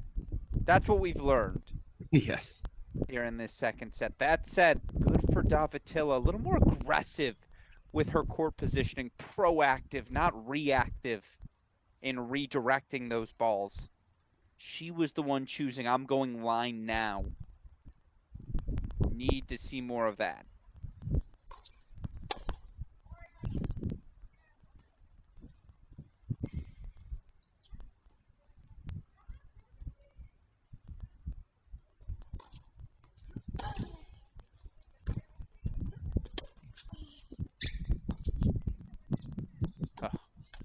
Oh, come on now. Look at those angles. Bring out the protractor. Yeah, exactly. What about that second serve? It wasn't coming in all that fast in the middle of the box. Would Davatilla like to have, if she could do it over, have a little bit more behind that backhand? I would imagine.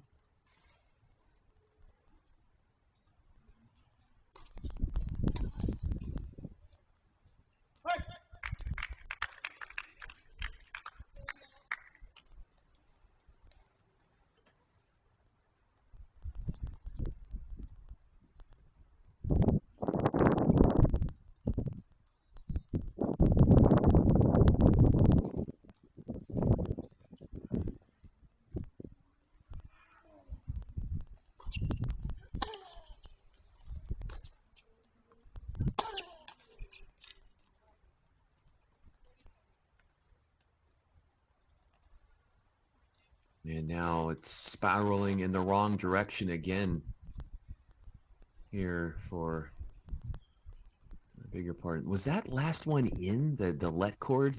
I guess it was, yeah. It must have. It must have been. So that is going to be a break point.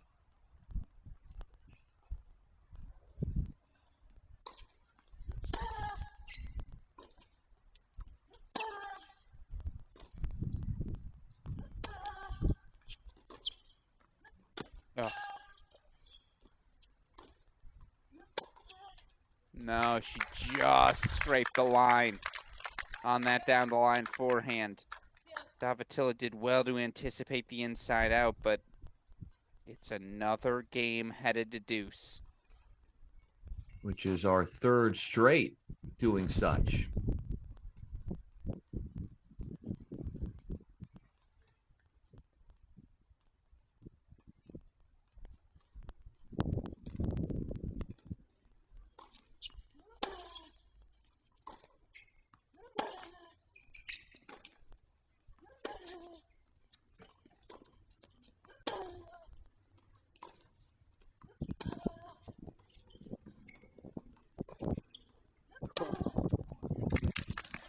And now she's got Davatilla stretched. It's game point chances. Chanel Simmons is just that itch you can't reach. That nagging thorn in the side that just will not go away.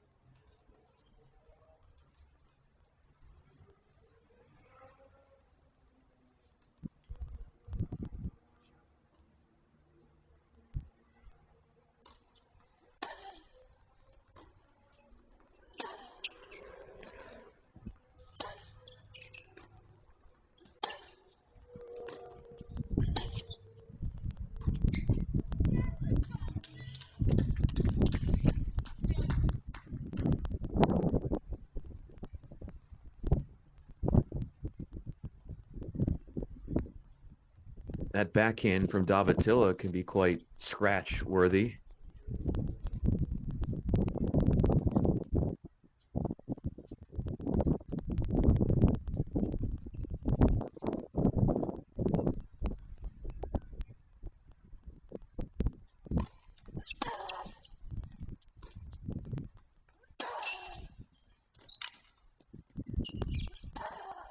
Ah, it's brilliant.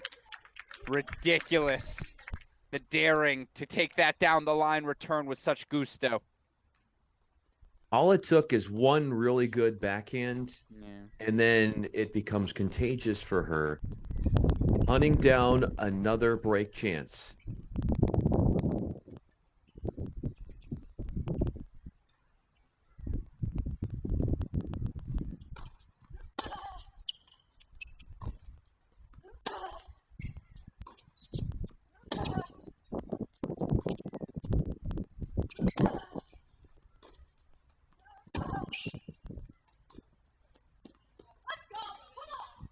What a 3-4, we're battle. back on serve. That's the right word. Battle. That's what this has been. I really, again, we've been watching the same match, Brian, for an hour, 48 minutes. The patterns seem very, very similar. It's going to be high, heavy, loopy from Simmons. More line drive on the rise action from Davatilla, but it hasn't been a wave of errors. It hasn't been, oh, this definitive thing is separating them. Every single point is a slog. You use the word physical. This has the physicality of the proverbial mosh pit on the court. That's well said. Well said. It really is. It's like, I'm going to tug you this direction. No, actually, I'm taking this backhand line. No, actually, Simmons throws in the on the rise. Like, they've shown off the full skill set. And I like what you said about the lack of errors. It's not as if they're breaking themselves or they're getting in their own ways as much as their levels are very high because they're trying to meet what their opponent is doing, which I think makes for more entertaining tennis.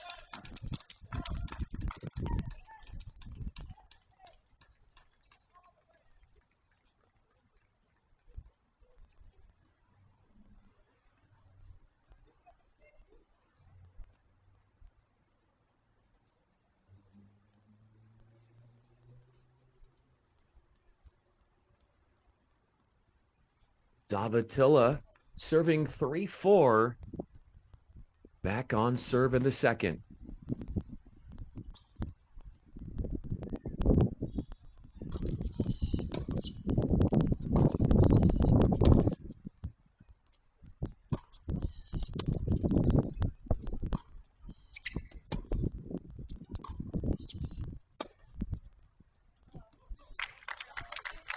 That is something that Davatilla has been doing more frequently, but Simmons has found a way to take a backhand on the rise. Sharp angle.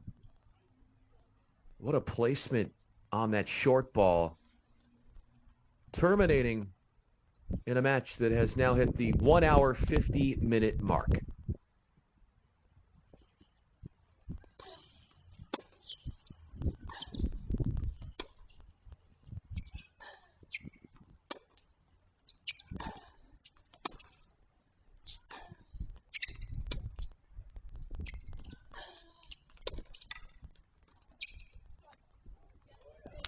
Did she get that one to go on the half volley pickup? Yes, she did. Crafty, clever, innovative. And she takes a point away, steals one from Simmons. Neutralizing her opponent with that net trip.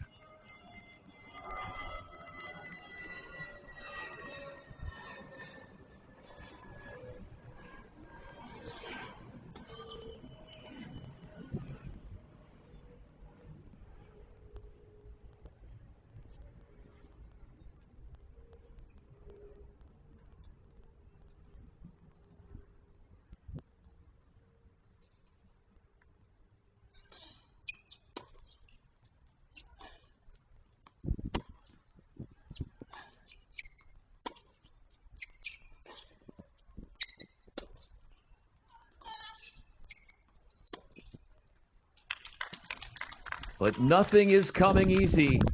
A redirect forehand down the line, smothered by the South African, and Davatilla keels over for a moment, which signals just the physical nature, as Alex and I were talking about, of this match.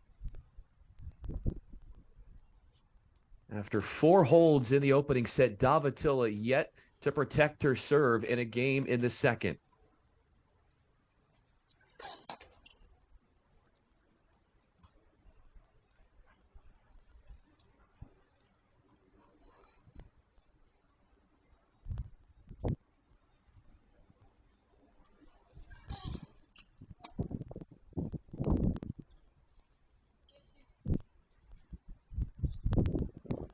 And again, keeling over and then going back to the chair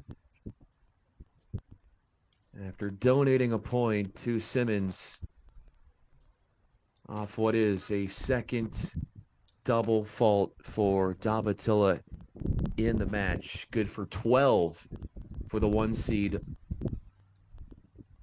this week.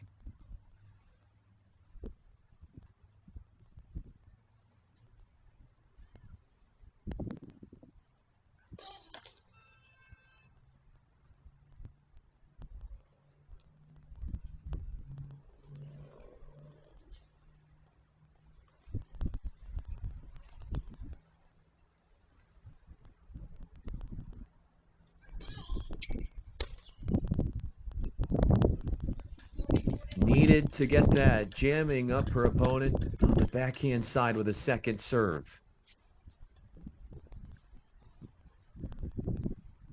That tiebreaker went to Davatilla 7-3 after falling behind 1-3 in the Buster. She won the last 6 points.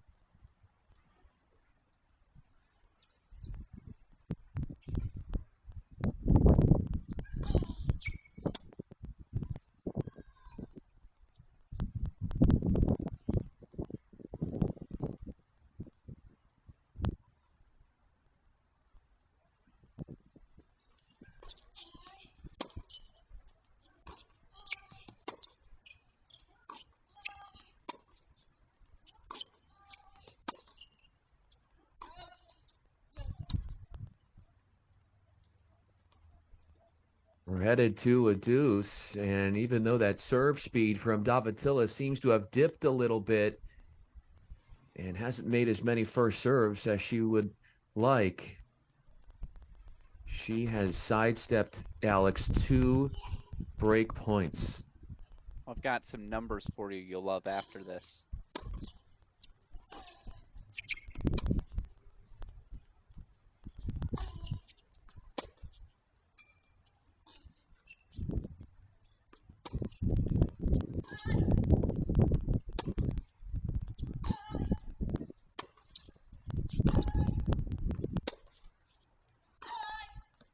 Ah, Sarah Dov, come on now.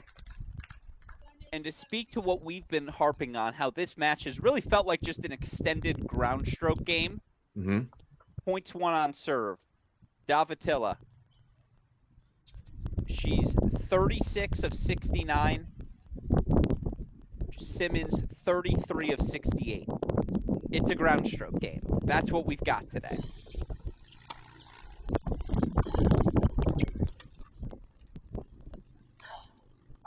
Oh, Sarah Dov, no. We've also got today our 4th straight deuce, and this one is the 2nd deuce coming up in this game. We've seen a few times, Alex, as of late, Davatilla keeling over a little bit, as if the energy, the strength, dissipating just a little bit, trying to fight through that.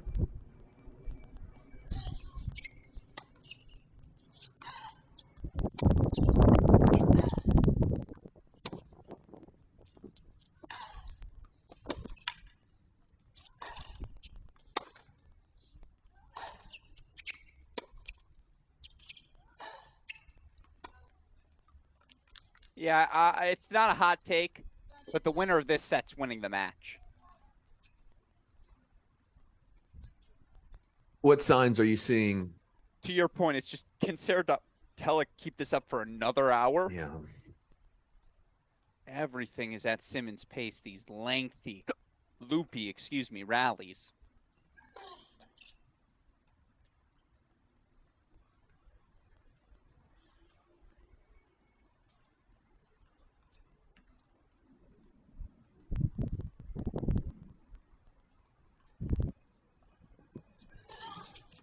Oh, the double. Double faults turned breaks have happened a 3rd time now in the match for Davatilla, where her serving has gotten in the way during big points. And she is gassed, leaning over to try to catch her breath.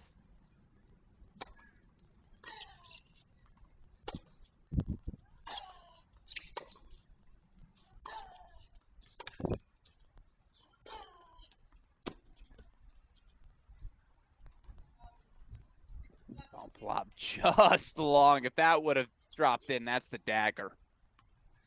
With this visible energy drop, do you expect Davitil to redline a little bit more, even pack in more pressure on some of these shots? Absolutely. You saw it on that point. Everything was gripped and ripped.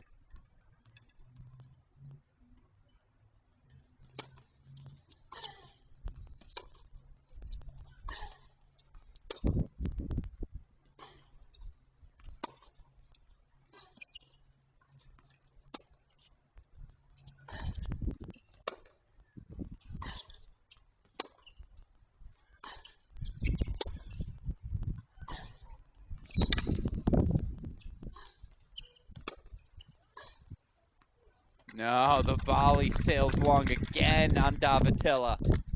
It's happened to her a couple of times now. Simmons just extends everything. When you're an aggressive player and you're in a position where you have to sort of take away some of that aggression, how hard is that for a player like Davitilla?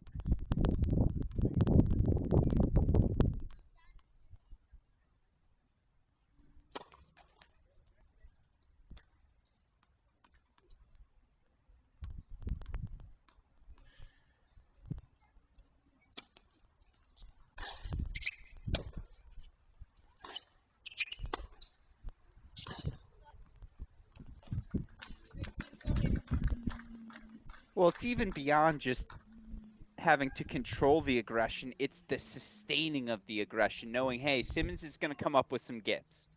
She's going to pull some rabbits out of some hats, but I have to stay the course. That's what she did so well down 4-love in the first. She has to do here down 5-3 in the second.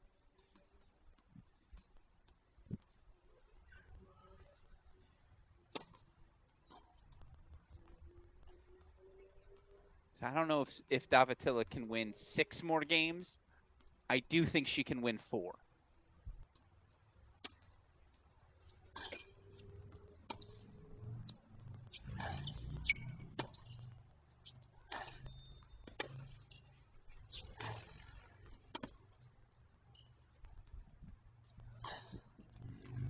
Oh, gripped and ripped. That's gorgeous. And you said it. Shout out to you. You observed it right after that first point. Redlining. That's what the kids call it nowadays. Just that ability to go full swing, full tilt, no layup. That's what Davitilla has done here. Great observation by Brian Fenley. 2 break points for Davitilla. Thanks, Alex. Of course.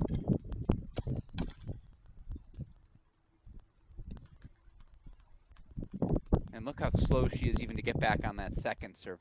She's in no rush.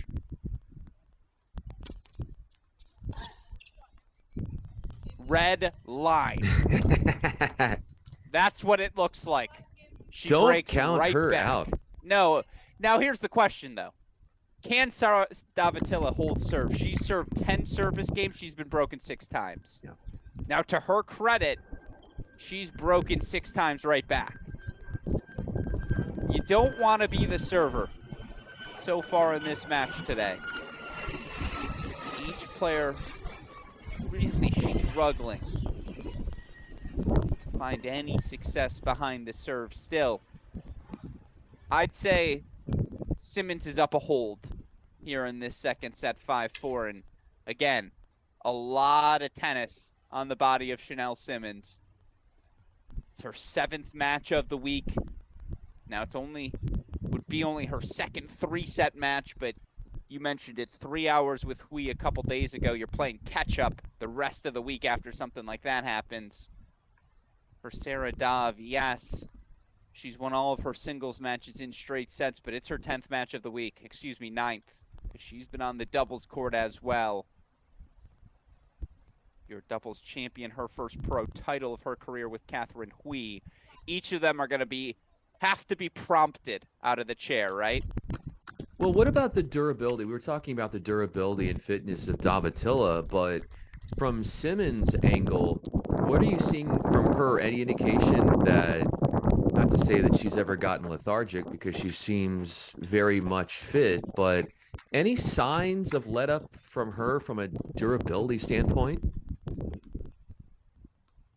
No, I mean, this is her style. This is her preference. These physical points.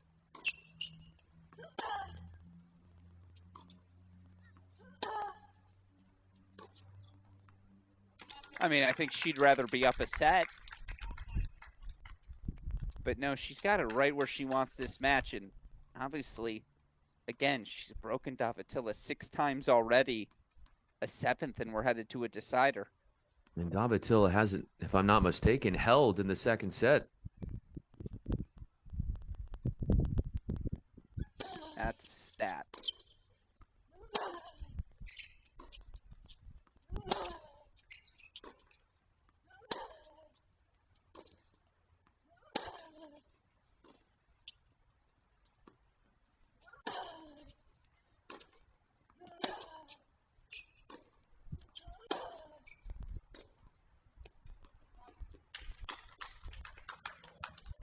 That's a great play. Flat into that body of Simmons. It's hard to do.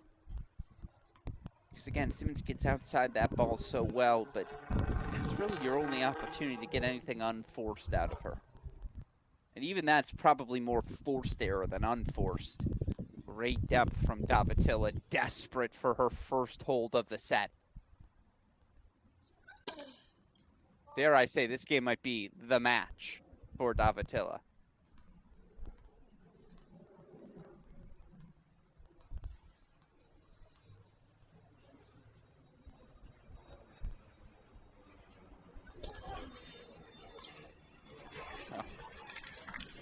Not getting to that one anymore.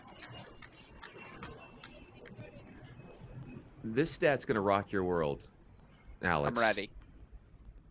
Before this game, Davatilla has only had a game point in 1 of her service games in the second set. And she missed that backhand. Backhand approach went wide.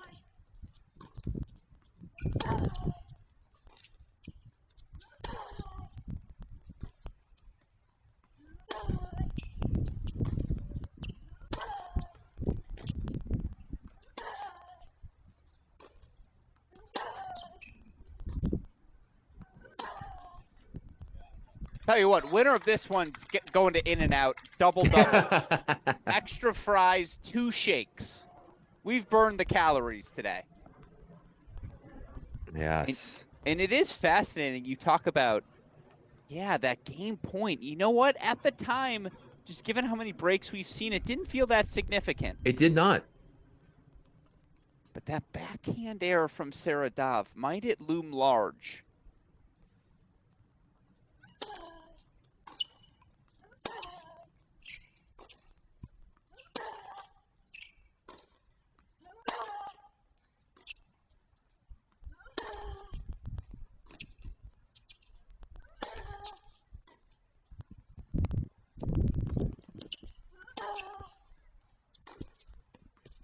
She just can't put a swinging volley away, so she will happily, Brian Fenley, accept that forehand error. Maybe the first unforced error we've seen from Simmons in a half hour. Look at this. Game point chance for Sarah Davatilla.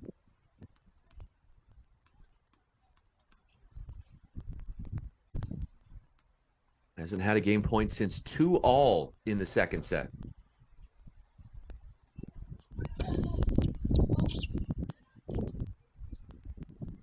And look at what she's doing. Hitting the serve, and she's immediately 3 steps back under fire. She knows it's coming.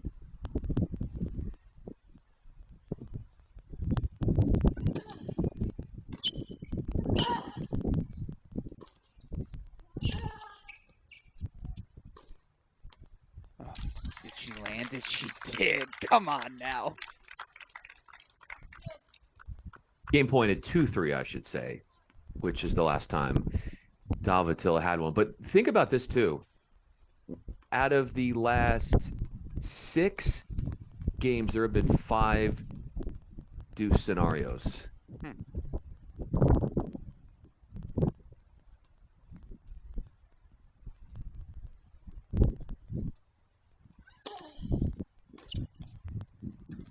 A rare oh, that's a forced error from the serve on the scoreboard and the stat sheet, but that's like missing the feed in a drop and hit game. Usually you call rule. You redo it. Not here. Sarah Dov, another game point chance.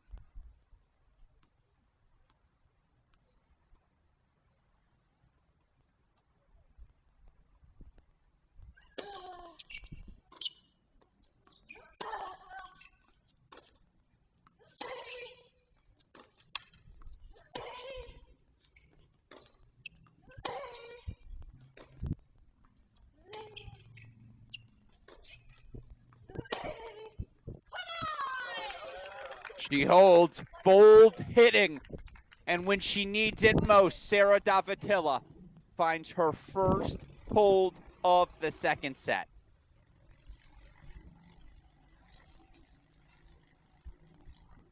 What a time to get that in an 8-point service hold. She had to deal with a 12-point game on her service at 2-3, which she dropped her delivery.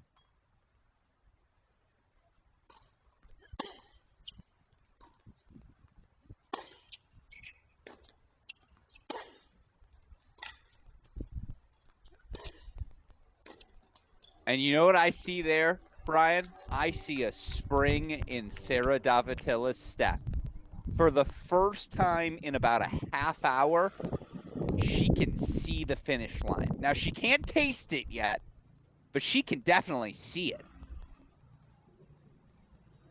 When is it time to indoctrinate the sense of taste when it comes to this? That's an age-old question. I'm glad you asked.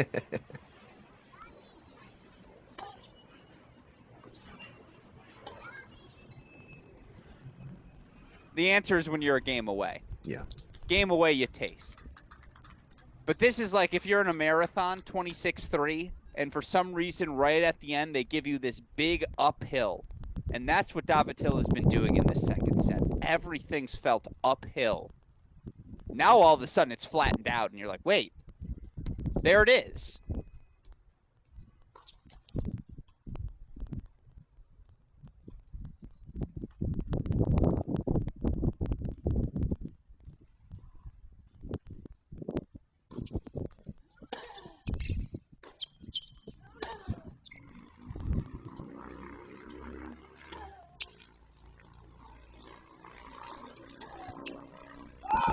Oh, just missed it. Yep, just wide. Should she have stepped up on the court a little bit more, ideally? Yes or no? Yes, in the sense if it would have been more proactive, you swing through the shot. No, and that's her strike zone. Like, Sarah Dov knows where she wants to hit that ball.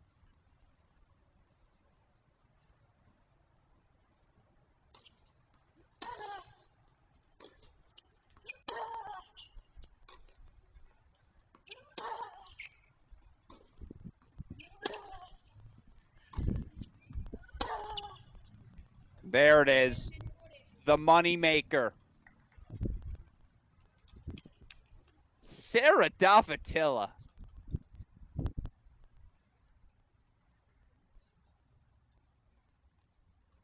And how just a few unforced errors from Simmons coupled with a level raise from Davatila can make all the difference in the end here.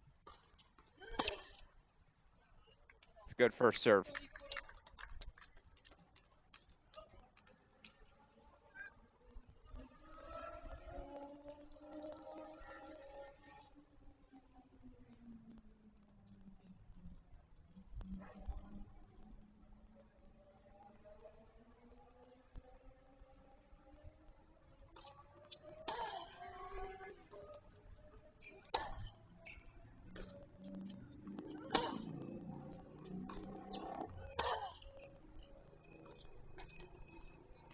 Sarah Davatila will serve for the match. 7-6-6-5. She hasn't dropped a set all week. Not in singles. Davatila again. Wins over Hance, Rapalou. Argrio Castriti, excuse me, and Vrylin. Of course, she also captured the doubles title, her first pro title of her career yesterday. What a week for the former Tar Heel All-American, someone we used to call the gal, just the player, the face, the one to beat in all of college tennis. Whenever her Tar Heels needed her, it felt like she pulled through. Now it's just her out there, but guess what? She's got a real shot and a first pro singles title. Now, you asked me earlier, can she taste it? Now she can. From 5-3 down in the second set, she'll serve for the set. What have you seen, Brian? What's allowed this? Well, I was concerned because it looked, and maybe I'm completely off base here, but her first serve speed maybe down a little bit. And I was wondering, like, okay, how is that going to impact her? I guess, a fool is me to underestimate the amount of fight that she has. And what she has done here is nothing short of spectacular, and why you can never count her out no matter where she stands in a match.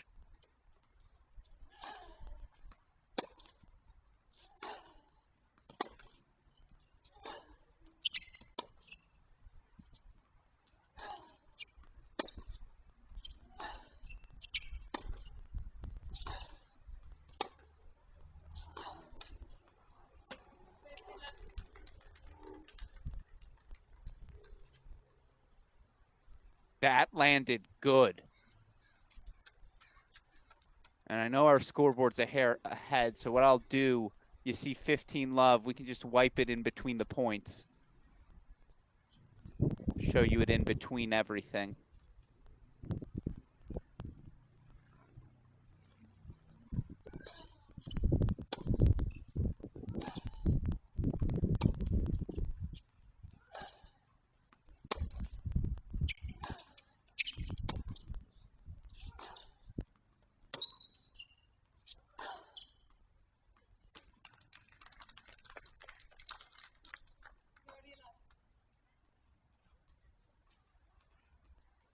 And if that play right there doesn't tell at all how she feels about her chances.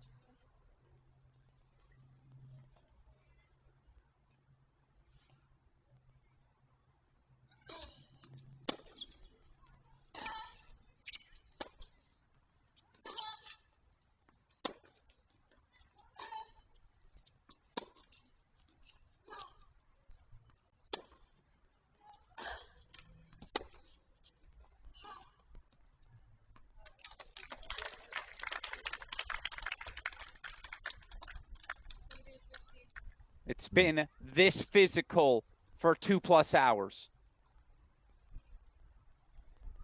30-15 now.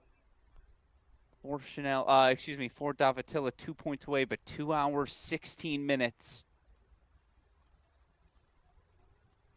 Are we going to get a second set breaker? Are we going to get a maiden title for the 25-year-old?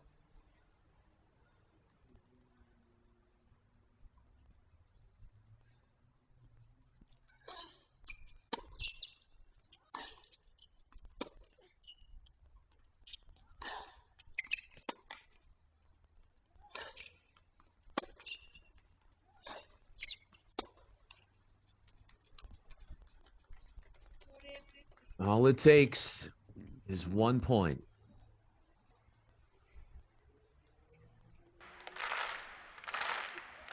Trying to finish out the singles with the trophy, already bagging a doubles trophy yesterday.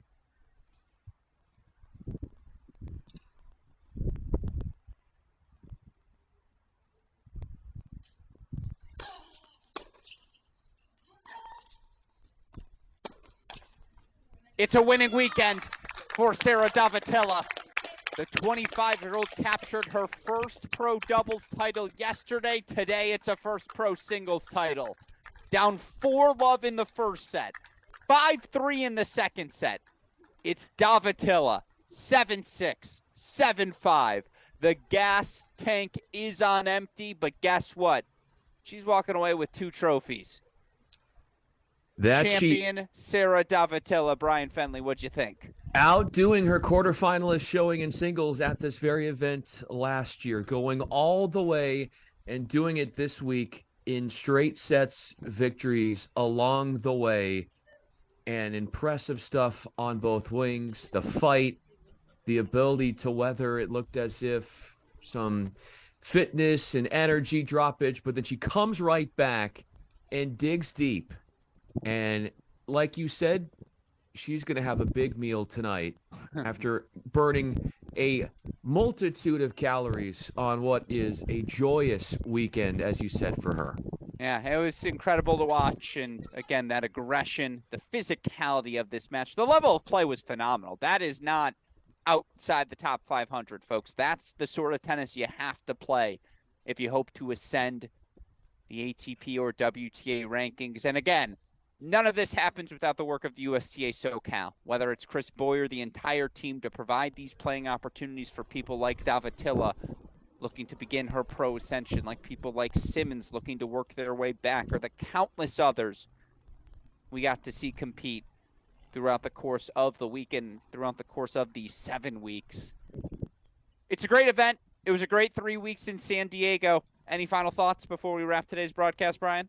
I got a feeling that next weekend is going to be just as fun as we take our talents up to Los Angeles. And as you said, we're going to be at the Jack Kramer Club. We will have Crack Rackets on site. Well, as you alluded to, we're going to have not only the coverage and the commentary of these singles semifinals, doubles final on Saturday, and then Sunday, the singles finals, but we'll have interviews. We'll have a lot of content. It'll be a lot of fun. Yeah, absolutely. So to recap one more time, here at the Barnes Tennis Center, your 2023 men's singles champion, 20-year-old Lorenzo Claveri captures the first title of his career, 3-set win over Blaise Bicknell. Of course, in our men's doubles final, Andrew Rogers wins for a second straight week. This time, it was with Colin Marcus, the duo straight sets over Nakashima and Van de Castile. Meanwhile, Sarah Davatila takes both titles, her and Catherine Hui over Rapalou and Sajieva for the doubles. And then today in singles, Davatila down 4-love in the first, down 5-3 in the second, 7-6, 7-5. She advances and wins again her first 2 pro titles of her young career. With that said, that'll do it for our coverage here from the Barnes Tennis Center. As always, a massive thank you to Brian Fenley, a massive thank you to our super producer Daniel Westoff, and a massive thank you to all of you who tuned into our coverage of the action. Again, our coverage picks up next Saturday from the Jack Kramer Club, where we will have continued coverage of this 2023 USTA SoCal Pro Series. A thank you to all of the aforementioned people, as well as all of the sponsors you see on our screen, without whom none of this action would be possible. With all of that said, for the fantastic Brian Fenley, our super producer Daniel Westoff, and everyone who contributes to our coverage, I'm your host, Alex Gruskin. You've been watching our Crack Rackets coverage of the 2023 USTA SoCal Pro Series. We'll see you all with more tennis next Saturday.